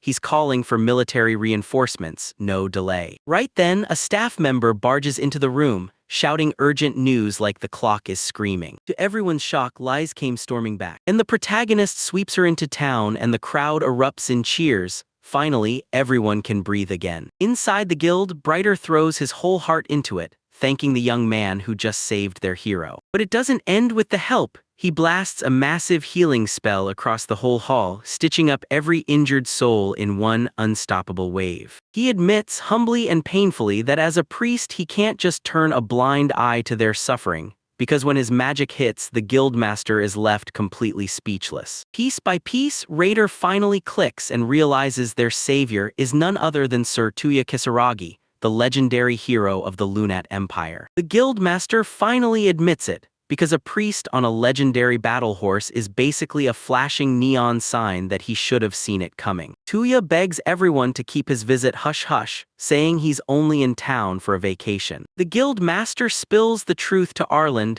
Lisa is irreplaceable, and then he slams his own guilt, blaming himself for tossing her into that deadly mission. He tells them, yeah, we've heard the rumors about a monster flooding in, but the war got in the way and shut down any real investigation. Tuya leans in and says the culprit is probably a dungeon core, something he recognizes from his past life. This jewel forms when a huge pile of magic gathers and thickens over time, until it finally turns solid. In this world, people swear monsters aren't summoned, they erupt when the core's energy overflows and boom, a whole dungeon forms right around it. When a core swells with too much power, it blasts the excess outward, boom, monster flood unleashed, and every creature nearby spirals into pure, frantic madness. In a town still scraping itself back together after the war, an event like that didn't just scare people. It spelled certain doom. The guildmaster panics, begging, tell me please, there's gotta be a way to stop this. Tuya declares the truth, only one path exists.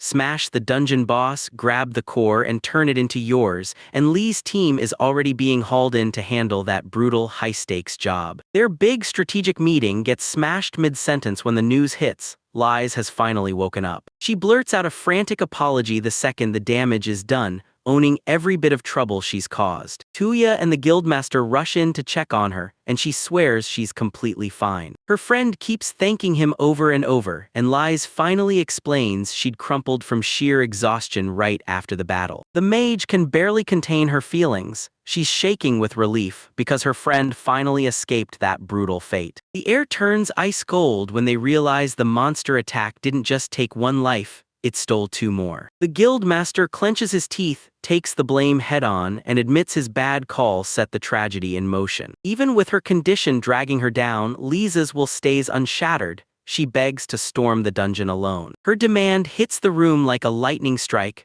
but the guildmaster won't let her charge into a mission this reckless. He tells her to set everything aside for now and pour all her energy into getting better. Brighter slips Tuya into a place to stay, then pulls him aside and demands a private word before he leaves. The hero nods instantly and asks to be taken by the hand shown the way. Outside, Lee's companions gawk in awe as Tuya's magnificent battle horse charges into their sight like a legend. Lisa's friend finally figures out it was the very horse that brought her to safety, and she thanks the creature like it just gave her a second life. As Lee strided through town, he stared at the wreckage the kingdom's invasion had left behind. Tuya tells it like he heard it from a merchant back when the old lord was executed. It was for one reason. He fought to protect his demi-human citizens. Now the former lord's son is back, ready to reclaim his throne as the man everyone trusts, because his fairness and respect reach every single race. The whole group can't stop wondering what kind of power their brand new leader is hiding. When Lies grills him about where he's from, Tuya blurts out the truth, and it instantly reveals his ties to the imperial capital. The shocking revelation sparks a wild burst of excitement in Lise, and he blurts out, "Have you ever seen the legendary Lord Kisaragi?" Her friend blurts out that Lies is obsessed with the hero, and the moment it hits, embarrassment detonates across her face. Tuya leans in as Lies blurts out how much she admires him, and she can't help noticing how wildly the tales about him have grown over time. In the graveyard, she chokes on grief and begs for the hero's power, because if she had it, she would have saved everyone. The words she fires land like a weight, hanging heavy between them. Later, at the inn, Tuya catches wind of other adventurers plotting to ditch the town altogether because the monster threat is getting too deadly. He gets why they're making that call, because being an adventurer isn't just a job, it's a high-stakes gamble that can end you fast. The innkeeper's daughter leans in and spills the truth. There's a fighter out there who's telling lies, and when he steps into the fight, he's not chasing money at all. He's doing it to guard her home. While those mercenaries just drifted through,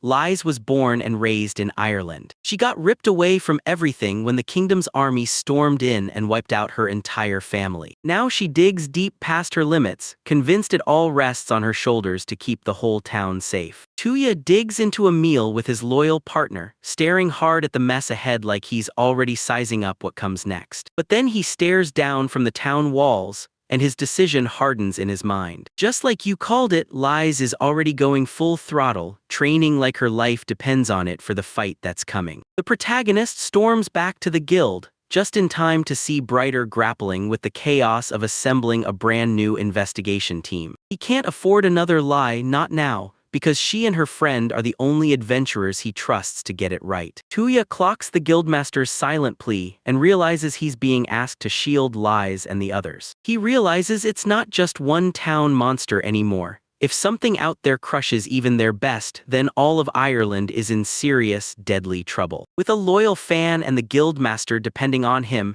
he refuses to look away. He tells his partner straight-faced that their vacation is getting dragged longer. The Empire's hero laces up and charges back into the chaos, ready to throw down once more. In the imperial capital, Princess Charlotte snatches a letter and just can't believe what she's reading. She snaps into action and orders a carriage right away, determined to chase down her fiancé. But a horned warrior named Ire slams in front of her and shuts her down, saying Tuya has been summoned by His Imperial Highness. A messenger from the Generat Kingdom has burst in, and this news is so serious it could shake the whole world. Meanwhile, in the town of Ireland, the protagonist slams his gratitude into Brighter after the man agrees to step in and protect the Lies. Since supplies are running thin, this monster hunting mission feels like a godsend. Brighter stationed a guard at the forest entrance, but unease still gnaws at him, so he warns the protagonist that someone crucial is waiting just ahead. The protagonist can't help but wonder, who on earth is this person really? Soon they pull up at the town lord's dazzling, opulent residence, Jade von Lithart's. The lord sprawls back in total laziness, giving the forest investigation team's leader barely a glance as they arrive. Ryder begs Jade, voice cracking, to step in and take control of the crisis, because if he doesn't, his people will pay with their lives. The arrogant lord scoffs, grinning like he already has a plan. If things go bad, he'll bail straight to the capital and hunt down reinforcements. Then he spits venom at the protagonist, sneering like an adventurer is nothing but a joke. Ryder seethes with rage, barely holding himself back from punching that cowardly noble. The protagonist stays cool as ice and tells the lord, "If you won't lead, then let my younger sister take my spot." Outside the mansion, Ryder spits curses at the miserable lord and drags him for being pathetic. He leans in and confirms to the protagonist that Jade really does have a little sister. Her name is Lizelot von Lithart, sounds fancy but don't underestimate her. Ryder leans in and admits it, sure, she's noble, but Lies is secretly out there as an adventurer, totally hooked on swordsmanship since she was a kid. She was a stubborn powerhouse who wouldn't give up until she finally managed to land one hard hit on her instructor. When the monster invasion erupted and her parents vanished into the chaos, she slipped to the guild and signed up, secretly fighting to keep her family alive. But she trudges through life with a crushing regret. She wasn't there when the town's biggest crisis hit. The protagonist leans in, eyes sharp with conviction, and swears she'll guard those lies with her life if she has to. Then shock, those brutal emergency bells in town scream through the air, shattering the silence like glass. A guild member bolts toward them in pure panic, shouting that monsters are attacking. Ryder tells them to retreat to the lord's mansion for safety. But the woman screams, "No time, monsters are bursting out of the forest." Deep in the woods, the horror of a slaughter spills into view. A brutal pack of A-ranked earth dragons has thundered down into the forest. A terrifying beast devoured the fallen like a feast made of nightmares. The surviving adventurers are stricken with pure, bone-chilling terror. Blood bursts across the ground in a violent spray. Lies and her party stumble into the horde, and the second they see these monsters, they realize they're nowhere near prepared for the level they're truly up against. With a gut-punch certainty, she knows Arlen's forces are doomed the moment this threat hits, because the town is about to get overrun. A ghost of her brother's cowardice hits her like a punch as he waves off her desperate plea to defend their home. She's drowning in despair, convinced her cause is already gone. An earth dragon rockets forward,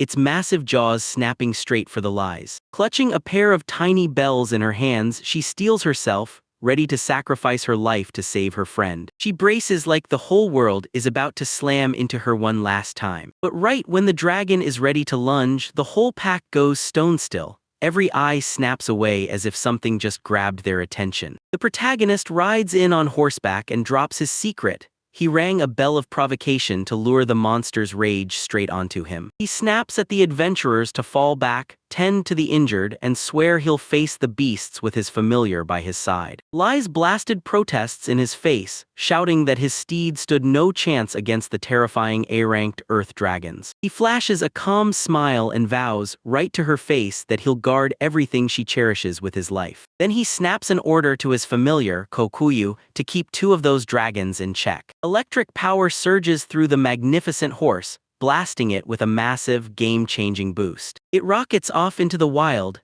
dragging the dragons into a full-throttle sprint through the trees. The last adventurers stare in shock at his insane speed, and Lies can't help but feel a powerful pull to jump in and help. She starts to chase after her, but Kokuyu calmly blocks her way with a gentle stop. Lies flashed those sharp, knowing signals, then she and her companion hauled themselves onto its back. Meanwhile, the protagonist expertly lures the pack of dragons deeper and deeper into the woods. He refuses to hold back, then crafts a rare, thorn-choked trap. He rockets over the deployed trap the second the dragons slam in from every side. The whole pack barrels straight into the device and gets instantly shredded up and tangled in its magical thorns, slipping into pure hopelessness. With the monsters trapped and pinned in place, he steps forward and declares, "It's time to end this." He gets ready to blast an unstoppable area of effect spell that will swallow everything in its path. Firestorm unleashes his magic, Then a roaring inferno vortex detonates, swallowing the trapped beasts whole. From a safe distance, the women perched on Coco's back stare as a blinding pillar of light erupts and rockets straight into the sky. Lee stands frozen, staring in stunned awe as the terrifying scale of magical power explodes before him. A charred dragon head crashes to the dirt right beside the protagonist's sword. He stands there totally unshaken, while the whole Earth Dragon pack lies smoldering around him. As the Lies and the others come rushing in, he keeps his cool and tells them the town's safe, then admits the only thing that really fought back was the monster's tough hide. Lies is frozen, stunned that he can brush off a feat like that as no big deal. She drops to her knees, crushed under the brutal weight of her own helplessness as the crisis rages on. She thanks him again and again, admitting that without his intervention, the whole town would have been wiped out. But her gratitude gets tangled with the sharp, helpless frustration of realizing she can't do a damn thing. Suddenly, the dark woods erupted with even more blood-curdling shrieks. Kikuyu shot him a reassuring grin and told him not to stress.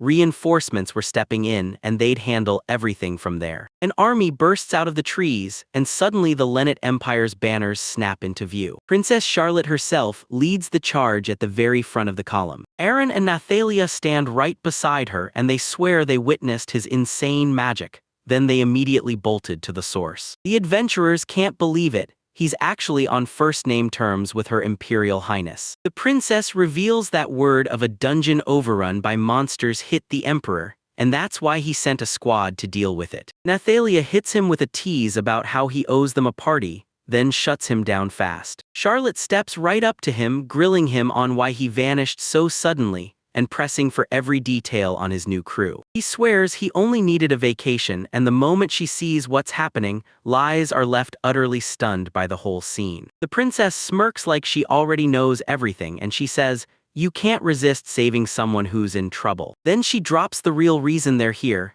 Yeah, they didn't just show up, they were invited. A ceasefire just got slammed into place with the generic kingdom to stop a dungeon from tearing both of their borders apart. The king of Generat throws out a daring joint conquest deal, promise a massive reward to the party that can snatch the dungeon core. Nathalia bluntly tells everyone that Generat's royal family is crumbling, and this win is their last shot at keeping their crown and authority standing. Realizes with dread that this is exactly why their rivals are dragging that bastard into the fight. Elsewhere, an old knight from the generic kingdom's army grips his blade and waits, fully locked in for the fight. He shouts for their champion hero Larks. The hero slices through the monster with sick ease, and everyone can see his power blazing in real time. Lies freezes in shock because the generic kingdom has a summoned hero too. The protagonist steps up and crowns Lies as Ireland's future leader, then declares with zero hesitation that they're joining the dungeon squad to crush the Generat kingdom. With their new goal locked in, the whole party rushes to link up with the dungeon attack team. Lisa's resolve is ironclad. She'll risk her life without flinching for the city she loves. A noble from House Lithart, she clenches her resolve and vows, no matter what, to protect her people. The elf snaps that all this sweet sentiment is a total waste, especially when a monstrous threat is closing in. Even so, Tuya knows it's scary. Her abnormal strength is something everyone already has on their radar. Two women clasp hands and seal a fierce pact. Together, they'll defend Arland until the danger's gone. No time to duck back to town.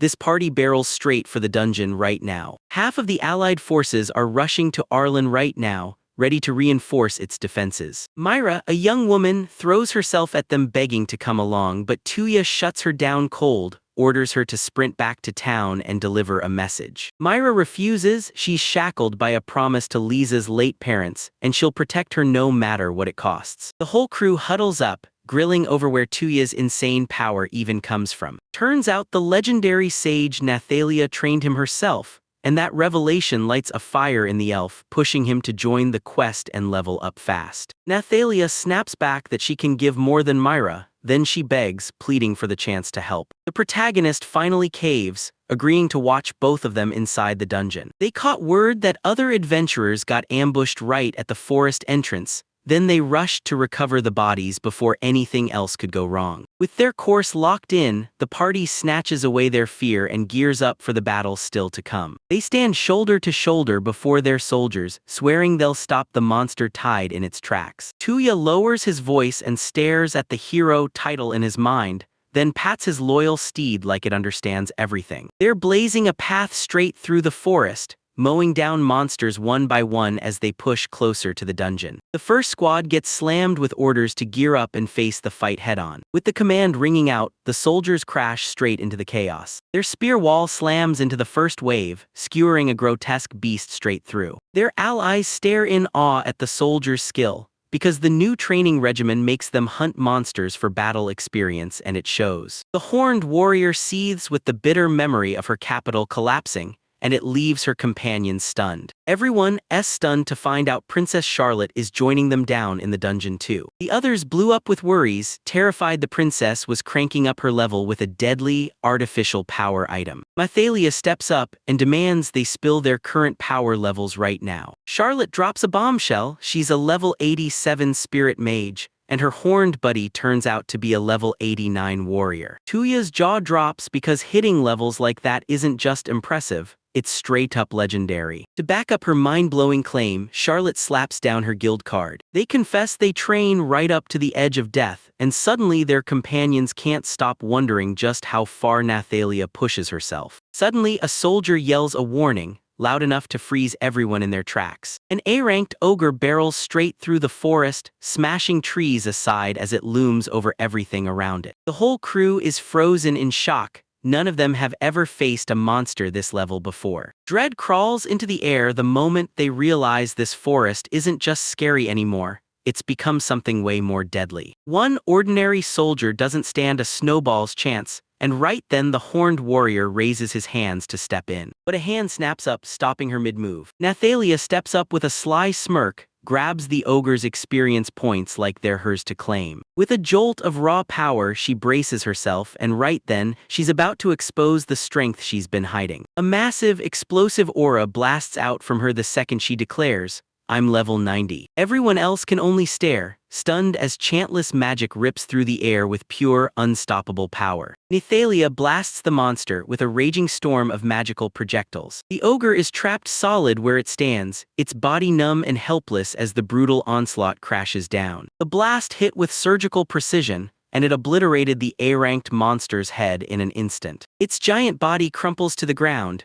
utterly crushed by one brutal, devastating blow. Her allies go silent, completely stunned by how effortlessly she wipes out the threat. The elf smugly brags that that kind of razor-precise magic control is exactly what you should expect from the Twilight Sage. One of her friends blurts out that she'd always pictured Mathalia just stuffing herself and crashing every night. Nathalia confesses she trained in secret just so she'd never get left behind, then pivots and tosses the question to Tuya. He finally admits it, he's only level 52, solid and respectable, but way lower than everyone else. But Nathalia cuts in fast, reminding them that his rank means nothing, because as a hero, his real power can't be measured. Right as they press toward the dungeon, the horned warrior snaps. Her father was murdered by the hero from the enemy kingdom. Her face turns stone cold, and her vengeance quest isn't finished. It's just getting started. In a brutal memory, she clutches her grandfather's words, then remembers her father dying, begging for his life. Her grandfather swore he'd claw their family's honor back, then one day, he'd throw down against the kingdom all over again. The hero's face, the one belonging to his enemy,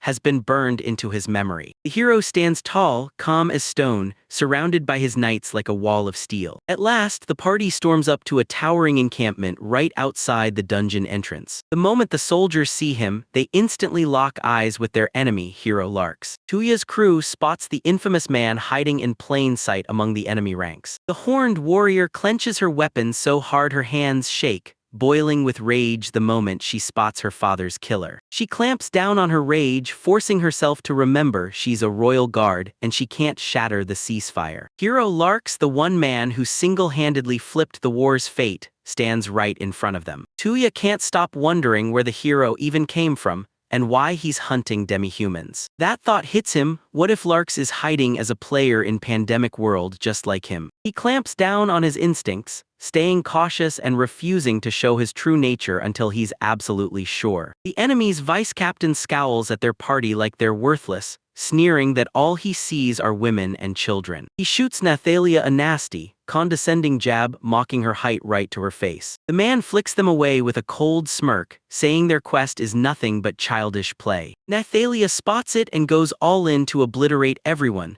Then another knight crashes in fast, cutting him off and warning his superior. He clocks Nathalia and realizes she's the legendary former First Court Mage of the Lunette Empire. He steps forward and introduces himself, Bennett von Galtzina, the commander of the unit. Galtzina jerks in shock when she spots Princess Charlotte, Darrett Dono's daughter, right there in their midst. He declares he's storming the dungeon right away, warning that the monster threat is only getting worse. The moment Charlotte confirms her party is in, Galtzina's face tightens with worry, because Tuya's battle horse might be the real problem. He slams the warning down. The dungeon core's magic might snap the beast into a full berserk frenzy. To dodge any trouble, Tuya agrees to tuck his steed back into its storage dimension. His allies are totally baffled, because the kingdom's soldiers are lined up, yet not a single one of them looks like they've ever set foot in a real dungeon. Kingdom soldiers brag about their A-ranked adventurers and then start side-eyeing the Linnet party like,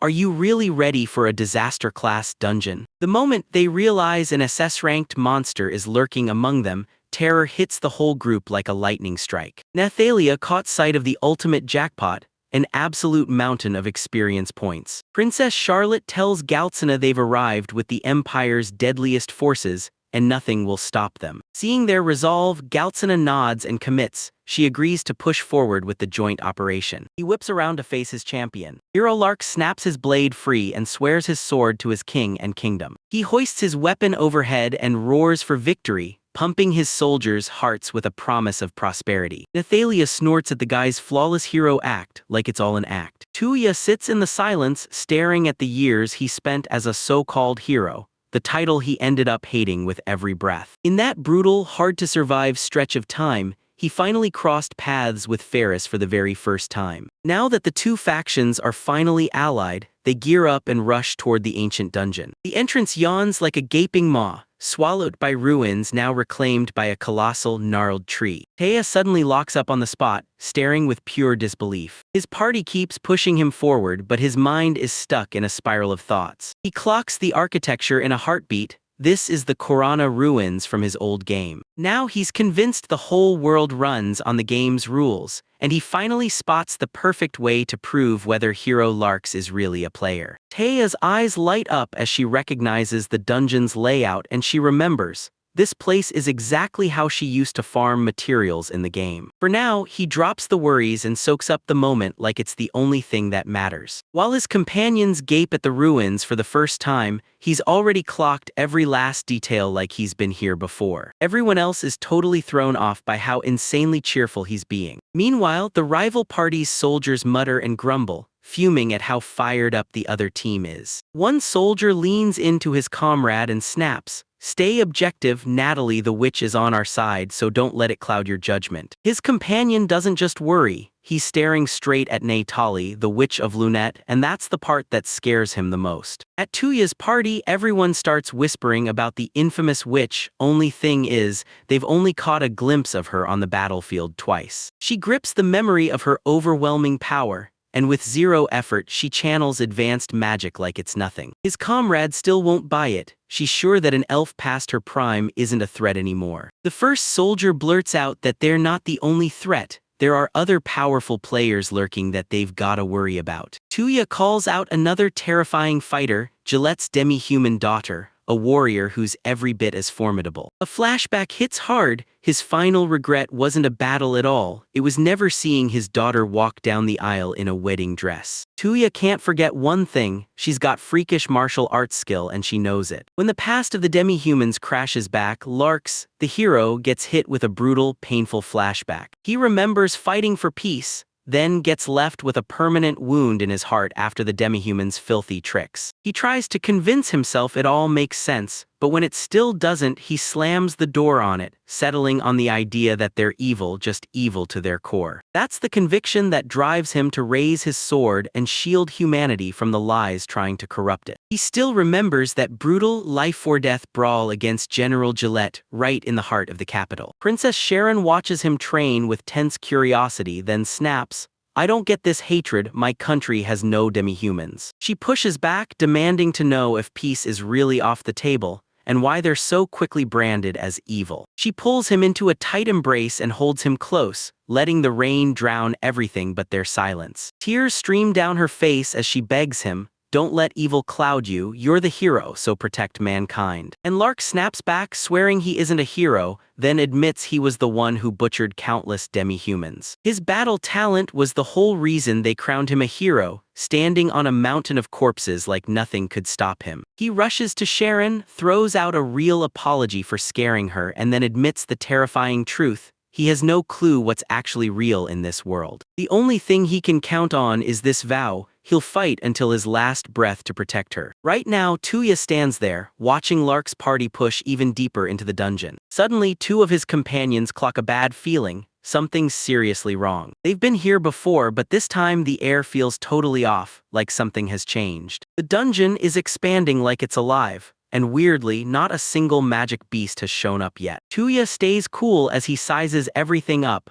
No monsters in sight, and it confirms his worst suspicion. The whole crew skids to a stop inside a giant, open cavern. The soldiers lock eyes with what they're seeing, and sheer disbelief hits them like a punch. Larks and the vice captain brace hard for whatever's about to hit them next. A colossal sleeping beast crushes the entire chamber with its presence. Natalie locks eyes with the creature and snaps, "That's a basilisk." The soldiers are stunned when they spot a super rare SRANK magic beast. While everyone else is trembling with fear, Tuya lights up the moment she sees a real basilisk. The vice captain leans in and whispers, "While the monster's asleep, we slip past it now." Tuya warns, "Don't poke it," saying the basilisk won't strike until you hit it first, otherwise it just keeps to itself. But the vice captain locks onto one thing: the beast's materials are worth a fortune, and he's already plotting his grab. He stares down the dungeon's core, one jewel so powerful it could wipe out the kingdom's entire war debt in a single strike. He whips around to Larks and demands, "Can my blade slice clean through its hide?" Larks boasts that with the holy sword the king handed him, there's nothing left in the world he can't slice to pieces. Charlotte, the demi-human princess, snaps up in protest, making it crystal clear to the vice captain that the throne is hers to command. The vice captain brushes off her worries with a nasty sneer, saying there's nothing left to do but fight. He tells her to stay out of it and insists this is the army's moment to prove its strength. Larks bows to a high-ranking priest and thanks him for the strengthening spell that surged through his body. Tuya locks in on the crushingly powerful support magic as it explodes into action. The priest lunges into Lark's ear and orders him to fight with everything he's got, promising he'll take care of his recovery. As the soldiers charge at Ya in silence, doubt crashes in. Does Larks really deserve to be called a hero? They close in on the sleeping beast, then strike in perfect sync, unleashing a coordinated assault. The basilisk jolts awake with a furious roar, and its massive frill snaps outward like a threat. Soldiers slam their assault forward, hacking through the air with a storm of sword strikes and magic blasts. The vice captain snaps off a furious curse when he finally realizes just how brutally tough those creature scales are. Still, their combined assault is starting to bite, and the beast is feeling every bruise. With the opening finally made, he throws his voice into the sky and screams for the Larks to land the last, crushing blow. The hero rockets ahead and his holy sword blazes bright, pouring out raw, godlike power. He slams a bone-crushing strike straight into the basilisk's head, and the girls watching are left speechless because he's moving at an insane speed. Natalie smirks like she's not impressed, but Tuya clocks his incredible speed and nods in respect. But the fight isn't even close to ending. Lark plunges his sword deeper and deeper into the beast's flesh. His companions spot it instantly. he's trying to slam swordsmanship magic right into the monster's body. He rips out his ultimate technique with a sacred, soul-shaking howling roar. Holy energy detonates from inside the basilisk, bursting out like a brilliant explosion. The monster crumples to the ground, and a huge hole rips through its side like something tore it open from the inside. Taoya's party stares in grim silence as overwhelming power lights up the display. Lark pants for breath, and you realize it hits him. He didn't just learn it. He picked up that skill the hard way during his duel with General Galat. And just like that, he raises his blade in triumph, shouting that this swordsmanship is something only the hero and the holy knight can wield. The vice captain sneers at Tuya's party, smirking, "You guys tired already?" He declares it's time to move on, dumping the dissection onto another team. Then he leans in and taunts Princess Charlotte, flashing that wicked 2 million Jill bet like it's a loaded weapon. And her retainers explode with fury, shouting that he's trying to steal their hard-won kill. Tuya stays ice calm, then cuts straight to it, "So that's what you're saying." Frustrated, Charlotte relents and agrees to leave, swearing she'll prove they're stronger later. Tuya steps up alone, closing in on the basilisk that's already been beaten down. His party yells at him to cut it out and stop chasing that other group. The vice captain smirks, convinced Tuya's team has already thrown in the towel. He lets out a loud laugh, convinced they've backed away in pure fear after seeing their power. Another night slips by and they walk into it grinning, sure they've already crushed the competition. The vice captain snaps that the Lunette team can't mess with their plans. No way, no exceptions. Lark's watch is pure silence. The exchange happens wordless. Back with Tuya, his party loses hope fast. There's only one way down to the lower floors. Natali corners Tuya and demands to know if he's got some secret plan. Then he whips out a mysterious item like it's the key to everything. It's an exorcising torch built to blast away illusion magic and rip the fake world straight out of your head. He whips the torch through the air, smashing it straight at what looks like a solid rock wall. It explodes into a blinding burst of light, tearing the secrets wide open. A secret doorway suddenly carves itself into the stone, and Tuya grins. His whole scheme is working flawlessly. His party freezes in total shock, staring at the hidden passage like it just appeared out of thin air. Tuya tells them it's a shortcut straight to the 10th floor, so they can blast ahead without breaking a sweat. In the game, that secret path was a prize for anyone tough enough to take down the basilisk. His companions stare in disbelief, because somehow he spots a route even the locals can't find. One of them bursts out in a shout, flat out refusing to accept that it was just intuition. Larks hits the truth. If Tuya were a gamer, he'd have totally spotted this super basic shortcut. So that proves it. Tuya isn't a player, and Lark's biggest regret is realizing she let someone with this kind of deep, world-level knowledge slip away. Tuya slams down the order, tell the whole party to gear up, because they're charging straight for the 10th floor. The girls freak out, convinced they're too fragile to survive for even a second. He leans in, reassures them, and offers up his own gear to help them out. They're blown away by how insane the quality of everything he hands over is. They instantly clock it as a national treasure-level gear, stacked with insane special effects that hit like a knockout. Tuya slams down the new plan. Before they even touch the dungeon boss on the 15th floor, they're leveling up as hard as they can. Rise and Myra lift their heads with fresh fire in their hearts, vowing to grind themselves stronger for the kingdom. Natali cuts in with a dry remark that she never agreed to take Myra as her disciple, then still shrugs and lets Myra do whatever she wants. Charlotte grins as the official battle kicks off, catching Natali's secret joy bursting through. With fresh fire in their hearts, the party gets ready to tear through their limits and power level. One of the girls blurts to Tuya, "Hey, don't forget our real mission. We've got to stop that dungeon flood." A few months back, right at the Lord's Palace in Arlen City, Jade got hit with the truth. Her parents had been worried sick about her. They'd been praying that she and her brother would finally join forces and rebuild their fallen city. But now all she could do was grieve. She choked on her own weakness, wishing so badly that she could wield the same power as hero Kusaragi, the one who saved their country. Right now, on the 10th floor of the Lorana relic, her party is throwing down against a roaring horde of monstrous orcs. A mage looses a blazing fire arrow that turns one of the beasts into a roaring inferno. They throw a wild party, cheering their hard-won victory over the high-race orc. Tuya's items supercharged her. She swore she felt 3 times stronger than normal. With a fearless smile, she claims there's only one left, then she spots the slaughter waiting just ahead. But Tuya already wiped out the last monsters all by himself, and it drove his companion up the wall. The rest of the crew just gapes, stunned by how many beasts they've already wiped out. He blurts out an apology for losing control, then swears he'll finally let Rise and Myra take the lead next time. With one smooth gesture, he gears up to grab the spoils. That cursed pile of monster corpses suddenly disappears into his storage, and the whole crowd around him gasps in pure shock. They stare at his storage like it's got no right to exist, but one elf just smirks and says,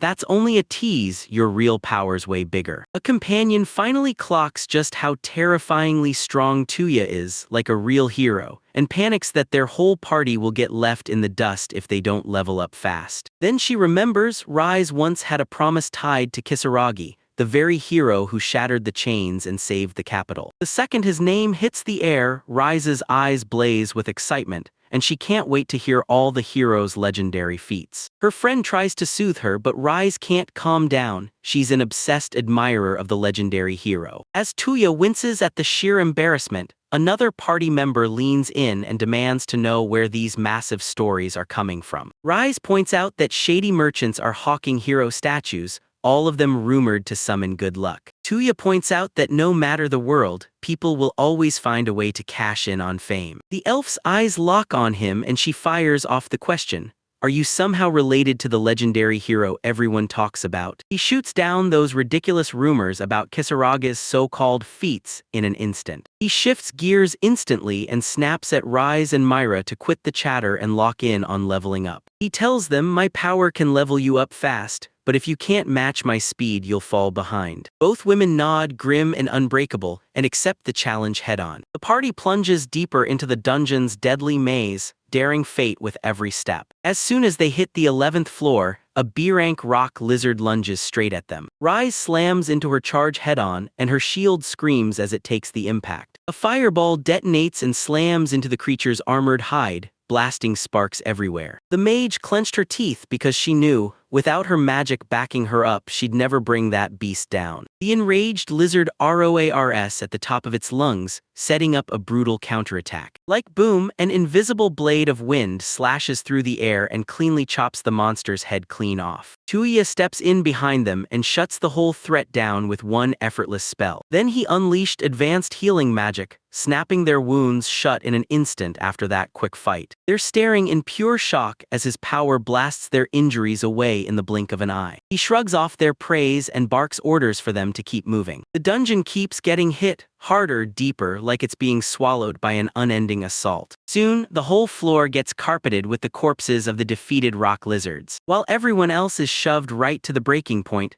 Tuyo stays ice-cold and totally unshaken. They stare, mouths agape, as he drops advanced healing magic again like it's nothing. When they ask for a break, he shoots back coldly, reminding them of that promise to get stronger. He tells them straight up, real growth costs something, but as long as they're still breathing, he'll drag them back to health. His party is left reeling, shocked by how ruthlessly he levels up. The elves are yanked back into a brutal memory, where they fought like puppets, bodies jerking forward long after their minds had already crashed and burned. One of them snaps to it. Tuya didn't build her power on luck, she carved it out of horrors no one could even imagine. He orders them to treat every monster like plain experience points, then pushes them onward with relentless urgency. The story snaps back to Jade. Someone lays down the rule that she'll have to inherit the role of Lord. She fights back, but the truth lands. Her parents' dying wish was for Arland, and they paid the price with their own lives. Her brother laughs at her noble stunt, then fires back that she didn't just save others, she ditched the city too, all to protect herself. While he thinks death is the final stop, her resolve tightens like steel. She refuses to stay weak and demands she become stronger. Back in the dungeon, the party bursts onto the 13th floor. Before them, a towering ancient ruin looms like a warning from the past. Taoya spots the massive underground lake and instantly locks in.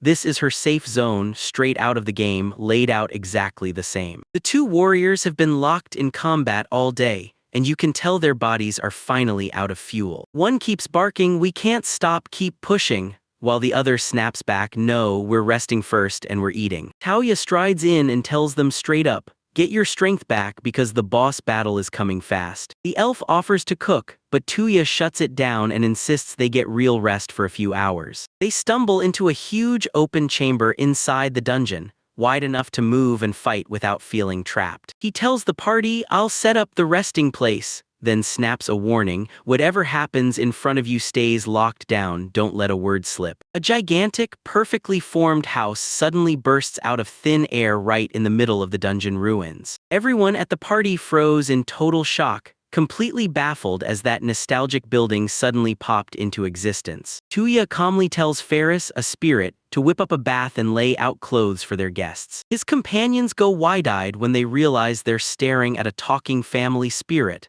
an absurdly rare, insanely powerful entity. Soon after, they deliver a perfectly prepped meal like it's been waiting for him all along. They can't believe their luck stuffing meatballs into their mouths while enjoying a bed and a bath, all of it happening deep inside a deadly dungeon. A party member snaps at them, warning, "Don't get sloppy, our mission's not over yet." Tuya slams the conversation into a serious gear, then drops the real bombshell about the dungeon boss. The women were completely baffled. How could any of that info exist when nobody has ever conquered this dungeon? He remembers everything from his past life, and then it hits him, this exact place just got a huge update, the kind that brings a brand new raid boss into the mix. One of them can't help but wonder if their boss is secretly a multi-headed dragon, like a hydra. Tuya is stunned that they've never heard of the creature, but he smirks. He already knows exactly how to take it down. The elf leans in and says the Hydra is a legendary monster, 7 heads, unstoppable regrowth, that feeds an immortal power even stronger than some ancient god. But if that kind of monster really shows up in this world's history, Toya's convinced it could still be lurking right here. And it hits them like a punch to the gut. This thing isn't just scary, it's an SS-rank nation-level nightmare. No matter what, they've got to take down the boss to stop the flood from swallowing everything, so they gear up for the worst. Later, Tuya steps up to a door inside the magically summoned house. He orders Ferris to slam her magic down and seal the room shut, locking everyone out. While the rest of the party throws a full-on celebration, Tuya is completely lost and decides to lie down and rest before she spirals. He grabs Ferris and begs her for a moment,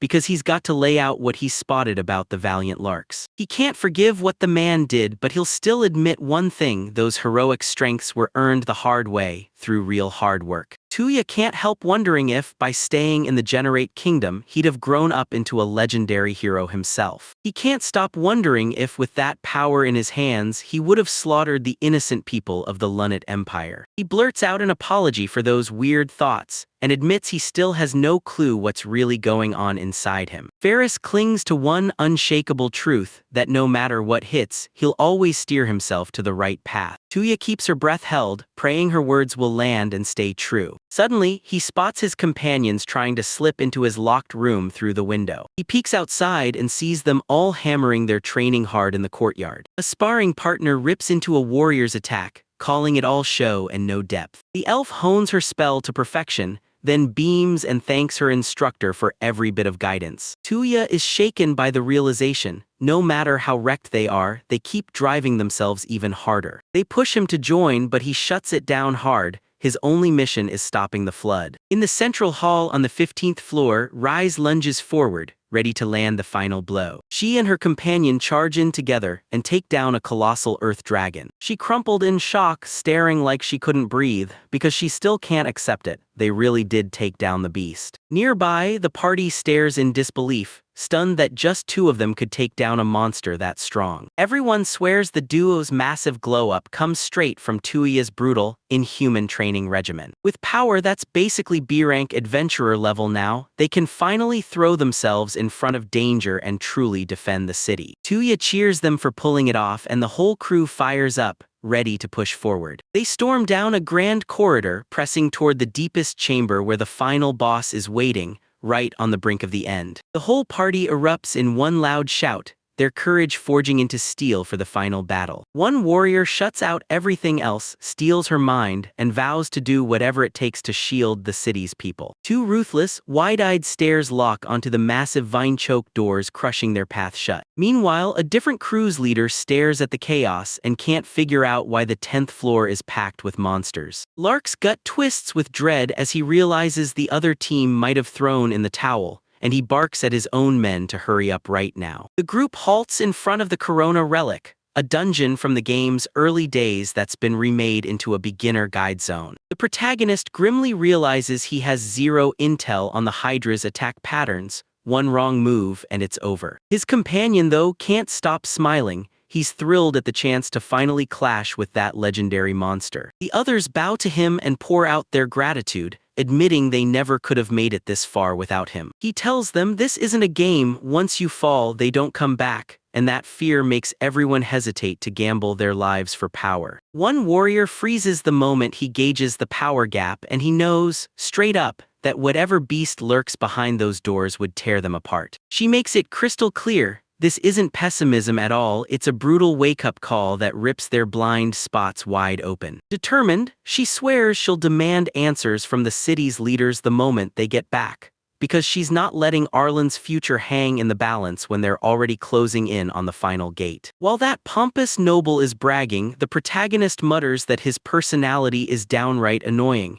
yet he can't deny there's a spark of good in him. The warrior nods and spits out the truth. She hates her brother more than anyone alive in the whole world. Clutching the pendant in his fist, the hero shoves aside thoughts of family and shouts the order, everyone move the party forward. Massive gates crash open, and a colossal reptilian nightmare comes roaring into view. The party locks onto one shared mission, to conquer the dungeon together and make it back home safe. A furious vortex of energy erupts in the ruined chamber the moment the beast unleashes a roaring victory. The adventurers freeze in pure shock as their opponent's real form tears into view, a gigantic, brutally armored monster. They spot a swirling orb and it hits them. That's the dungeon core, blasting out a massive wave of magical power. One elf gasps and tells them the truth. This beast isn't the Hydra they were counting on. A terrifying S-rank magic beast, an ironclad rock dragon, was identified, and the second it got close to the city, panic detonated everywhere. The protagonist tells you this raid boss can shift between two forms,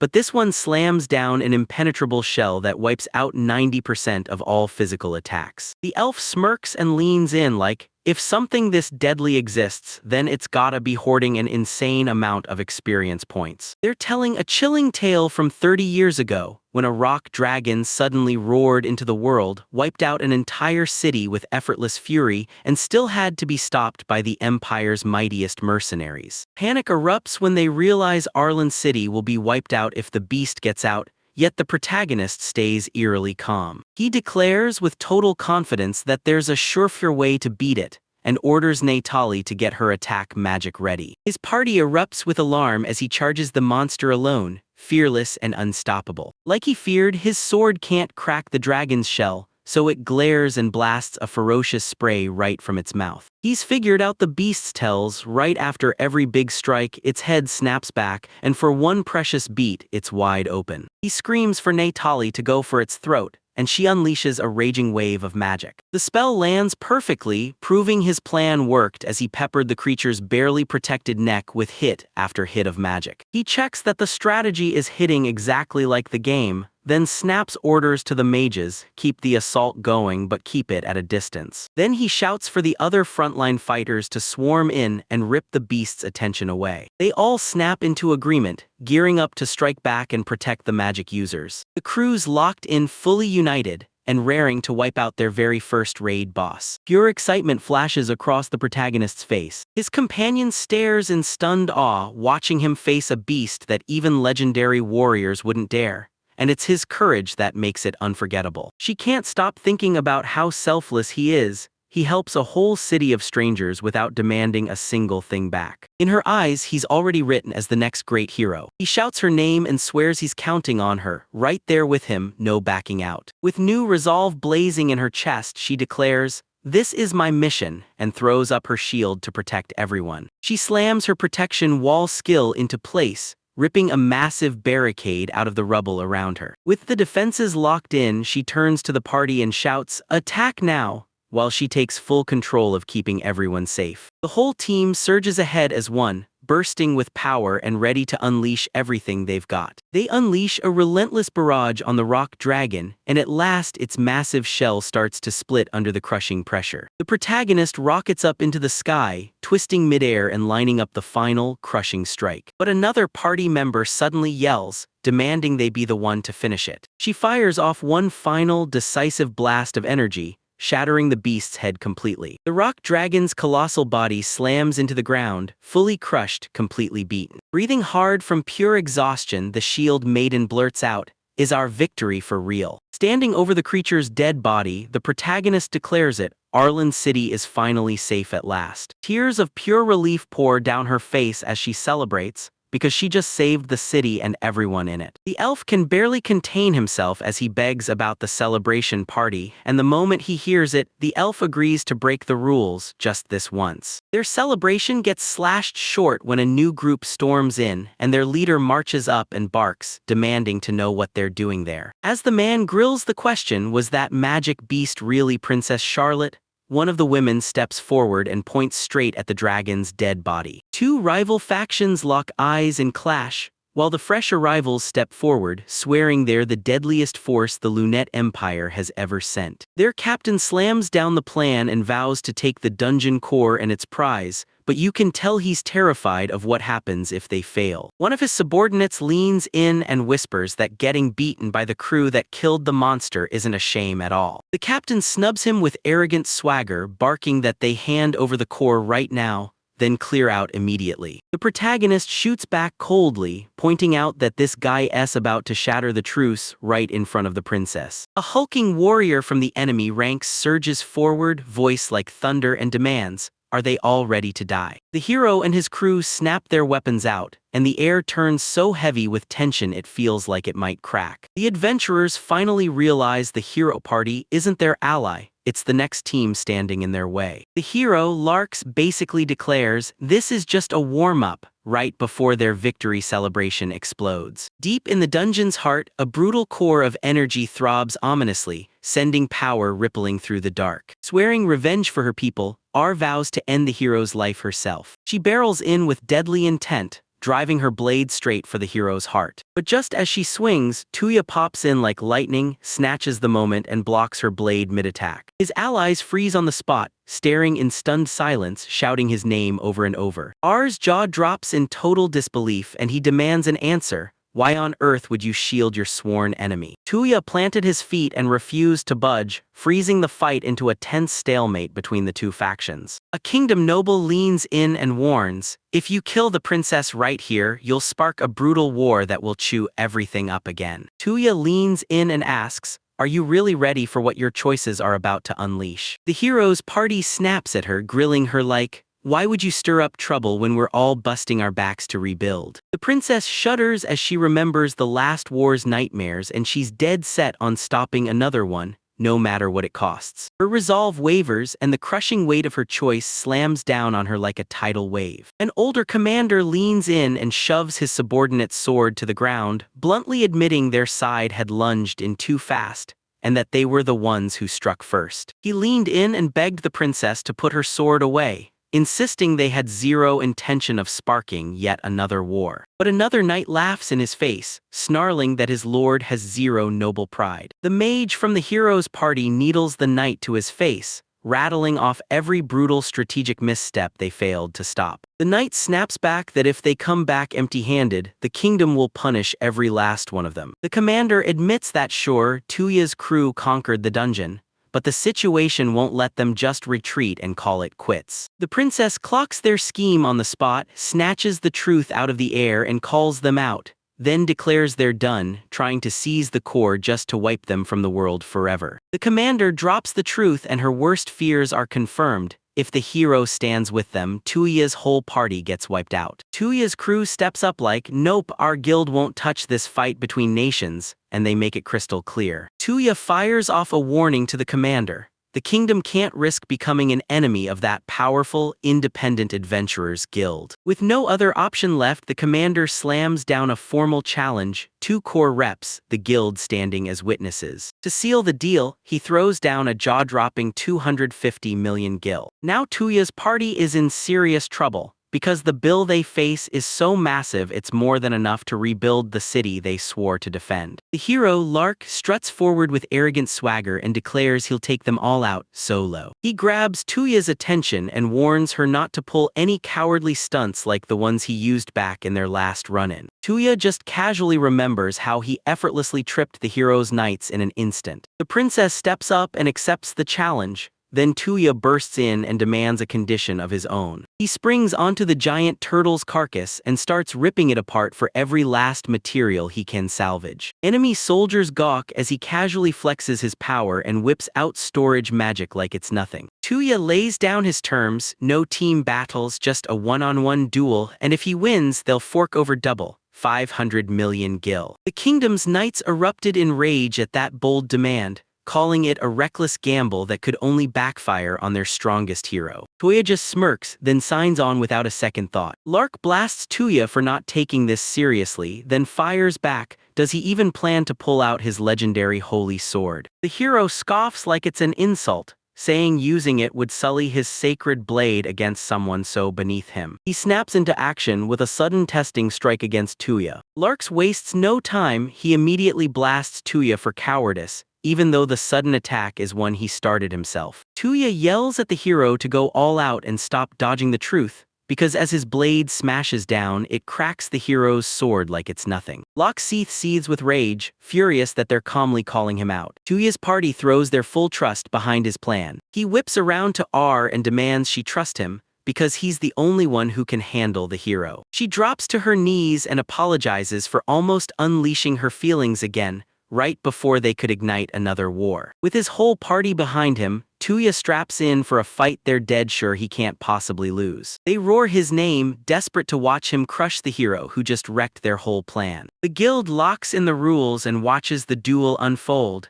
Death isn't a mistake here, it's an acceptable ending. Tuya calls forth his weapon, and with a brutal burst of pressure, the soldiers get stunned on the spot. He whips out his legendary blade, the indestructible adamantine buster sword, the giant killer like a boss reveal that leaves everyone stunned. A monstrous demonic blade erupts into existence right in his hands. Its special effect erupts with a terrifying bloodlust, and everyone nearby suddenly loses speed. Even Tuya's allies can't hold it together. This cursed aura rattles their bodies and they shake uncontrollably. The hero plants his own sword in the ground on purpose, bracing for a brutal counterattack. With his hero title, he unleashes a holy aura that crushes every debuff effect in its tracks. Lark refused to back down. She demanded to know exactly who Tuya was and how he'd gotten his hands on a demonic weapon. Tuya leans in and vows, "I'll tell you everything, every last detail." The hero narrows his eyes, locking on with pure, unshakable focus. 2 warriors snap their legendary blades into place,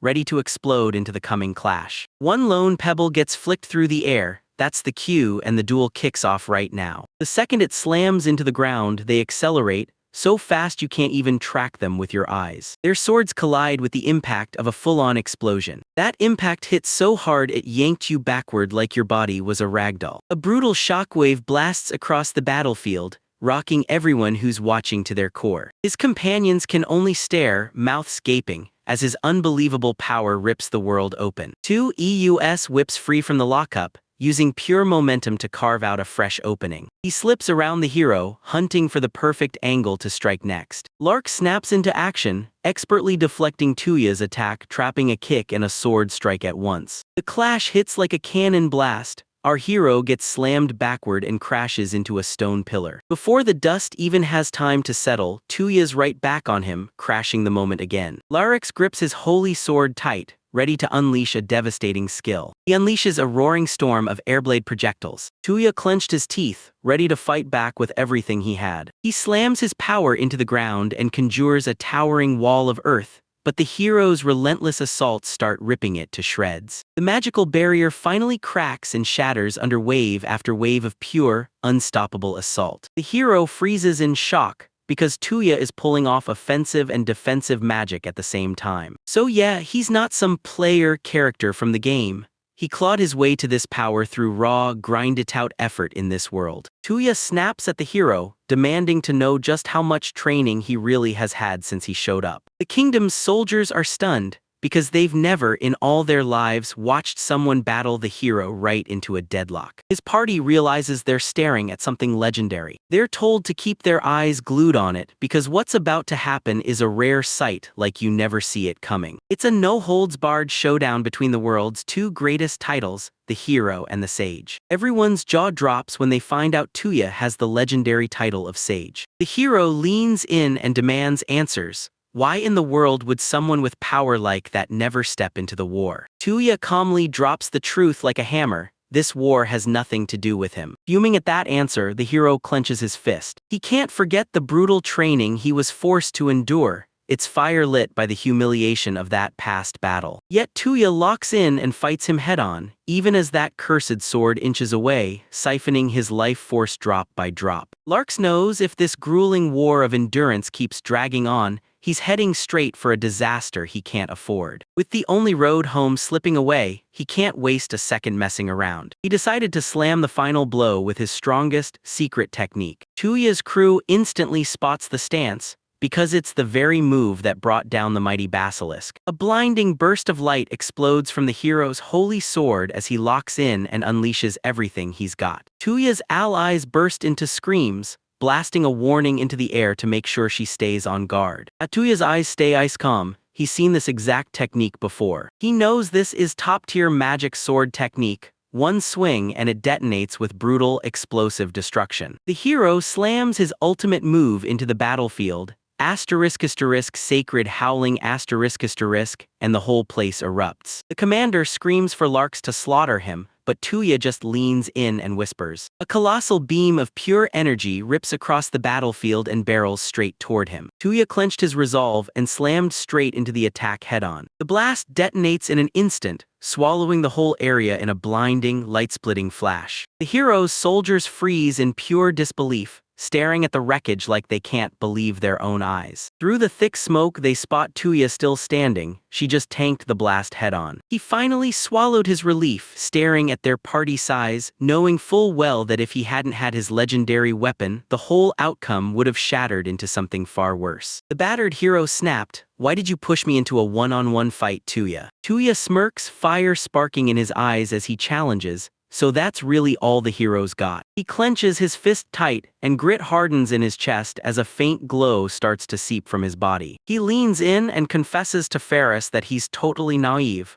admitting he genuinely thought this would end peacefully. During that brutal clash, he realized it. Larks's power, supercharged by the hero's Bible, wasn't stopping anytime soon. Now, with the people he loves on his mind, he's decided, no way will he let the hero turn into an even bigger threat. Everyone in that room instantly understood just how deadly the situation really was. The moment Lark drew his blade, the whole atmosphere snapped, heavy, oppressive, and suffocating. The protagonist instantly clocks the sheer, suffocating killing intent blasting off the hero. Even his own party feels it. Cold air creeps in around him and it's getting dangerous fast. Larks can't forget the instant they placed the holy sword in his hands, a justice-soaked blade forged to cut down evil. He got orders to smash through any obstacle and rescue the righteous human race. With a thunderous roar, he surges ahead, hell-bent on wiping out the threat right in front of him. But when he swings, he's hit with a brutal shock. His holy sword suddenly feels impossibly heavy. The protagonist snaps into motion, parries the hit with zero effort and leaves the hero stumbling backward, stunned. He barrels straight in right away, smashing into Larks with sheer crushing force. With ribs shattered, the hero screams in agony while his commanders tear into him for failing them. They slam the truth into his head, no failing ever. His so-called invincible hero gets totally crushed, and his allies just stare in stunned disbelief. Still, the battle's pressure crushes him from the inside out, and he's left wheezing and gasping for every breath. The hero reels in confusion.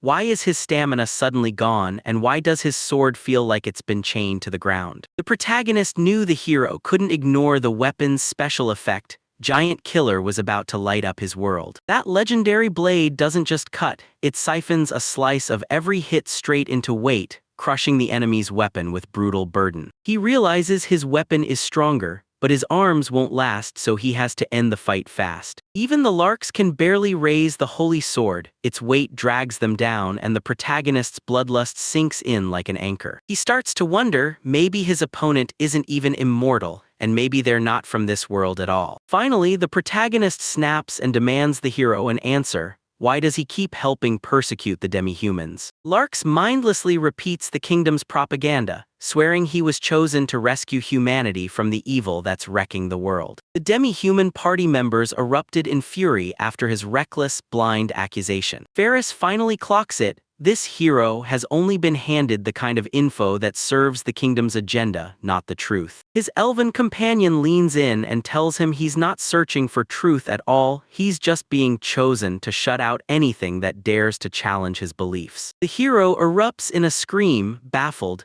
He can't wrap his head around how any human could choose to stand with that kind of evil. The protagonist fires back and says, "From where I stand, you're just a butcher." Then he throws a gut punch of a question. Was General Garrett, the man he faced, really pure evil? That brutal conflict still haunts the hero's allies to this day. Larks detonates in a burst of rage, yelling that no one with that kind of power could ever grasp what he's going through. He erupts in a furious scream, demanding everyone remember the massive sacrifices he's paid just to become the hero and survive in this world. He steals his own nerve back, clenching his resolve as he roars that he won't fall, no matter who the enemy is. "I'm the hero, damn it," he roars it, then launches forward again like there's no tomorrow. The protagonist smirks like he just clocked it. He's seen Larks fire up his skill. The hero blasts his attack wide open, roaring that he hasn't even scratched the surface of his real power yet. His party clocks how the hero's skills have leveled up, but the protagonist shrugs it off and stays completely unfazed. Even with broken ribs screaming in agony, Larks grits his teeth and charges his ultimate technique to finally shut the fight down. Don't look away for a second, this is about to get brutal. She knows this next clash is the final tipping point. One hit and the whole battle is decided. The two warriors explode upward into the sky, their ultimate attacks poised to slam into each other at any second. With every ounce of strength drained, the hero stops trying fancy moves and throws all his faith into one clean, unstoppable strike of justice. As the sage, he knows he's physically outmatched, and he can't bank on his berserker sword moves to save him. He considers blasting his way from afar with magic, then instantly shuts the idea down. Instead, he blasts his power straight into his blade, cranking up its output with raw, forceful force. His weapon erupts in blazing flames as he swears he won't break, not even against the chosen hero. The hero slams his holy sword down in a crushing arc that leaves nothing standing. Their blades crash together in a violent shockwave, blasting through the entire area like the world just shook itself apart. A savage shockwave blasts through the wreckage, ripping the ruined land apart. A sickening snap rips through the air, and the hero freezes in terror as a vile crack splits his holy sword right before his eyes. The kingdom's legendary blade, the very symbol of its power, shatters into a deadly storm of pieces. The hero's strike keeps flying, totally unchecked, and it slams the disarmed opponent straight into the ground. He towers over the fallen warrior and spits out, "Ice Gold, don't kid yourself, this hero isn't the strongest." The commanders can only gawk in stunned silence,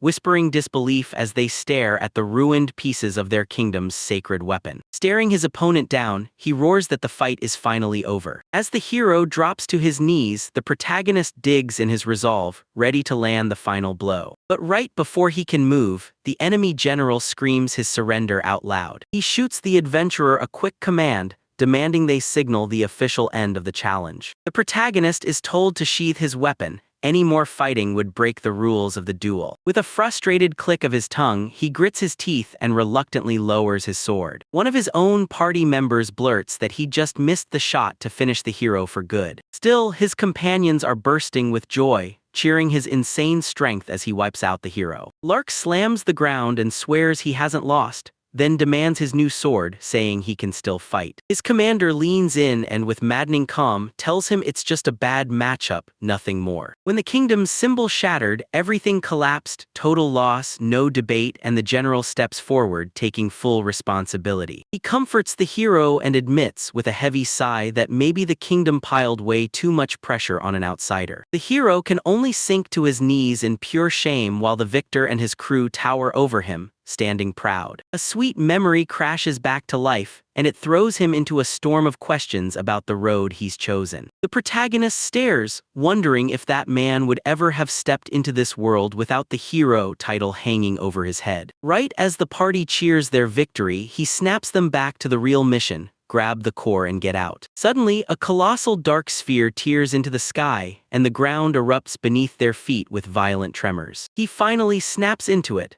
the gut-churning unease he's felt this whole time, right as his companions scream that alarm. Up in the clouds, the magic core suddenly bursts at the seams, unleashing a wild torrent of power it can't control. The containment field around it starts to split as the overwhelming pressure starts crushing everything. With a thunderous roar, the ancient seal finally bursts apart for good. A colossal summoning circle slams into existence, and out of it crawls a monstrous, many-headed serpent. The beast smashes through the wrecked ruins, its massive eye blazing down like a death sentence. Soldiers scream in pure terror, shouting that this monster is a multi-headed dragon. That horrifying monstrosity unleashes a bone-crushing roar that rattles the city to its very foundations. One of the mages gets slammed by a crushing wave of pressure, and in that instant he realizes exactly who the beast is. She finally gets it. The thing behind that crushing intimidation is right there, staring them down. The protagonist snaps into action, barks for everyone to brace, and slams down a massive earth wall to shield them. The creature roars and unleashes a brutal torrent of energy from all its mouths, scorching the entire battlefield in one non-stop blast. The attack hits the wall with a sickening crack, and the whole party gets launched into the air like ragdolls. When the dust finally settles, they scramble through the rubble and check on each other, breathing hard and refusing to let anyone go. Miraculously, everyone dug through the chaos and somehow made it out of the first attack alive. The protagonist shrugs at the totally ridiculous opening move, half intimidation, half a full-throttle strike. The general frantically tears through the rubble, searching for his men trapped and buried under all that wreckage. He calls for a full retreat on the spot,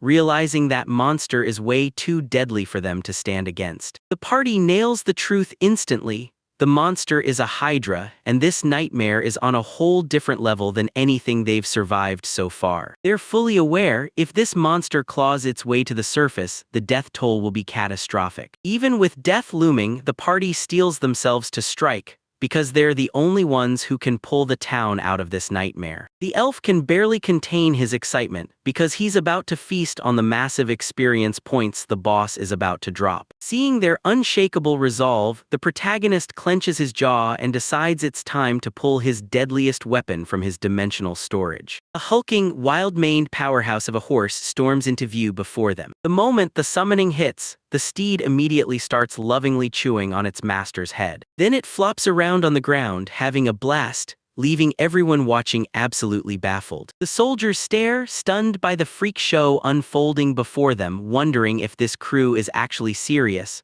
or just messing around with a monster. The protagonist locks in, eyes sharp, and orders Koku-yu to flip to full power. He straps the steed in silver horse armor, and suddenly its speed skyrockets. With everything finally set, he whips around to his allies, then locks eyes with the hero. He leans in and fires, asking if they're ready to kick off the raid's second boss battle. The party locks eyes with the monstrous hydra, and they know if even one of them crumples, the whole battle ends right there. The protagonist feels his strength hit empty, and he knows if he slips, he loses the power to protect them all. He decides to study the creature's attack patterns first, like it's a puzzle he's determined to crack. From a safe distance, a rival squad of soldiers watches the battle explode in real time. One man calls out his vice commander's cowardice, and the commander shoots back, reminding him their manpower is stretched thin. He spits a scoff at their shattered holy sword, and the question burns in his head: what on earth could they even pull off with that? He coldly tells them, if they die, everyone will forget your failures. Soldiers snap at each other, but in the end they grit their teeth and vow to hunt down a path back to the surface. The vice commander nods and declares that falling back to regroup and heal is their smartest move. As the protagonist barrels ahead, his companion feels the ground shake beneath them. The cowardly commander froze solid when a brutal memory of a past monstrous encounter slammed into his mind. The hero rides a hulking, armored board steed, then launches himself across the shattered wasteland straight at the beast. He yanks a thorn trap from his inventory and snaps it shut on the Hydra's giant limb, trapping it in place. He seals his suspicions. Turns out the monster isn't immune to the items after all. He digs his heels into Kokuyu, his mighty mount, and throws them straight into the chaos. He notices his mount has gotten massively stronger. This isn't just a horse anymore, it's a real Doom War horse. Wearing Eclass silver horse armor, Kakyu steps out like a full-blown monster all on its own. The protagonist spots the outer heads snapping into defensive formation, shielding the central one like a living guard wall. With one brutal slash, he flashes his steel and chops off one of the creature's heads in an instant. Spotting a weak crack in its defenses, he braces and charges to smash the advantage. But then, horrified, his wound starts bubbling and it remakes itself on the spot. A brand new head snaps back into existence at an insane, impossible speed. He finally grasps the monster's real strength, infinite regeneration, right as a brutal sweeping strike hammers him back, leaving him reeling. He can't dodge the follow-up strike as it rockets straight at him. Suddenly, his horned companion tears across the distance and slams up beside him. She whips in at the last second, intercepting the deadly strike and ripping him back from death. She swears she saved him, then leans in and tells him to back off. Let them take it from here. Another comrade snaps at him for charging in like that, reminding him they're a team and not a one-man show. She tells him to stop carrying it all by himself and finally trust his allies. His horned friend comes right back with the same plea, begging him to trust them a little more. The party's mage screams a warning as the Hydra coils up for yet another brutal assault. The beast rockets toward him at breakneck speed, closing the distance in a blink. The group sage needles the monster with ruthless words, summoning a crushing spell the moment he's done. She snaps that they aren't here to be sheltered by him, they're here to stand up and fight for their homeland. His companion blurts out that every single person around him is just as stubborn about protecting him, because they're ready to fight as hard as he is to protect them. Moved by their unwavering conviction, he stares at his determined friends like they've lit a fire in him. He slams together a fresh plan on the spot and zeroes in on the central head as the real weak point. He barks orders to the magic users, lock your fire on the central head, while he and the warrior smash through to carve an opening. The party's shield was forged on vows, stand in front of the mages and take every hit, no matter the cost. With that plan locked in, he steps up, charging straight back into the fight. Just as his party braces for the fight, he roars that this, right now, is where the real battle finally starts. He realizes that all his crushing power would be pointless without the backbone of his companions. Only by forging those bonds did he finally dig up the will to fight for this world. The cowardly commander lurks in the shadows, frozen with disbelief at their unstoppable resolve. The party pulls off the plan flawlessly. Then their combined attacks crash straight into the Hydra's main head, one brutal hit after another. The creature screams in brutal agony as their perfectly coordinated attack finally hits, right on the mark. He senses the region sputtering, so he chugs multiple mana potions and locks in for the final blow. He steels himself for one final decisive strike. He yells that he'll dump every last drop of his remaining magic into one final strike, just to end the beast. Right then, his speed rockets up again, and all that raw energy surges into one last, explosive final charge. His comrades shout for the final hit, begging to finish it themselves, but he shuts them out and keeps moving. He rockets skyward, and his sword ignites with scorching arcane power. The entire world gets swallowed by a blinding, lights-out flash. He unleashes a raging firestorm that swallows the Hydra whole. His mount screeches to a sudden stop as the flames finally fade away. He pats his steed, showering it with gratitude for every loyal moment it stood by him through. A blazing sphere of pure light comes crashing down from the spot where that monster hit the ground. Their party throws a victory party for crushing it, then huddles together as they track down the boss's item drop. He throws up his hand and stops in his tracks, then reaches out fast to grab the reward he earned. He stares at it, baffled, and prays his storage system will finally recognize what this mystery item is. But then the system bursts the truth. It's a Hydra jewel, a name he's never even heard before. He can't shake the feeling that that rare boss drop isn't just loot, it has a secret job to do. That thought lights him up, because if the world still hides secrets, then there's a way to unlock his real potential. His companions shout his name, yanking him out of his swirling thoughts. The victorious crew huddles up, grinning like they just crushed the world. He flashes a grin, soaking up their hard-won victory like it's his too. They threw around the idea of a celebratory sweets party to celebrate their big win. The heroes tear themselves away from the dead, desolate ruins and push onward. They tore back into the loud, buzzing camp right at the dungeon's entrance. The soldiers stationed there can't stop asking, where on earth did Lady Charlotte and her party disappear to? They figure she's gotta be fine, protected by her powerful crew. The vice commander watches the Kingdom's Guild come back, then frowns because nobody's crowned a winner yet. His men start to tremble with rage, ready to throw down the moment they think their leader has been hurt. He's forced to stall for confirmation, but dread claws at him. What if the dungeon answers with something worse? The commander's face gleams with sweat as he fights through crippling indecision, stuck in the grip of uncertainty. He freezes completely, frozen in place by his own cowardice. Suddenly, a guard's eyes lock on strange figures crawling out of the ruins. Lady Charlotte and her crew come roaring back, victorious, and not a scratch on any of them. His party is already in full swing, smashing sweets and desserts like there's no tomorrow. One mage gets called out for snatching a third slice of cake before the party even kicks off. The friends banter and laugh while they trade bites of those ridiculously delicious treats. The vice commander and his squad just stood there slack-jawed because they couldn't believe it. Somehow, they truly smashed that monster. Charlotte grins as she devours her very own pastry. The soldiers stare in stunned silence, like they can't even believe what they're seeing. She strides forward, ready to fire up the crowd with what she's about to say. She kicks things off by apologizing, full-on admitting she scared everyone. She bursts in to announce they crushed the boss and saved everyone from a massive disaster. She declares their win as a triumph that belongs to the whole nation. The protagonist and his crew stood there, beaming like champions, soaking in the moment as their fearless leader took it all in. She takes a deep breath, gears up, and fires off her final triumphant line like a victory bell. Her nerves take over, she bites her tongue and stumbles through the words, trying to declare victory. The soldiers get choked up, overwhelmed by emotion as they only see how brilliantly she's grown into a true leader. Thinking her gaffer passion was their cue, they break into roaring cheers, whipping their flags up high for the Lunnet Empire. Her party bursts into laughter as she tiptoes over and pleads, quietly begging for a do-over. The shamed vice commander glares at a portrait that screams pure humiliation back at his face. The protagonist just breaks into a warm smile,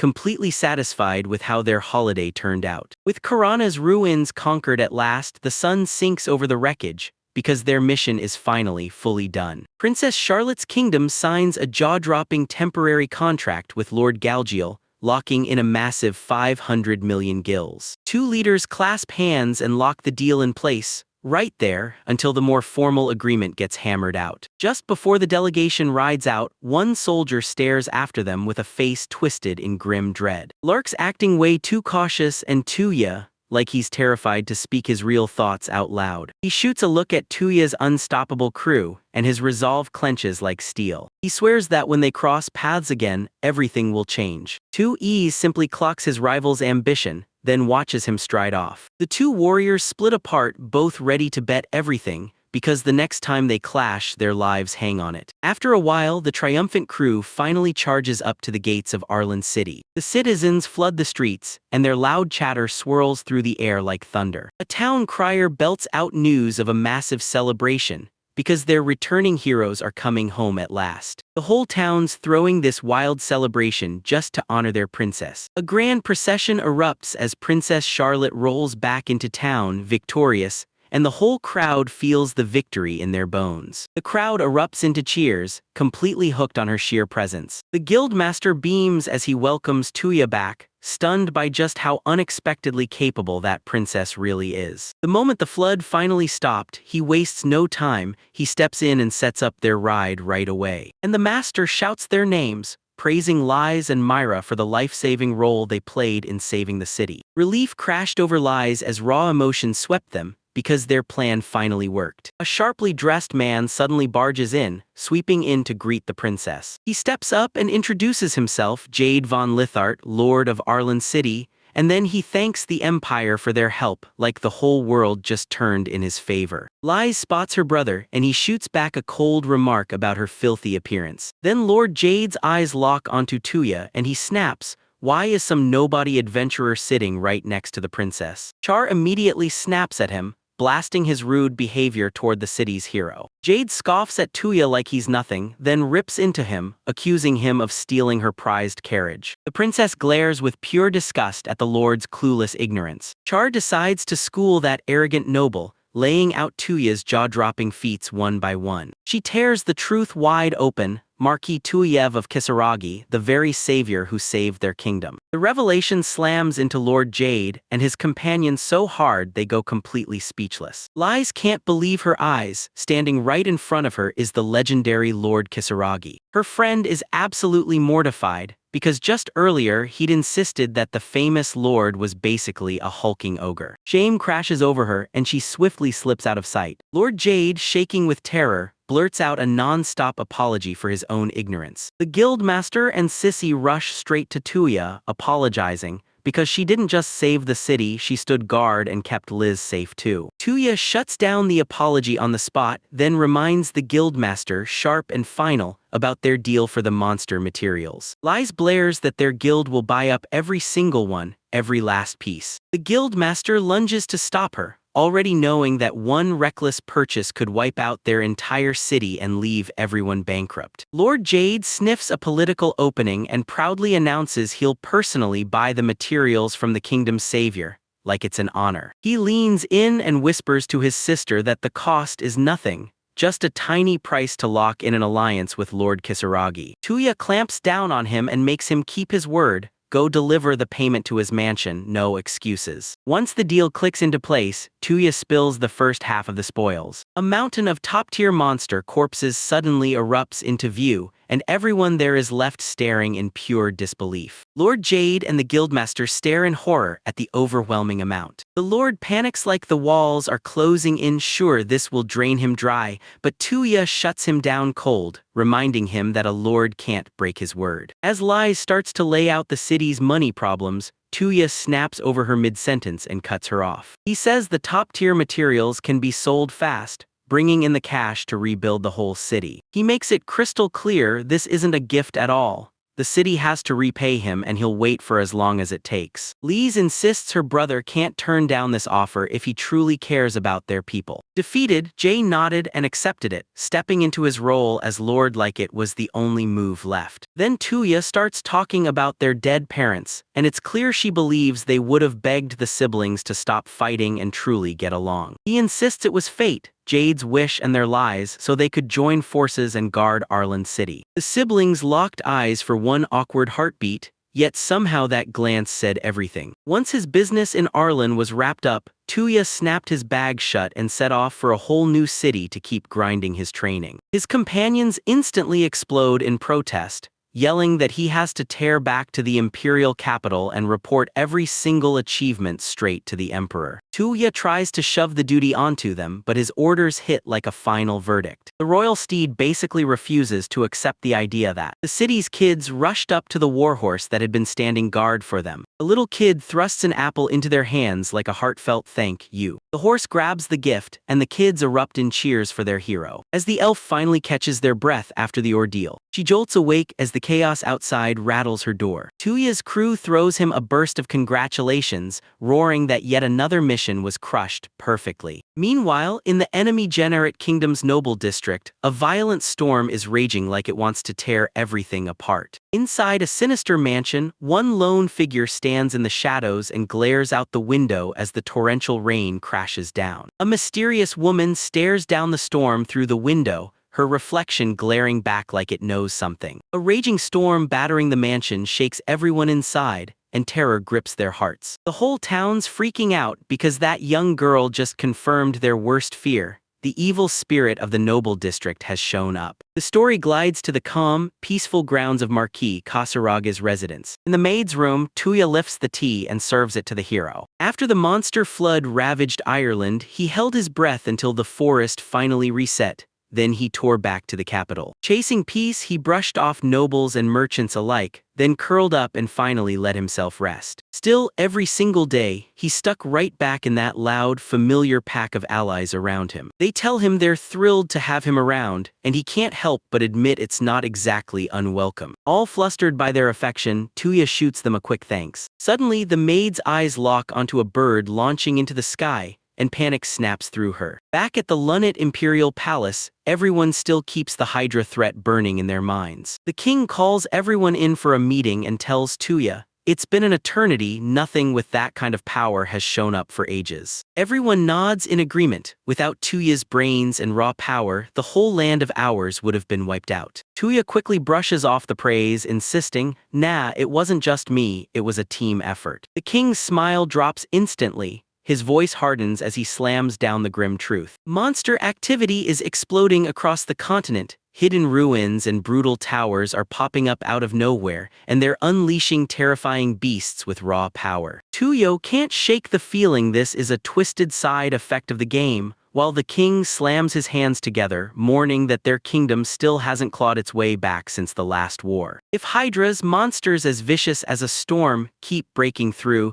there'll be no way anyone can hold the line and protect their lands. And the advisor shoots back a warning. There are legendary beings out there even mightier than the Hydra. But then the king drops the bomb. Two legendary legends, the hero and the sage, have already crashed into this world. Back in ancient times, they said that when these two show up, a third one is almost guaranteed to crash the party too, the Berserker. Tuya freezes at the terrifying hint. If three of these monsters are showing up, then maybe he isn't the real Berserker after all. The king hurls a terrifying question at the whole room. What's happening to their world, and why is it spiraling right now? An elf advisor grabs his attention and tells him to stay calm. He points out that even the sage can't possibly predict everything that's about to unfold. One of their companions laughs in the face of danger, saying stronger monsters are just a fresh challenge, and swears he'll hunt every last one down with Tuya. Then the king snaps back to his duty and declares it plain.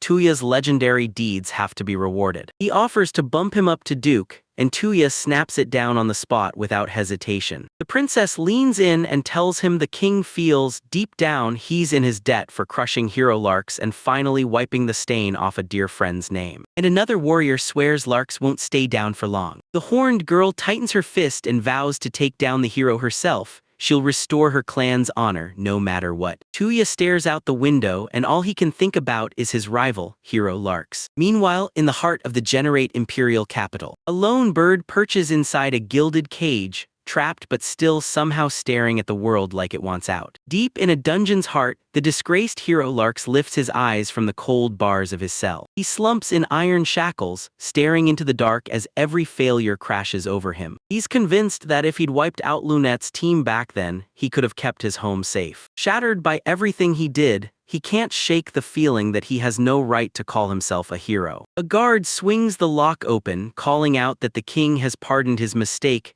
and just like that, his punishment is finally over. Larks discovers the crushing truth. He's been stripped from vice captain and shoved down to some low-ranking nobody role. He demands to know what happened to his commander, Lord Galgiel. The guard bluntly says Lord Galgiel took full responsibility, because he knew the nobles who raked in profits from the war were already itching to boot him out. He knew that if the mission failed, they'd rip his title away for good. In his last message, Lord Galgiel demanded that Larks stand guard and protect the kingdom he loved. Bigard finally tells him the truth. Galgiel threw away everything to save him, and now Larks is crushed with guilt, realizing the disaster was all his fault. He clenches his resolve and vows to get stronger, because the next time he meets the man called the Berserker, he's not backing down. Somewhere else, a princess stands stone, still at her window, staring out with a solemn, unshakable gaze. She stands in front of the birdcage, now bare and empty like it's staring back, stunned by the chaos that just tore through everything. The king of the Lunnet kingdom slapped a medal into his hands.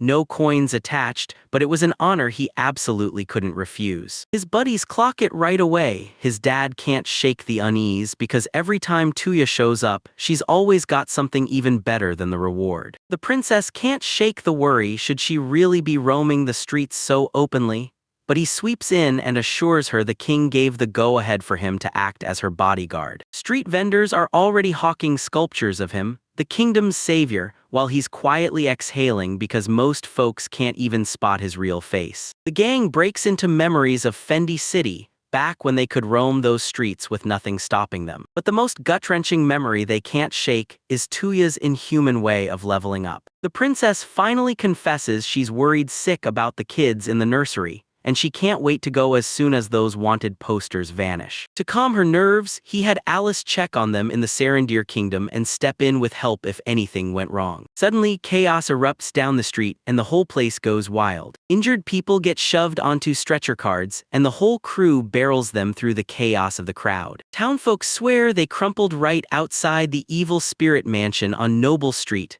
most likely right after their robbery attempt went terribly wrong. Tuya leans in and grills his companion, asking if she knows anything at all about this place. She lays it out: crime is surging through the imperial capital, and it's getting especially bad right around the noble residences. The war with the generic kingdom has crushed the demi-humans until they're broke, stranded, and abandoned, so they're driven to do desperate things just to survive. Though they scramble to help, their funds and manpower are stretched to the breaking point. That mansion has sat empty for decades. People call it ominous because the owner vanished and never came back. Tuya can't shake the feeling that something's off. He's heard of house spirits from the guards, but he's never heard of an evil one. They say this house spirit has smashed up wave after wave of thieves and adventurers who dared to step inside. And then the rumor hits like a bomb. People swear the spirit snatches war orphans right out of the world of the already bereaved. The thought of a house spirit snatching kids makes his blood run cold, so he corners Ferris for her take. Later, he grills Ferris straight to her face, and she admits she has no idea whether a house spirit would actually hurt people. He realizes even Ferris doesn't know where her own kind truly comes from, so he drops the questions and moves on. Still, he can't shake the fear. If they confirm the mansion's spirit is dangerous, they'll tear the whole place down. This hits Ferris like a gut punch. She can't help but stare at her own existence because she's been alone forever and her purpose has always been razor-sharp and singular. She'd never once challenged the life she was given, just tending the house for her master, no questions asked. But meeting Tuya lit up her world with real companionship, and suddenly she craved to know more than ever. Even if it burns her to admit it's selfish, she steels herself and turns to Tuya with a serious, hard-hitting request. She's desperate to track down this other house spirit and find out, straight up, whether it's really hurting people. She's got one mission: stop it no matter what. Tuya wastes zero time. She nods and promises to help her however she needs. Faris can't shake the guilt of always piling her requests on him. He just tells her, ask for anything you want, anything, and leaves her stunned with the offer. In her horse form, she sprawls across the ground and rolls like she's in pure, unshakable bliss. They burst into the noble district in no time. Right in front of them looms a massive, towering mansion that looks like it could swallow the whole world. Toiha gapes at its insane scale. This one is way bigger than the gift the king handed him. Yet everywhere you look, neglect screams from the shadows, because with no master, everything falls apart. That house spirit can only run the property on the grounds its owner explicitly approves. Because these things never existed in his game world, he's got zero clue what they're made of. Now he's closing in on the door, desperate to find out. He spots it locked, then smoothly triggers his unlock skill and cracks it open. The moment the door swings open, a crushing, suffocating darkness billows out like it's been waiting to strike. In a blink, a silhouette explodes from the shadows and launches forward. A young girl hovers in the air like a warning sign, and a violent swirl of raw power whips around her. Tuya hardly even sees the strike, until it clicks that this kid isn't just a kid at all, he's a house spirit. He tries to talk some sense into her, swearing he's got no bad intentions, yet she won't even answer him. He yells for Ferris to step forward and show who she really is as the spirit lines up its next brutal strike. Two house spirits square off across the grand dusty hall, staring each other down like it's about to get deadly. Ferris strides in and introduces herself, then drops the bombshell that she's a house spirit too and she's dying to talk. Suddenly, Ferris gets hit by a terrifying vision of the girl's traumatic memories, brutal battle scenes that flash like a nightmare. She sees brutal images of a city torn apart by war, and the horror hits her like a punch. Faris finally snaps to it.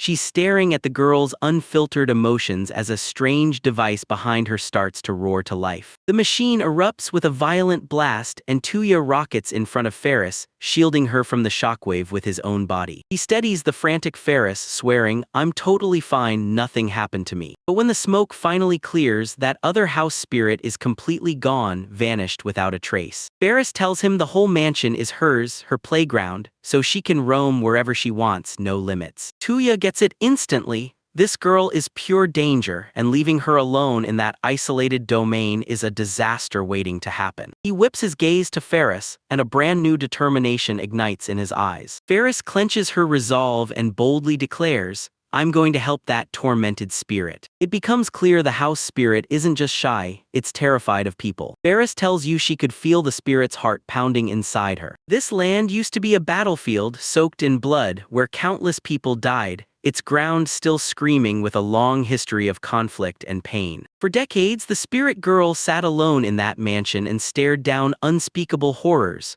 her mind trapped in a constant storm of anxiety and fear. This trauma left her shaking in fear of every single human. The only way she knew to protect herself was to strike down anyone who dared step past her line. Taiyua finally gets it. Once he casts his magic to slip inside, they instantly get stamped as hostile intruders. This was wild, he'd never even heard of spirits living side by side like that before. He tells Ferris that in his world, nobody even knows house spirits exist, so he's playing the whole game from behind. He even clocks that the mansion itself is twisted into a warped, never-ending maze. Tuya's convinced that the spirit girl can twist and steal the base power, an insanely dangerous gift if it lands in the wrong hands. Thuries yanks his arm, panicking that the girl will get smashed, and the mansion with her, if they judge the danger too high, then demands he lend her his magic. She's convinced that if she can overpower the spirit's magic, she'll seize a brief grip on the mansion's power and track her down. She realizes the sheer power it'll take, and before she can finish, Tuya nods and shoots back, "Okay, but will you be all right?" Faris stood firm and declared, with zero hesitation, that she'd reach out and help the lonely girl all alone. She grips the borrowed power tight, then her mind surges outward, ripping through the twisted halls in search of something. In the blink of an eye, she locks onto her target. She spots the spirit girl curled up and utterly alone, shrinking in the cold. The girl is trapped in a flood of terror, reliving every nightmare like it's happening again. She's trapped in a nightmare of ghastly specters from a war the world already buried. A swirling vortex of despair wraps itself around her soul, tightening with every beat of her heart. A sharp crash shatters the moment,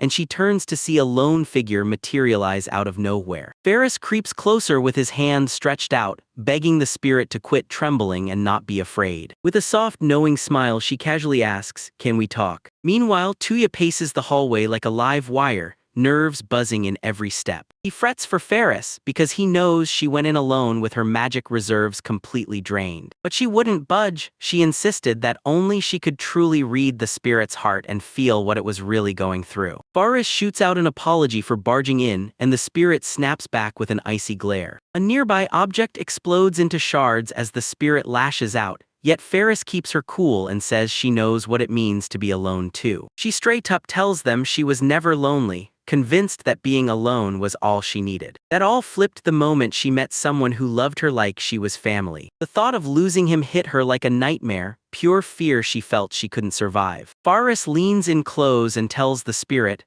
"I get your pain, I feel that fear in your gut too." While she can't stop the wars men keep starting, she's convinced she can rip the spirit's fear of being alone right out of its heart. She swings her arms wide and says, "Let's be friends," like it's the best thing in the world. The spirit girl freezes in disbelief, staring in shock at the kindness that hits her out of nowhere. Tears brimmed over in her eyes, and she bolted forward, gripping Ferris in a crushing, desperate hug. It's a desperate, tear-soaked embrace that feels like he's clinging to the last thread of hope. Faris softly asks, "What's your name?" She gives a warm, knowing smile and leans in, waiting for his answer like it's about to change everything. A chill spirit leans in and whispers, "Tire." In the hall again, Tuya hears a thunderous crash and her panic slams into her instantly. He couldn't sit still anymore, so he jumps in and intervenes. He rockets down the corridor, screaming Ferris's name at the top of his lungs. He crashes in just as Ferris gets hoisted up by that spirit girl. Ferris tells her that Tyre, the spirit, refuses to let her go. She beams as she tells everyone Tyre swore he'd never hurt a soul again. As Ferris ushers Tyre to her master, the spirit locks eyes with Tuya and flashes a shockingly knowing stare. Tyre lets a smug grin flash across his face. Tuya can't believe it. How is a house spirit pulling off that kind of complex emotion? As Ferris slips free from the hug, Tuya exhales in relief,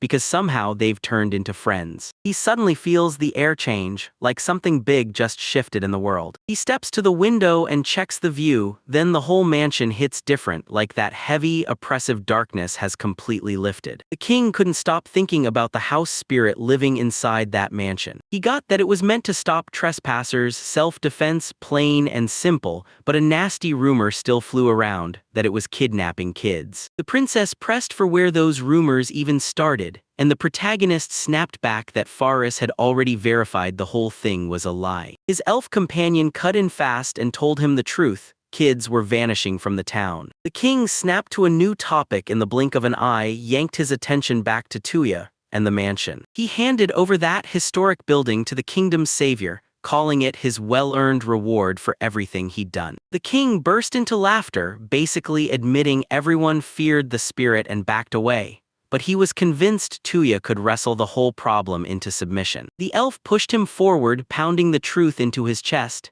He was the master the spirit Ferris had already recognized. But Tyre's young spirit snapped a warning. If her special powers ever got out, the nobles and the army would come hunting to exploit them. Tuya trusted the king, but with the war still burning, she knew someone would try to turn the spirits into a weapon. He dropped an ultimatum: anyone who tried to weaponize them would be shown the door, because he'd have them out of the country instantly. A few days later, the movers swarmed the new place, hauling everything in while they pointed out the mess the thieves left behind. Inside, Tyre clung to the Ferris wheel's arm, fighting to hang on while it spun. Tuya stepped up and officially declared, "I'm the new owner," then demanded to know if the spirits would finally accept him as their master. Tyre flashed him a thumbs up, and the moment her smile of approval hit, his worries finally melted away. Suddenly, her face snapped into alarm as she caught a weird, off feeling in the air. The house spirit burst out and warned that someone had shown up at the front gate. They leaned toward the window and spotted a lone carriage parked outside, just waiting. He told Tyre she should check. His guest was probably here, and ordered her to throw open the gate. A hooded stranger stood in the shadows, waiting like a trap was already set, as Tuya finally came close. The visitor gaped at the mansion's sheer grandeur, shocked that some nobleman actually lived somewhere that massive. Out of nowhere, the figure whipped out a sharp, elegant sword like it had been waiting for this exact moment. Tuya didn't even flinch as a weapon locked onto him. He just said, "You have no idea how much has already happened." Their gazes locked in a brutal, breath-holding standoff. The hood slipped off the visitor's head, and right then,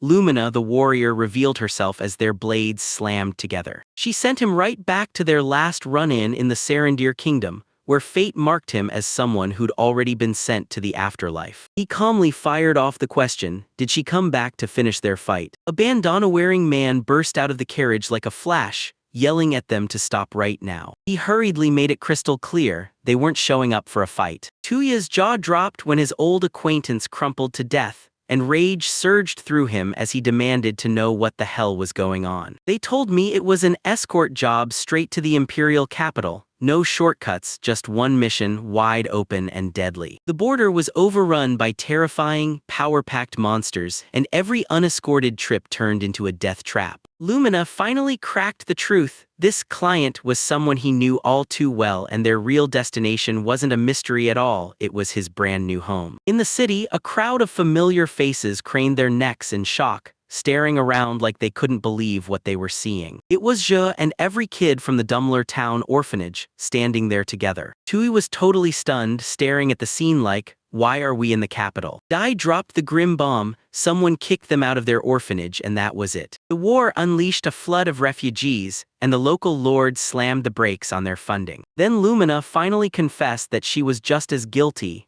at least partially, for their eviction. But Dai could only sweat like crazy, right there beside her, utterly on edge. Elsewhere just snapped at the kids, barking that they better not act selfish, like Lumina. The kids snapped backward in fear, swearing they'd behave from this moment on. Now that the sightseeing was done, they sprinted back to the inn, ready to get out of the chaos and regroup. From the window nearby, a polished nobleman leaned in, his smile turning sinister as he watched the orphans. He demands answers and asks what they mean when they say Zhou and the kids are in the capital. They told him Lumina's actions had led to every kid getting kicked out of their orphanage. Lumina urges them to sit down and swap that long, wild story over a few sips of his magically chilled ale. She blares out that the ale is the only reason she showed up in the capital at all. Dai reminds her they're on a paid escort mission, but she waves him off like it's no big deal. With frustration blazing, Dai pushes them to finally take this seriously, and the protagonist nods. Okay, fine, he'll hear them out. The protagonist strides with the crew straight into a tavern tucked in the commoner streets of the city. They roll up to a warm, cozy-looking joint that practically begs to be stepped into. Inside that atmosphere, it's pure chaos. In the best way, drinks are flying off the table and the whole place is buzzing. Lumina takes a deep, satisfying gulp of that magically chilled ale she's been dreaming about for ages. The crew huddles up and grills the idea of turning that one-of-a-kind drink into a real moneymaker. The fun finally dies out and the protagonist leans in, demanding Lumina to tell him what really happened. She tells me that after he vanished, she got hired to drive the vagrants out of the slums, and that's exactly how she crossed paths with those orphanage kids and started protecting them like her own family. But then, out of nowhere, a weird problem snapped into existence. The more vagrants she wiped out, the more showed up out of thin air, turning the orphanage into a nightmare that kept getting worse. She straight up admits she dealt with them violently, standing tall over a heap of defeated thugs. Dai pointed at her revealing armor and said it was basically a trouble magnet, pulling in way more danger than it ever stopped. Because she kept starting fights, the local lord snapped and ordered the orphanage to be uprooted, so they got tossed out broke and with nowhere to go. As she crossed the slums, a chilling presence crawled up her spine like something was watching her. Somehow, her opponent slipped up behind her, so quietly and smoothly that their presence was totally invisible. She shut the whole confrontation down with one final, decisive strike. The moment her first hit got shut down, she snapped into a full-on assault. But her opponent dropped to his knees and threw up his hands, insisting he was nothing but an innocent merchant, and his name was Alice. Lumina leans in and tells the group she could tell right away that Alice wasn't just any merchant, she was a trained spy. The whole group leans in, hanging on her every word like their lives depend on it. Alice pushed the idea hard: bring the kids to him and watch his wealth wipe out their troubles. The protagonist finally steps forward and drops the truth. He was the one who hired Alice to run after the orphanage from the very start. Lumina admits that keeping the kids safe while crossing the border by herself was an insanely hard job. The moment Dai heard she was about to meet the protagonist, he threw his own quest aside and sprinted straight to her, desperate to step in and save her. The protagonist plops down beside Dai, sensing the moment he's about to drop something huge. The guilt hit him like a punch as he realized he just left his friends behind. Dai tracks down the truth from Ebrand and drops the bombshell. The bounty on the protagonist's head is wiped clean because a fresh ceasefire deal just got signed. He leans in and tells the hero, "Everybody's waiting for you to come back whenever you're ready." Then another companion hands him a bizarre gift and he panics as he admits he has no idea how to explain it. Dai finally confessed that he'd been grinding nonstop just to get strong enough to stand beside the protagonist.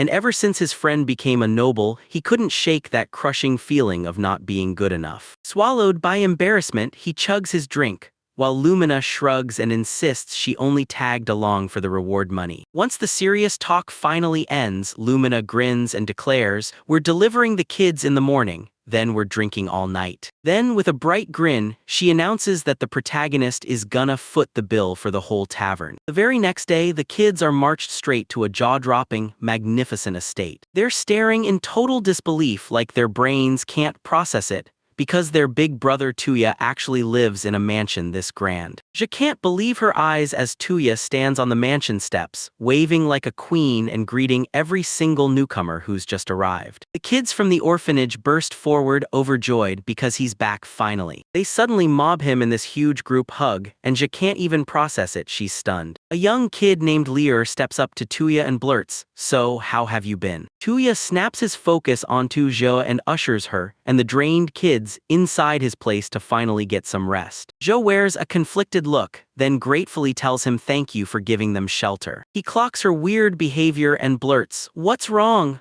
as a kid steps in, pointing out just how badly she'd been craving to see him. But one of the adults snaps at the kids and reminds them, Tuya's a noble now, so they can't act like they're still on the same footing. Tension smothers the group as a heavy silence crashes down. Two of their guardians fire up a bold new plan. They're hunting for spots to place the kids in different institutions and orphanages. The kids are left shaking when they hear the terrifying news. No more together, they're going to be torn apart. Their caregiver tells them plain and brutal, they've got no choice, no money coming in to keep everyone afloat. Tuya jumps in right away, insisting his mansion has tons of space, and swears he'll foot every single expense for them. A little girl hugs her stuffed animal tight and quietly shuts down his offer, like she's not budging an inch. Seiya slams the point home, insisting they never came to him for charity. Her words slam into Tuya, and he can't find a single word back. Later on, the kid Lear hurries after Tuya up the stairs, desperate to catch her and finally talk. Lear swallowed his pride, apologized for his sister's behavior, and shot Tuya a worried look.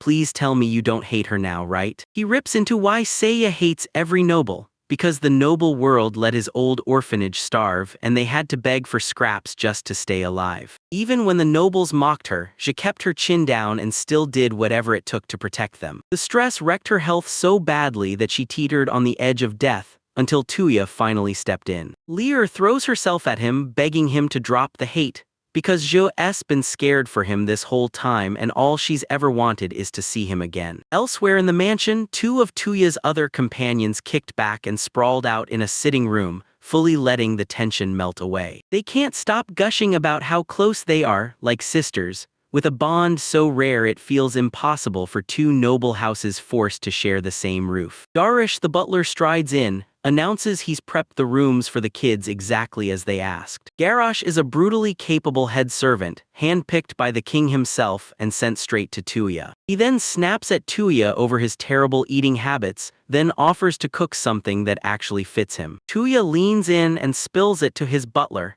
This mansion won't be easy for Seiya and the others to survive. Darish nods and warns him straight up. The other nobles will grumble no matter what because commoners aren't even allowed to live in the noble district. He warns that letting the kids grow up under constant contempt would wreck them from the inside. Tuya knows that if they stay, everyone around them will start spitting lies and tossing them into scorn. Darish bursts in with a plan, build an orphanage for them in the commoner city, and he'll even foot the bill to make it happen. But when the plan hits the table, everyone claps, because an official orphanage can tap into state funding too until the catch drops. Every orphanage problem has to pass straight through Viscount McGrath's hands first. 2 years later, and somehow you still don't see why this is a problem. Darish lays it out sure. The last Viscount was a good man who genuinely adored kids, but he was killed in the final war. His son, the newly crowned head of the family, has a reputation so dark it precedes him. The butler snaps that you should never let a man like him put you in his debt, because nobles will pounce on any crack they can find. Tuya skips the whole Roman 6 account and storms straight to the king to handle this herself. He starts to lose his patience with all the cutthroat political games he has to play, just to carve out a safe future for the kids. A few days later, a terrifying monster crashes into the northern forests and unleashes pure chaos. Tuya's adventurer crew is tearing into monsters for survival and hauling back precious materials before the dust even settles. One of them blurts out, "Why's a noble hanging around with us?" And the noble fires back, "Because I'm an adventurer too." A flashback hits hard. Darish grabs his attention and warns him, "Don't try sneaking out of the mansion again." Tuya leans in and demands, "So, did you find a new home for the kids yet?" They tell him the war has crushed everything. Every orphanage is packed to the brim and the money is running out fast. Seiya is still sprinting in circles, desperate as hell, begging anyone for help. His companion can't stop worrying. Ja's crushing sense of responsibility is slowly wrecking her health. Tuya's mind snaps back to the first time he ever met her, trapped in a bed, wrung out from carrying the orphanage by herself. Then the story whips over to Ja at Kamara's orphanage, right in the heart of the commoner city. She begs a nun for mercy, spilling the truth that her whole crew are war refugees from the Selendare kingdom. The head of the orphanage steps forward and says, "I'm Kamara," like he's about to change everything. He swears God must have guided her straight to his doorstep, then swings the door open and invites her in to talk things through. Back at the mansion, Tuya leans in and demands, "Seiya, did you really find an orphanage that'll take all of us?" She nods and tells him the moment they finished their tale, a kind priest heard it and agreed to help, and they're getting out of there soon. As the kids get ready to leave, Ja shoots him a promise, "I'll be back later," so she can thank him the way he truly deserves. The kids tear up a wave of goodbyes, then they start streaming out of the estate. Lear whips around one last time, bowing his head like a vow. He will protect his sister no matter what. Then he sprints after them, tearing himself away from the mansion as it fades behind him. Darish leans in and asks Tuya what's wrong, and Tuya mourns that he never managed to help them. He stares out into the rain, lost in thought like he's weighing every choice. In the end, he shuts everything else out and decides one thing: if Jo and the kids are smiling, then nothing else matters. Days later, back at the Adventurers Guild, the guildmaster gets hit with a special request for Tuya. It's all about the shocking disappearances of kids in the capital, and the guild swears the only one who can crack the mystery is Tuya. The guildmaster locks eyes on the request, and grim determination hardens his face. First, he starts to suspect the kidnappings aren't random at all. Some powerful noble is pulling the strings. At the southwest exit gate of the Lunamate Empire's capital, guards slam the brakes on a merchant caravan right in its tracks. They're Swine Merchant Association runners hauling cargo straight to the Cray Kingdom, and right now the guards are lining up to wave them through. During the inspection, a guard suddenly spots a child tucked in among the supplies. The guards snap to attention and demand, "Who is the kid?" while the merchant panics and desperately tries to throw them off. He palms the lead guard a pouch of gold, whispers for him to stay silent, and makes sure they slip through undetected. The Swain Merchant Association was set up by the nobles themselves, and honestly, it's one of those situations people see coming from a mile away. All that's left is a thrown-away toy, a brutal little reminder of how savage survival gets in the imperial capital. Elsewhere, deep in the Empire's northern forests, a terrifying warhorse stamps and thrashes like it's ready to charge at war itself. Dai, an adventurer, gets slammed to the ground and screams in pure agony. Tuya tells everyone Kokuyu won't let anyone else write his story, even as Dai grumbles that he'd kill to have a battle horse of his own. The whole party sticks together and barrels through the snowy wilderness, soaking up every breathtaking mile like it's an adventure they'll never forget. Later, huddled by the crackling fire, Lumina barrels into Da's spending habits and Da's hope just sinks. They're shielded by a special incense made to repel monsters,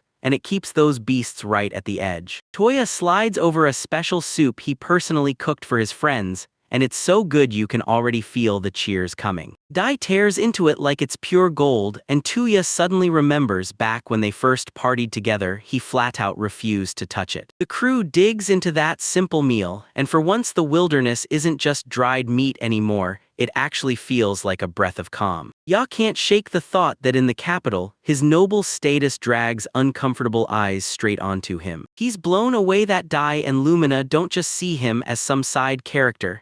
They treat him like a true equal, like a real adventuring partner beside them. The vibe flips the moment Tuya declares his plan to storm back to the Selendare Kingdom, because Ja is finally safe. Dai blurts out, "Wait, do you want me to stick with you?" because he refuses to let the group tear apart. Then he urges Tuya to ditch the idea and head back to Fendi Town with them. Dai formally extends an invite, calling him to step into their party, Fang of the Winds. Lumina slams the moment to a halt, reminding him that Tuya's not just a person, she's a noble with responsibilities he can't walk away from. Rage blazing, Dai slams his mug to the table and roars that he hates nobles just as much as Ja does. He spits out the truth: they sneer at commoners just because they were born into privilege. He steps up to Tuya face to face and demands to know if he'll end up just like them someday. Lumina jokes that with that stone-faced seriousness, Tuya could become the most terrifying evil noble in the entire empire. She tells him, "You can't pick where you're born, but you can decide how you wield the power that comes with it." Staring over the city below, Tuya finally gets it.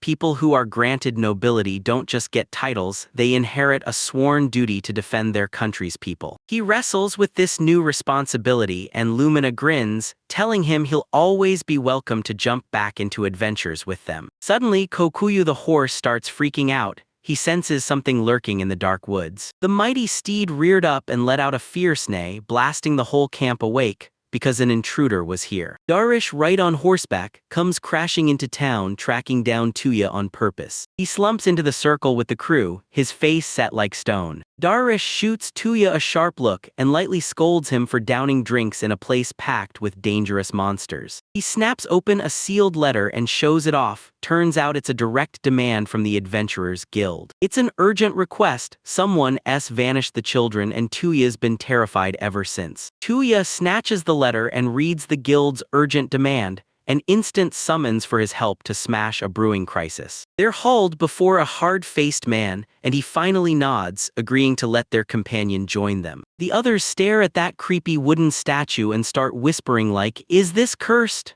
trying to figure out what kind of artifact it really is. The man nods and confirms everything. His request really is tied to the missing children. They've got intel on a merchant group propped up by nobles, one that's been snatching kids, stockpiling them, and shipping them off to other nations. The party's blood runs cold when they realize they're up against a full-blown, organized human trafficking syndicate. The man spells out the kids' grim future. Either they get sold into slavery for life, or the rich elite snatch them up as living toys. One of the party members snaps, demanding answers. Why has the city guard stayed totally silent, even though they knew nobles were mixed up in it? They spell it out. Nobles have the kind of power that lets them wipe every shred of evidence clean off the map. The empire is crumbling in pure chaos. The emperor's grip is gone, and his authority has taken a brutal hit. Doubt is spreading through the streets about his majesty, and now rival factions are snapping into place, ready to rip the empire apart from the inside. The emperor's on shaky ground, clawing desperately to rebuild his power before everything slips away. So they push the protagonist's party to dig up ironclad proof that'll nail those corrupt nobles for good. Now that the protagonist's been crowned a marquis, no one's going to shut him down again, and that client's dangling a reward 10 times bigger than usual. He can't spill the client's name, only that it's a wealthy mystery benefactor who genuinely cares about the nation's kids. The protagonist can't escape the haunting images of those kids,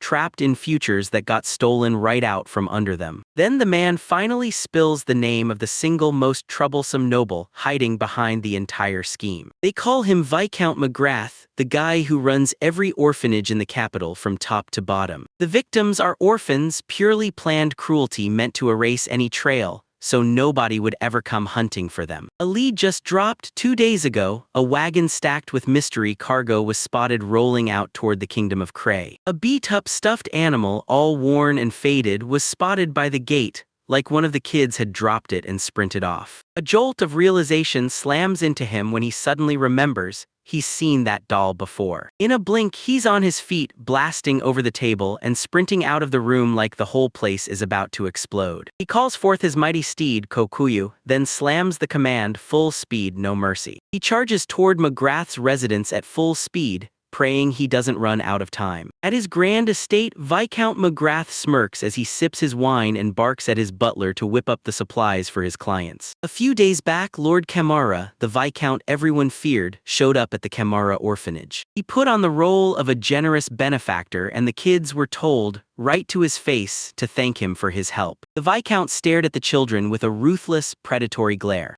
A young girl with a brave smile, stepped forward and introduced herself, then boldly told everyone she'd come from a totally different kingdom. McGrath yanked her by the hair and stared her down, judging her worth like she was nothing more than property. He offered her a maid job in his mansion, but her heart clenched. She couldn't bear to abandon the other children. She tried to push back, but the orphanage head steamrolled her worries and coldly reminded her exactly what it costs to keep those kids alive. The two men huddled with McGrath, trading business talk as McGrath sang praises for the priest, because he'd hauled in a mountain of products. Back in the present, the Viscount raises his drink and soaks in total peace of mind, fully certain nobody can touch him. He smirks with arrogant certainty that no one in the whole country, no, not even the emperor, would ever have the guts to challenge him. Out in the far distance, the traffickers set their camp beside a river for the night. They're pushing hard to cross the border by morning and finish the delivery before the sun even rises. One guy couldn't stop gloating about the easy money they'd rake in just for hauling those kids around. They griped that one of the boys slipped out of line and threw off their whole pace. Another trafficker shrugs and calls the boy a priceless prize, then sneers that they can't let him die, so they'll just grab a fresh kid from some village instead. Beaten to the ground and barely breathing, the boy can only listen as their cold laughter cuts through the air. Suddenly, the protagonist charges into the camp on his steed like a thunderbolt. The traffickers freeze in shock, trying to figure out who this lone rider really is,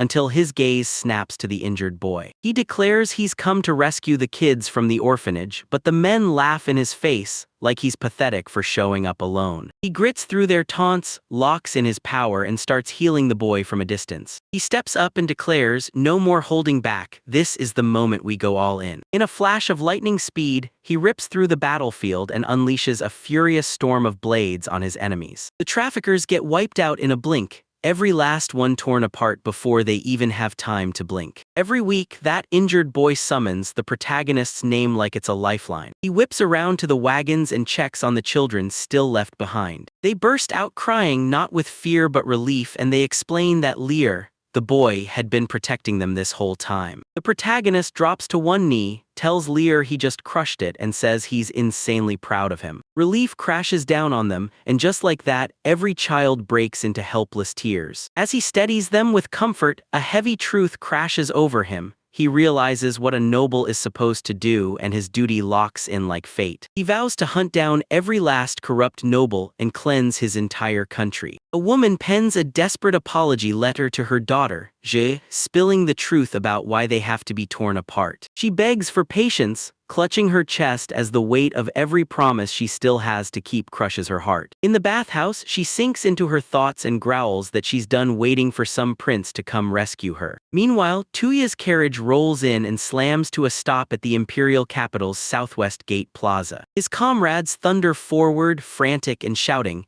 demanding to know what happened to the children. Tuya burst into the room with the rescued kids in hand, making it crystal clear he got them all back safe. Relief hits the group like a wave, until one of them snaps their head around and realizes Je isn't there. A kid finally blurts out the truth: she'd been tricked, and Jo was dragged straight to Viscount McGrath's mansion to be his personal maid. Tuya orders Dai to rush the kids to his mansion, then immediately report the human trafficking to the guild and the guards. Lumina snaps that she's coming too, because Je isn't just someone to save, she's practically her sister. Tuya slams the brakes and warns, "We need proof that can't be argued, anything less and the aristocracy will toss us aside and come hunting for us." He's decided to lean on his noble status, using it like a key to dig up the proof they've been hunting. One of the kids leans in and tells him exactly how much Seiya gave up for them. He finally realizes Je's dream wasn't just writing stories, it was to become a true storyteller, and that kind of luxury was always out of reach for her. The kids make a vow, work their hardest, pay her back, and finally let her chase her own dreams. They're begging Tuya with all they've got,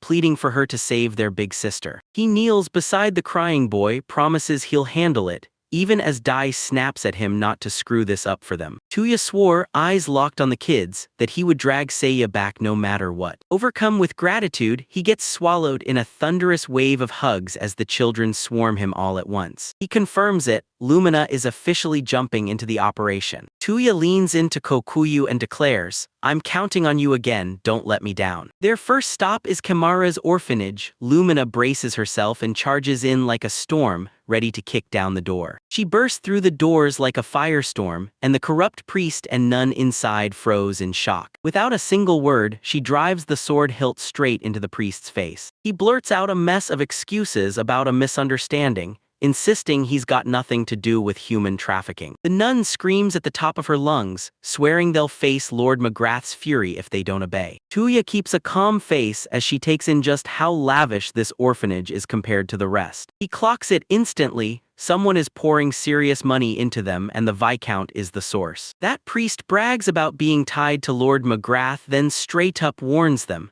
if anyone dares strike at his people, they're really swinging at the noble himself. Lumina snorts at his pathetic attempt to steal someone else's power. Tuya lays out the cold truth. Lord Magrath will shove all the blame onto them to protect himself. He blares that their crimes deserve the death penalty, then vows he'll be the one to carry out the execution. Two criminals shake with terror, and Tuya slams down one last chance, survive or die. He hurls a brutal sack of gold coins straight at their feet. The priest's jaw drops as he locks eyes with the wild, unexpected proposal. Tuya makes them an offer. Grab the cash, run out of the country, and testify against the nobles who secretly masterminded the whole trafficking operation. The priest stammers that those baseless accusations won't cut it to convict a noble, but Tuya waves it off and tells him not to worry. Tuya's eyes sharpen, and that iron confidence locks in like fate. Then he pulls out his trump card and drops a bombshell. He's nobility too. A fist cracks into the door the second they hit the city streets. Tuya praises Lumina for keeping her cool, because if he hadn't been there, her rage would have snapped and she'd have slaughtered their targets herself. He clenches his fist, rage flaring as he remembers the innocent children they brutalized. Lumina snaps her eyes away, determined to strike first. As the wind ramps up, Tuya urges them to split before the chill bites, and then she smirks, asking if she's making herself too cold in that skimpy armor. She blurts out on the spot that her confession wasn't some grand truth, she was just trying to survive it. She just swats the whole thing away, calling it nothing, just her work clothes, and she says it's unavoidable. Tuya stops her dead in her tracks, and there it is. He's got a gift meant for her. A young girl named Lear barges in and hands Lumina a wild, bright pink coat, then throws in a hood shaped like a bizarre orc face. Lear beams as she brags, "I made this myself," because Lumina looked absolutely freezing. Tuya stares in awe at her talent, remembering how Lear once begged to become a tailor like Yuna, who dreamed of turning into a confectioner. He realizes that if he hadn't stepped in, these kids would have lost their shot at a future the moment it mattered most. This world's people aren't just game pieces, they're real, breathing souls, each one chasing their own dream. He swears that, as a man of this country, he'll never forgive anyone who rips away other people's dreams just to feed their own greed. Lumina brings up Saya and casually drops the bombshell that the girl has been writing a play. She flashes back to the night she read that manuscript while they were still living together at the orphanage. A wicked witch snatched a princess and locked her away, and now she's just waiting for a foreign prince on a black horse to come charging in and save her. Lumina teases that the tale is basically a straight-up metaphor for Zhou and Tuya, and that sweet comment sends the young writer blushing like crazy. You overhear the chat and watch Saya's reaction snap into place, confirming Lumina's theory like a lock clicking shut. Just still remembers being sick and stranded all alone. Then Tuya showed up and sparked a lifeline of hope in her chest. In that moment, she swore the prince from her own fairy tale had finally stepped out of the pages to rescue her. Lumina clocks it instantly. Zhou is fiercely independent, never one to lean on anyone, and begs her to keep this hidden. Zhou's fierce, determined look screams that she's made up her mind. No doubts, no backing down. A cold unease crawls over you, and you feel something about to go terribly wrong. Suddenly, someone grabs him and yanks him up onto his horse like it's a rescue mission. He smirks and tells everyone Kokuyu, his steed, looks way braver than the prince he's pretending to be. Tuya looks Lumina in the eye and says, "I get it, you're not the shining hero prince from that story, but he vows with iron certainty that he'll rescue their princess no matter what." He rockets off with Lumina, refusing to slow down as they race for their destination. They roll up to the jaw-dropping, fortress-like residence of Viscount McGrath. Inside, the Viscount gets straight-up blindsided when the Merchant Association chairman tells him a trading carriage has just disappeared. Rage burning in his chest, the Viscount smashes his wineglass right in his own hand. He snaps himself together and says they can just grab replacements from other countries. The chairman frets that the guards will track the incident back to them, but the Viscount shrugs it off, leaning on his father's political clout to keep them safe. The Viscount smirks, certain the nobles will laugh off the emperor's war-funding plan, so the monarch ends up trapped, powerless, with no way to fight back. He's sure the emperor is too cunning to move on nothing, because one wrong move would spark a backlash that hits like a storm. The Viscount sneers at the country's so-called equality. Then they drag in a fresh maid just for his amusement. A man bursts in to announce a brand new maid, straight from the Lord's command. The mystery maid snaps into focus. Turns out it's none other than Ja. The Viscount eyes her up and down, then flashes a predatory grin like he's already claiming her. Ja jerks back as he raises that empty wine glass like it means something. He leans in and tells her, "So you're my new personal maid now, don't worry, I'll teach you manners myself." He tips the wine over the rim, splashes it onto the floor and snaps, "On your knees, lick it up with your mouth." The nobleman tells the peasant girl she should feel blessed to serve him, and he promises he'll train her exactly the way he wants. She tells herself to stay calm, bite down on the shame, and endure this humiliation. She finally realized her pride was the one thing that kept her from accepting Tuya's charity. If she did, misery would have become her daily prison,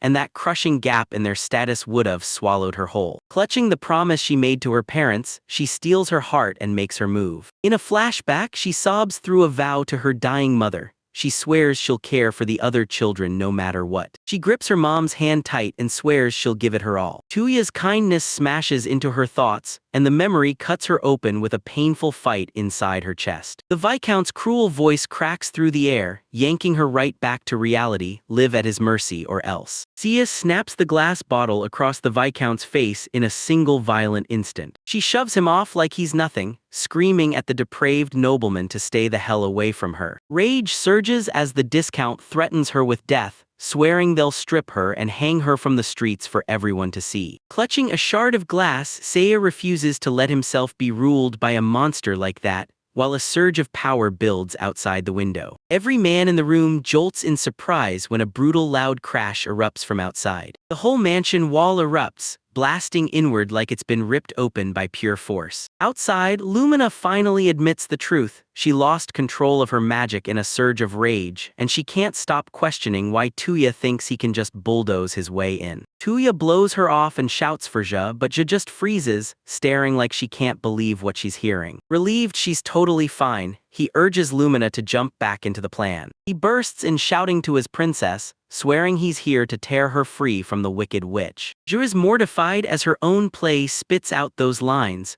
while Lumina tears into Tuya for all his over-the-top theatrics. But even with her embarrassment flaring, pure joy bursts across her face like sunshine. She flicks her shoe off and steps right onto the busted windowsill. "Yes, my prince," she bursts into tears and throws her whole heart into the moment. She springs into the sky, and her wild fantasy snaps into reality as the prince finally rides in to save her. Tuya snaps into action, catching her just in time and rushing in to check for any injuries. She demands to know why they're here, but he brushes it off, telling her they'll talk later, while they stand there facing the raging Viscount right in front of them. The nobleman's guards charged ahead in a fury, barking orders to seize the thieves. Tuya planted his feet and calmly declared, "We're here to exterminate the wicked witch." The nobleman roars at his men to slaughter them both, barking that not one of them gets away. Lumina clenches her fist and swears the kids are family. She will not forgive anyone who hurt them. She swears she'll crush the conflict in one single, unstoppable moment. In the blink of an eye, she vaults off her horse and charges straight into the chaos. The protagonist can only freeze there, jaw dropped, as her impossible speed slices through the guards like they're nothing. The leader's body locks up with pure shock, and his mind can't even process how violently unstoppable this woman is. She barrels through like a storm, dropping guard after guard in her wake. Her opponents get hurled through the air, totally outclassed by sheer skill. Their employer gapes in total disbelief as that single woman pulverizes his elite bodyguards. The protagonist can't believe her own strength. She's even stronger than the last time they sparred. The disgraced nobleman bares his teeth and threatens them, spitting out a warning that the Imperial Guard is coming any minute. Just as he's about to finish his threat, the protagonist is already on him.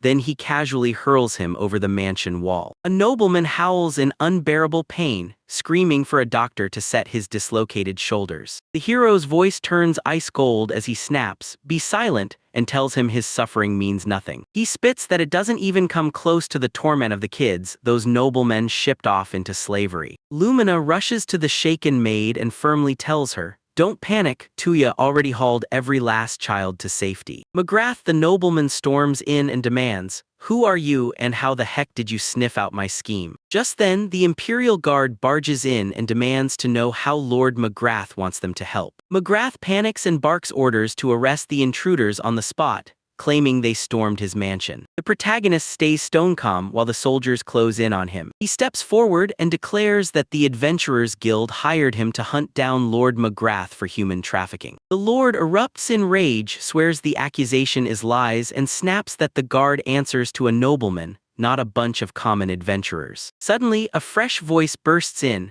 backing the idea that a noble's word is almost always law. When it comes to a feud between two nobles, he insists both sides have to speak, no exceptions. The protagonist finally tears off the mask. Marquis Kisaragi is the man standing in front of you. The guards snap to attention the second they spot the hero who saved their country, and the priest right next to him backs up his word without hesitation. The Marquis snaps his icy stare back onto McGrath and tells him, straight-faced, that the priest is the one guarding the Empire's children. McGrath throws his hands up in panic, swearing he's been set up, and yelling that his family has guarded those orphanages for generations. He coldly claims an orphan's life is worthless, all while praising the noble aristocrat like it's worth everything. The Marquis cuts him off cold and orders him to save every excuse for the courtroom. He declares that if McGrath hid behind nobility to unleash crimes, then he'll do the exact opposite, using his own power to make sure justice finally gets served. After the confrontation, Je storms up to Tayet and blurt out an apology. He freezes in pure confusion the second she shows up,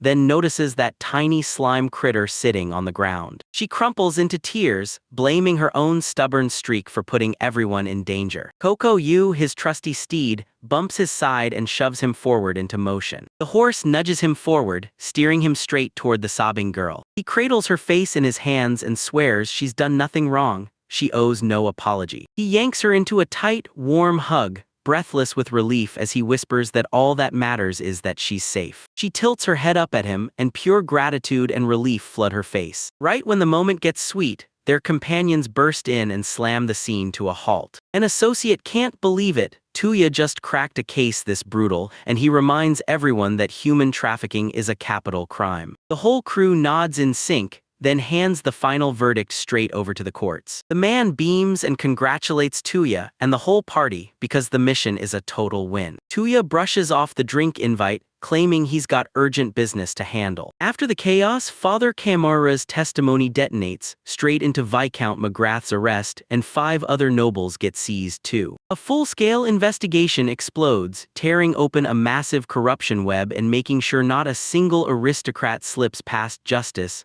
Medicare. 1 month later, Tuya gets her shot. She's granted an audience inside the royal palace. The king steps in and thanks him himself for saving the children, declaring they're the future of the nation. Tuya quickly dodges the praise and points everyone to the Adventurers Guild. Their request is what set all of this in motion. The king finally admits it. Some of those trafficked children might have been his far-off relatives, stolen and sold behind his back. Ever since Lord Magrath got toppled, the king turns to Tuya and demands to know if she'll step up to run the orphanages. Tuya smiles politely and outright refuses, making it clear he wants nothing to do with the country's internal power struggles. He throws out a new pick, Princess Charlotte, and her whole world goes silent as shock hits her like a punch. Tuya tells them that since the princess has been through the pain herself, she understands the kids' feelings on a whole deeper level. One of his companions cracks a joke, saying the princess and the kids are basically thinking on the exact same wavelength. And just like that, another person nods. Now that the royal family is running the show, this kind of tragedy won't be allowed to happen again. The king figures a royal visit could light a huge spark of hope in every kid's heart. He hands the whole burden to his daughter, trusting her to pull off the win and prove she's got what it takes. Princess Charlotte flashes a graceful smile and steps up to accept the honorable duty she's been chosen for. Tuya just watches, convinced this moment is going to become a lesson they'll all carry forever. The emperor breaks down how this latest request somehow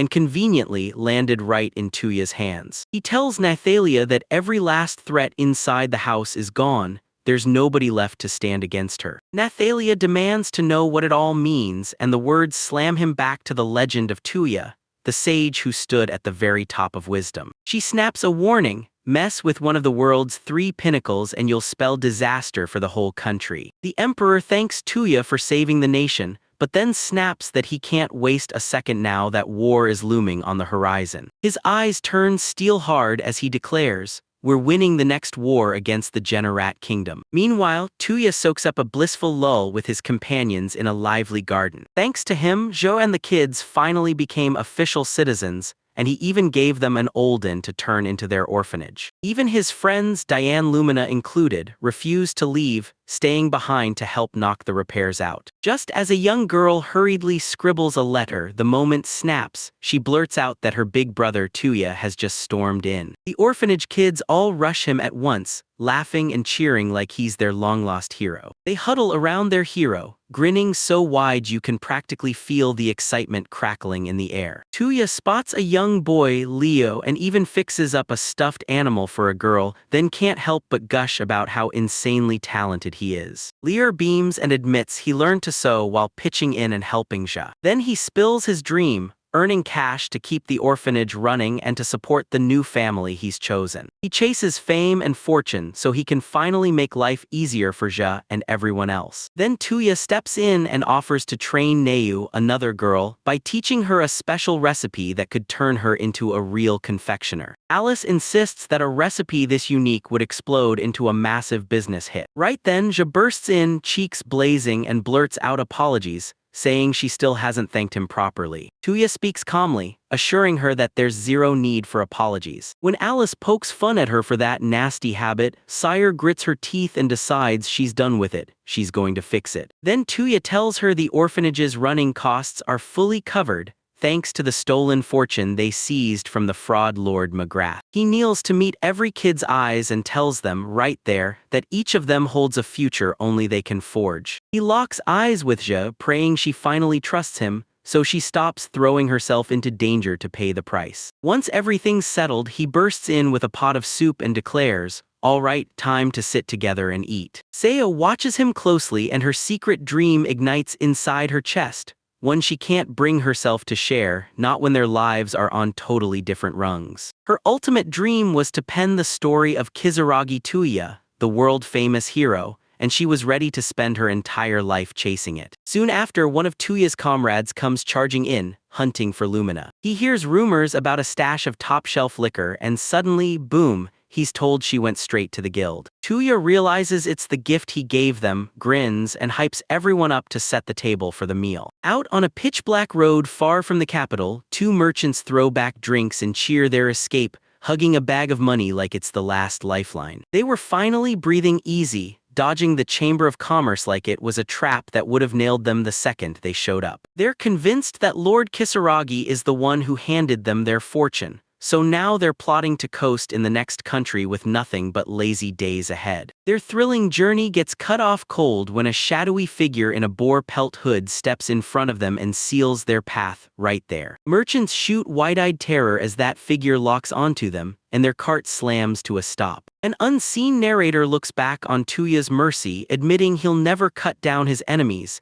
and that choice hits like a double-edged blade, strong in the heart, dangerous in the world. The cloaked woman steps forward and snaps, "I'm not like them, I've lived the torture of being treated like nothing but an object." With a bloodied hand clutched to a pile of coins, she doom sentences the merchants on the spot, snarling that the cash they're promised in the afterlife is the one they'll never get. Back at the orphanage, the kids dig into their meal, all staring at the door like, "Where's Tuya? Why isn't she here yet?" Tuya's already up on a horse, riding off into the distance after barking instructions to the kids to eat well. He rockets through the neon streets at midnight, whispering a silent prayer to the goddess as if the whole city can hear it. Elsewhere, a solemn girl leans over a stone balcony, staring into the distance like she's holding her breath for something to happen. She stands shoulder to shoulder, eyes locked on the moon, and one of them blurts, trembling at the thought, "What does this terror even mean?" Tuya keeps riding beneath the moonlit sky, pushing forward like the night itself is calling his name. He rockets to a remote spot where his companions are already waiting,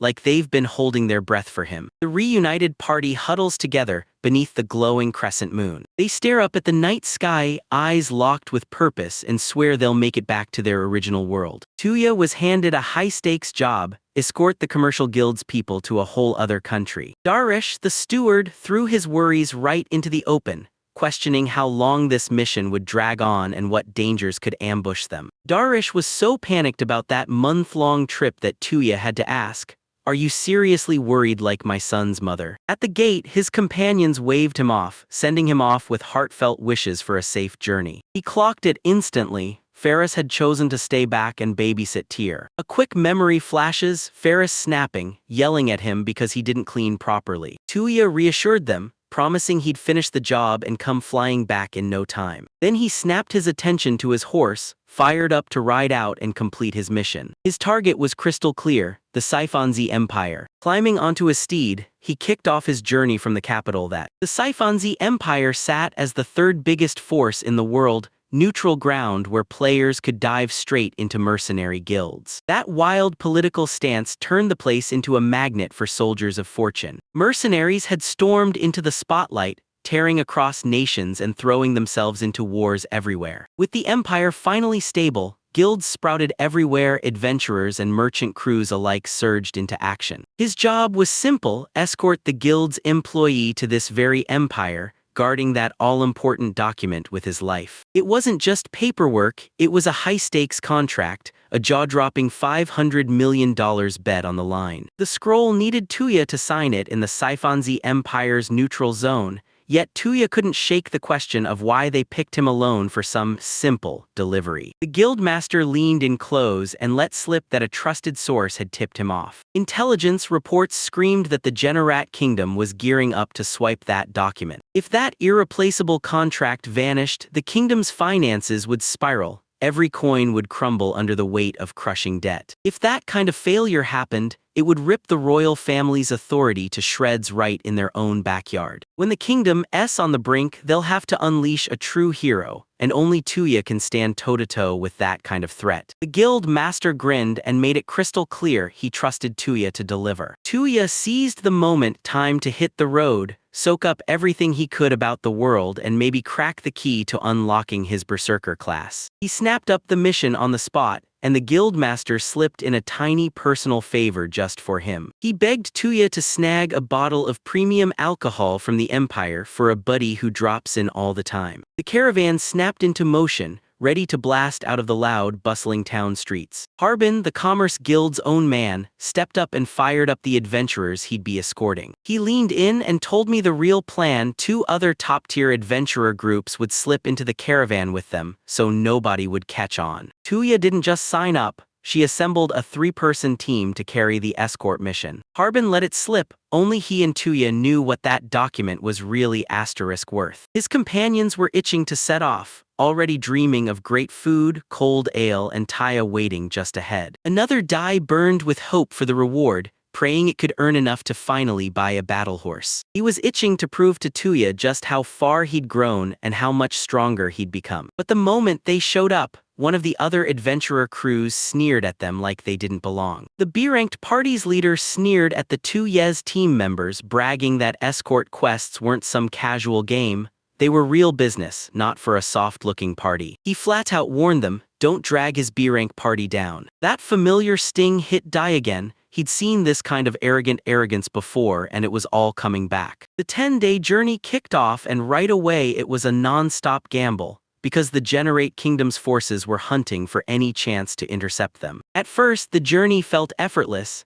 This super-hyped B-rank crew steamrolled every monster that popped up. This left him fuming, stuck on the sidelines, unable to jump into the fight. His teammates snapped him back to reality. Their real mission was to hold the line against a huge incoming attack, not burn power on puny monsters. Taya pumped Die up, painting a wild picture of his coming win and promising that his party, Grassland Fang, would blow up and become famous in no time. The adventurers pressed on, racing deeper into the thick, suffocating forest. 7 days later, the caravan finally pitched camp right on the edge of the Saifonzi Empire. When the rain finally started pouring down, one of Tuya's companions snapped with a shocked, breathless cry. Inside the magical tent Tuya handed them, they stared in disbelief, because the inside was impossibly bigger than it had any right to be. He told them he just wanted them to finally rest easy after a week of non-stop travel, and begged them to keep the item locked away as a secret. But Dai couldn't believe it. One upgrade to a marquee spot unlocked gear so insane it felt unreal. The tent kept magically swelling outward, wrapping them in expanding fabric like it was alive. Huddled outside by the crackling fire, Dai stared at her, trying to read her mind.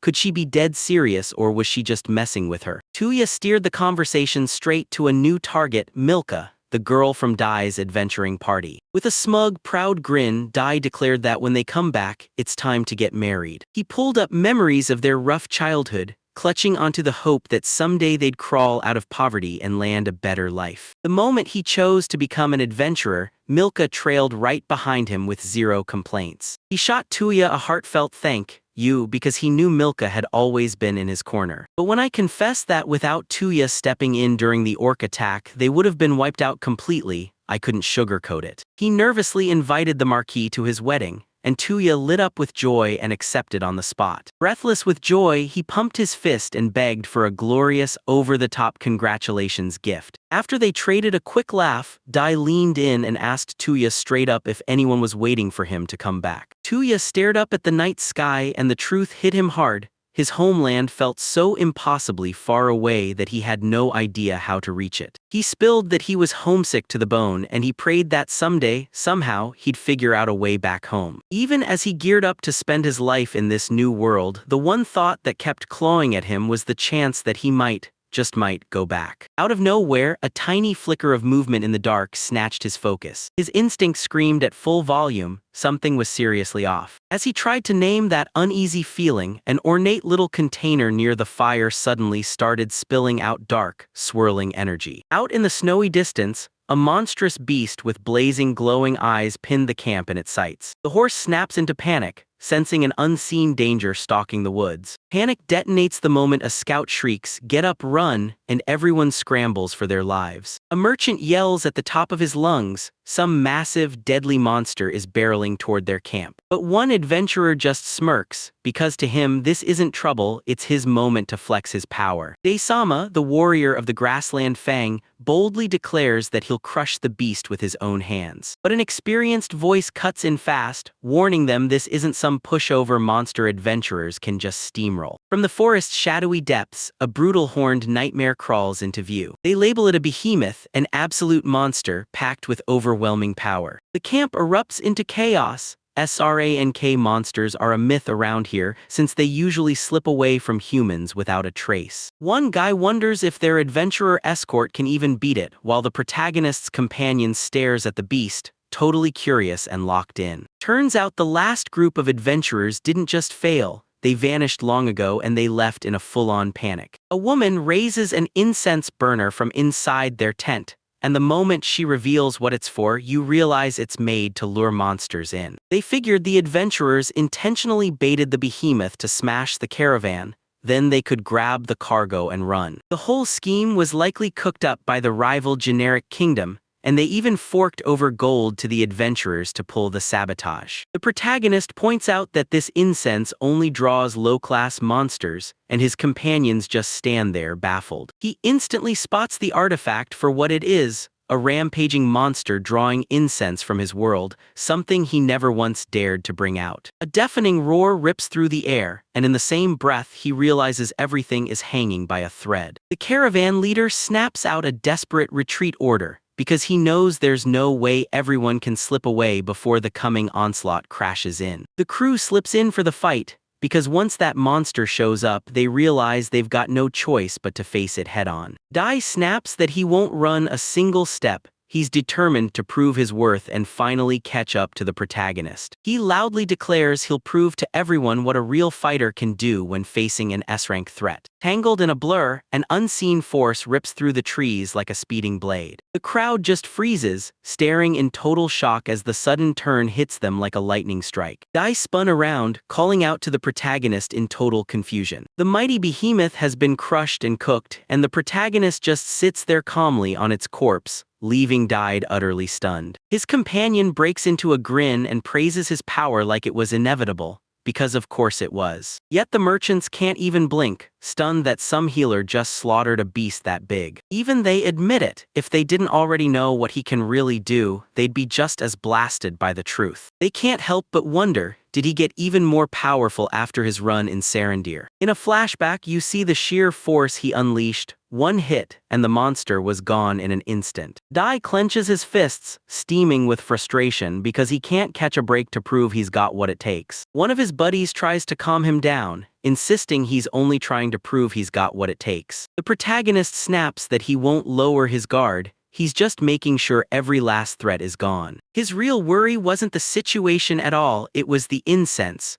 a one-of-a-kind relic from his old world, the pandemic world he knew online. This seals it. He isn't crazy. Another player is out there and they've chosen to back the enemy. With the danger finally wiped out, the caravan barrels onward, then crosses the border into the Siphonsea Empire without a single scare. A merchant bursts into frantic thanks, practically shaking with relief that the Generat Kingdom's reach is finally off his back. They cheer him as a national hero because when it counted he acted, and decisiveness turned the tide. As the escort mission grinds toward its final steps, the whole crew leans in and lays out what they're gonna do next. One companion fires back that she's going solo, grabbing any gigs she can find and making it happen. She jabs at Dai, laughing that everyone's been waiting back home for him. The protagonist swore they'd show up for Dai's wedding, and that promise only deepened the bond between them. Dai's touched, his eyes light up from that gesture. He bumps fists with the protagonist and swears he'll climb past his rank before they cross paths again. Suddenly, a brutal wall of mercenaries slams into their path, cutting off every step forward. They spot the banner of the infamous Gordo Mercenaries. The protagonist thinks back to them from the game, and wow, it's a brutal, massive mercenary clan that feels unstoppable. His companion shoots back, demanding to know why a crew this specialized in slaughter would even care about them. Captain Gordo strides up and declares, "I've got word straight from the Mercenary Guild's boss." A merchant tries to play it nice and greet everyone peacefully, but Gordo's nowhere near interested in pleasantries. Dai voices didn't even hesitate.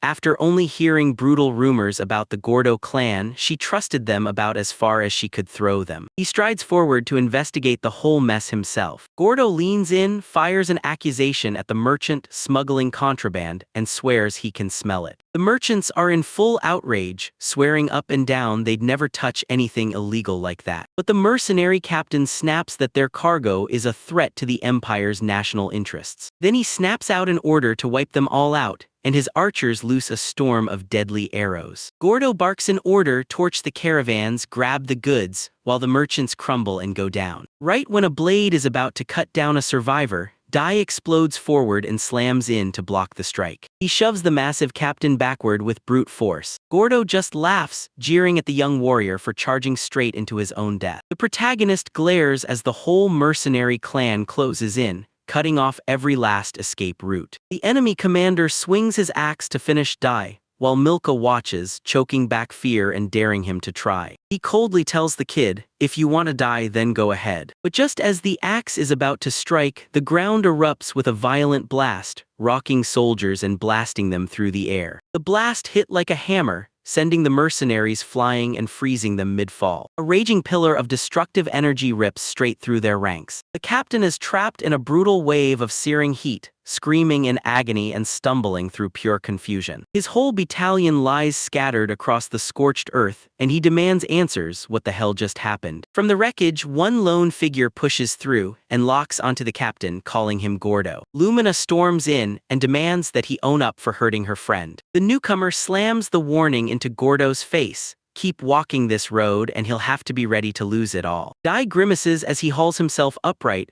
brushing off his injuries like they're nothing. The protagonist drops to one knee, grabs Dai's attention, and orders him to hang on as a healing spell starts to spark into action. Gordo's men regrouped in a tight circle around their captain. The veteran commander finally admits he got blindsided, but he's still locked in, certain his men will win a straight-up showdown. But deep in his gut, his instincts are screaming one thing: this isn't just some fighter, it's a monster you almost never see on the battlefield. A savage grin rips across Gordo's face as he braces to strike, and it somehow shocks even his own troops. Lumina steps in and slams his attack aside, roaring at the captain for trying to escape. Their weapons slam together with a thunderous impact that rattles everything. Gordo snaps back, "I'm not running, I just think monsters should battle other monsters." Out of nowhere, a masked stranger bursts onto the scene and hurls two deadly projectiles straight at Lumina. Blades slice past her at the last second, slamming into the ground and pinning her there. Another warrior rockets forward like lightning,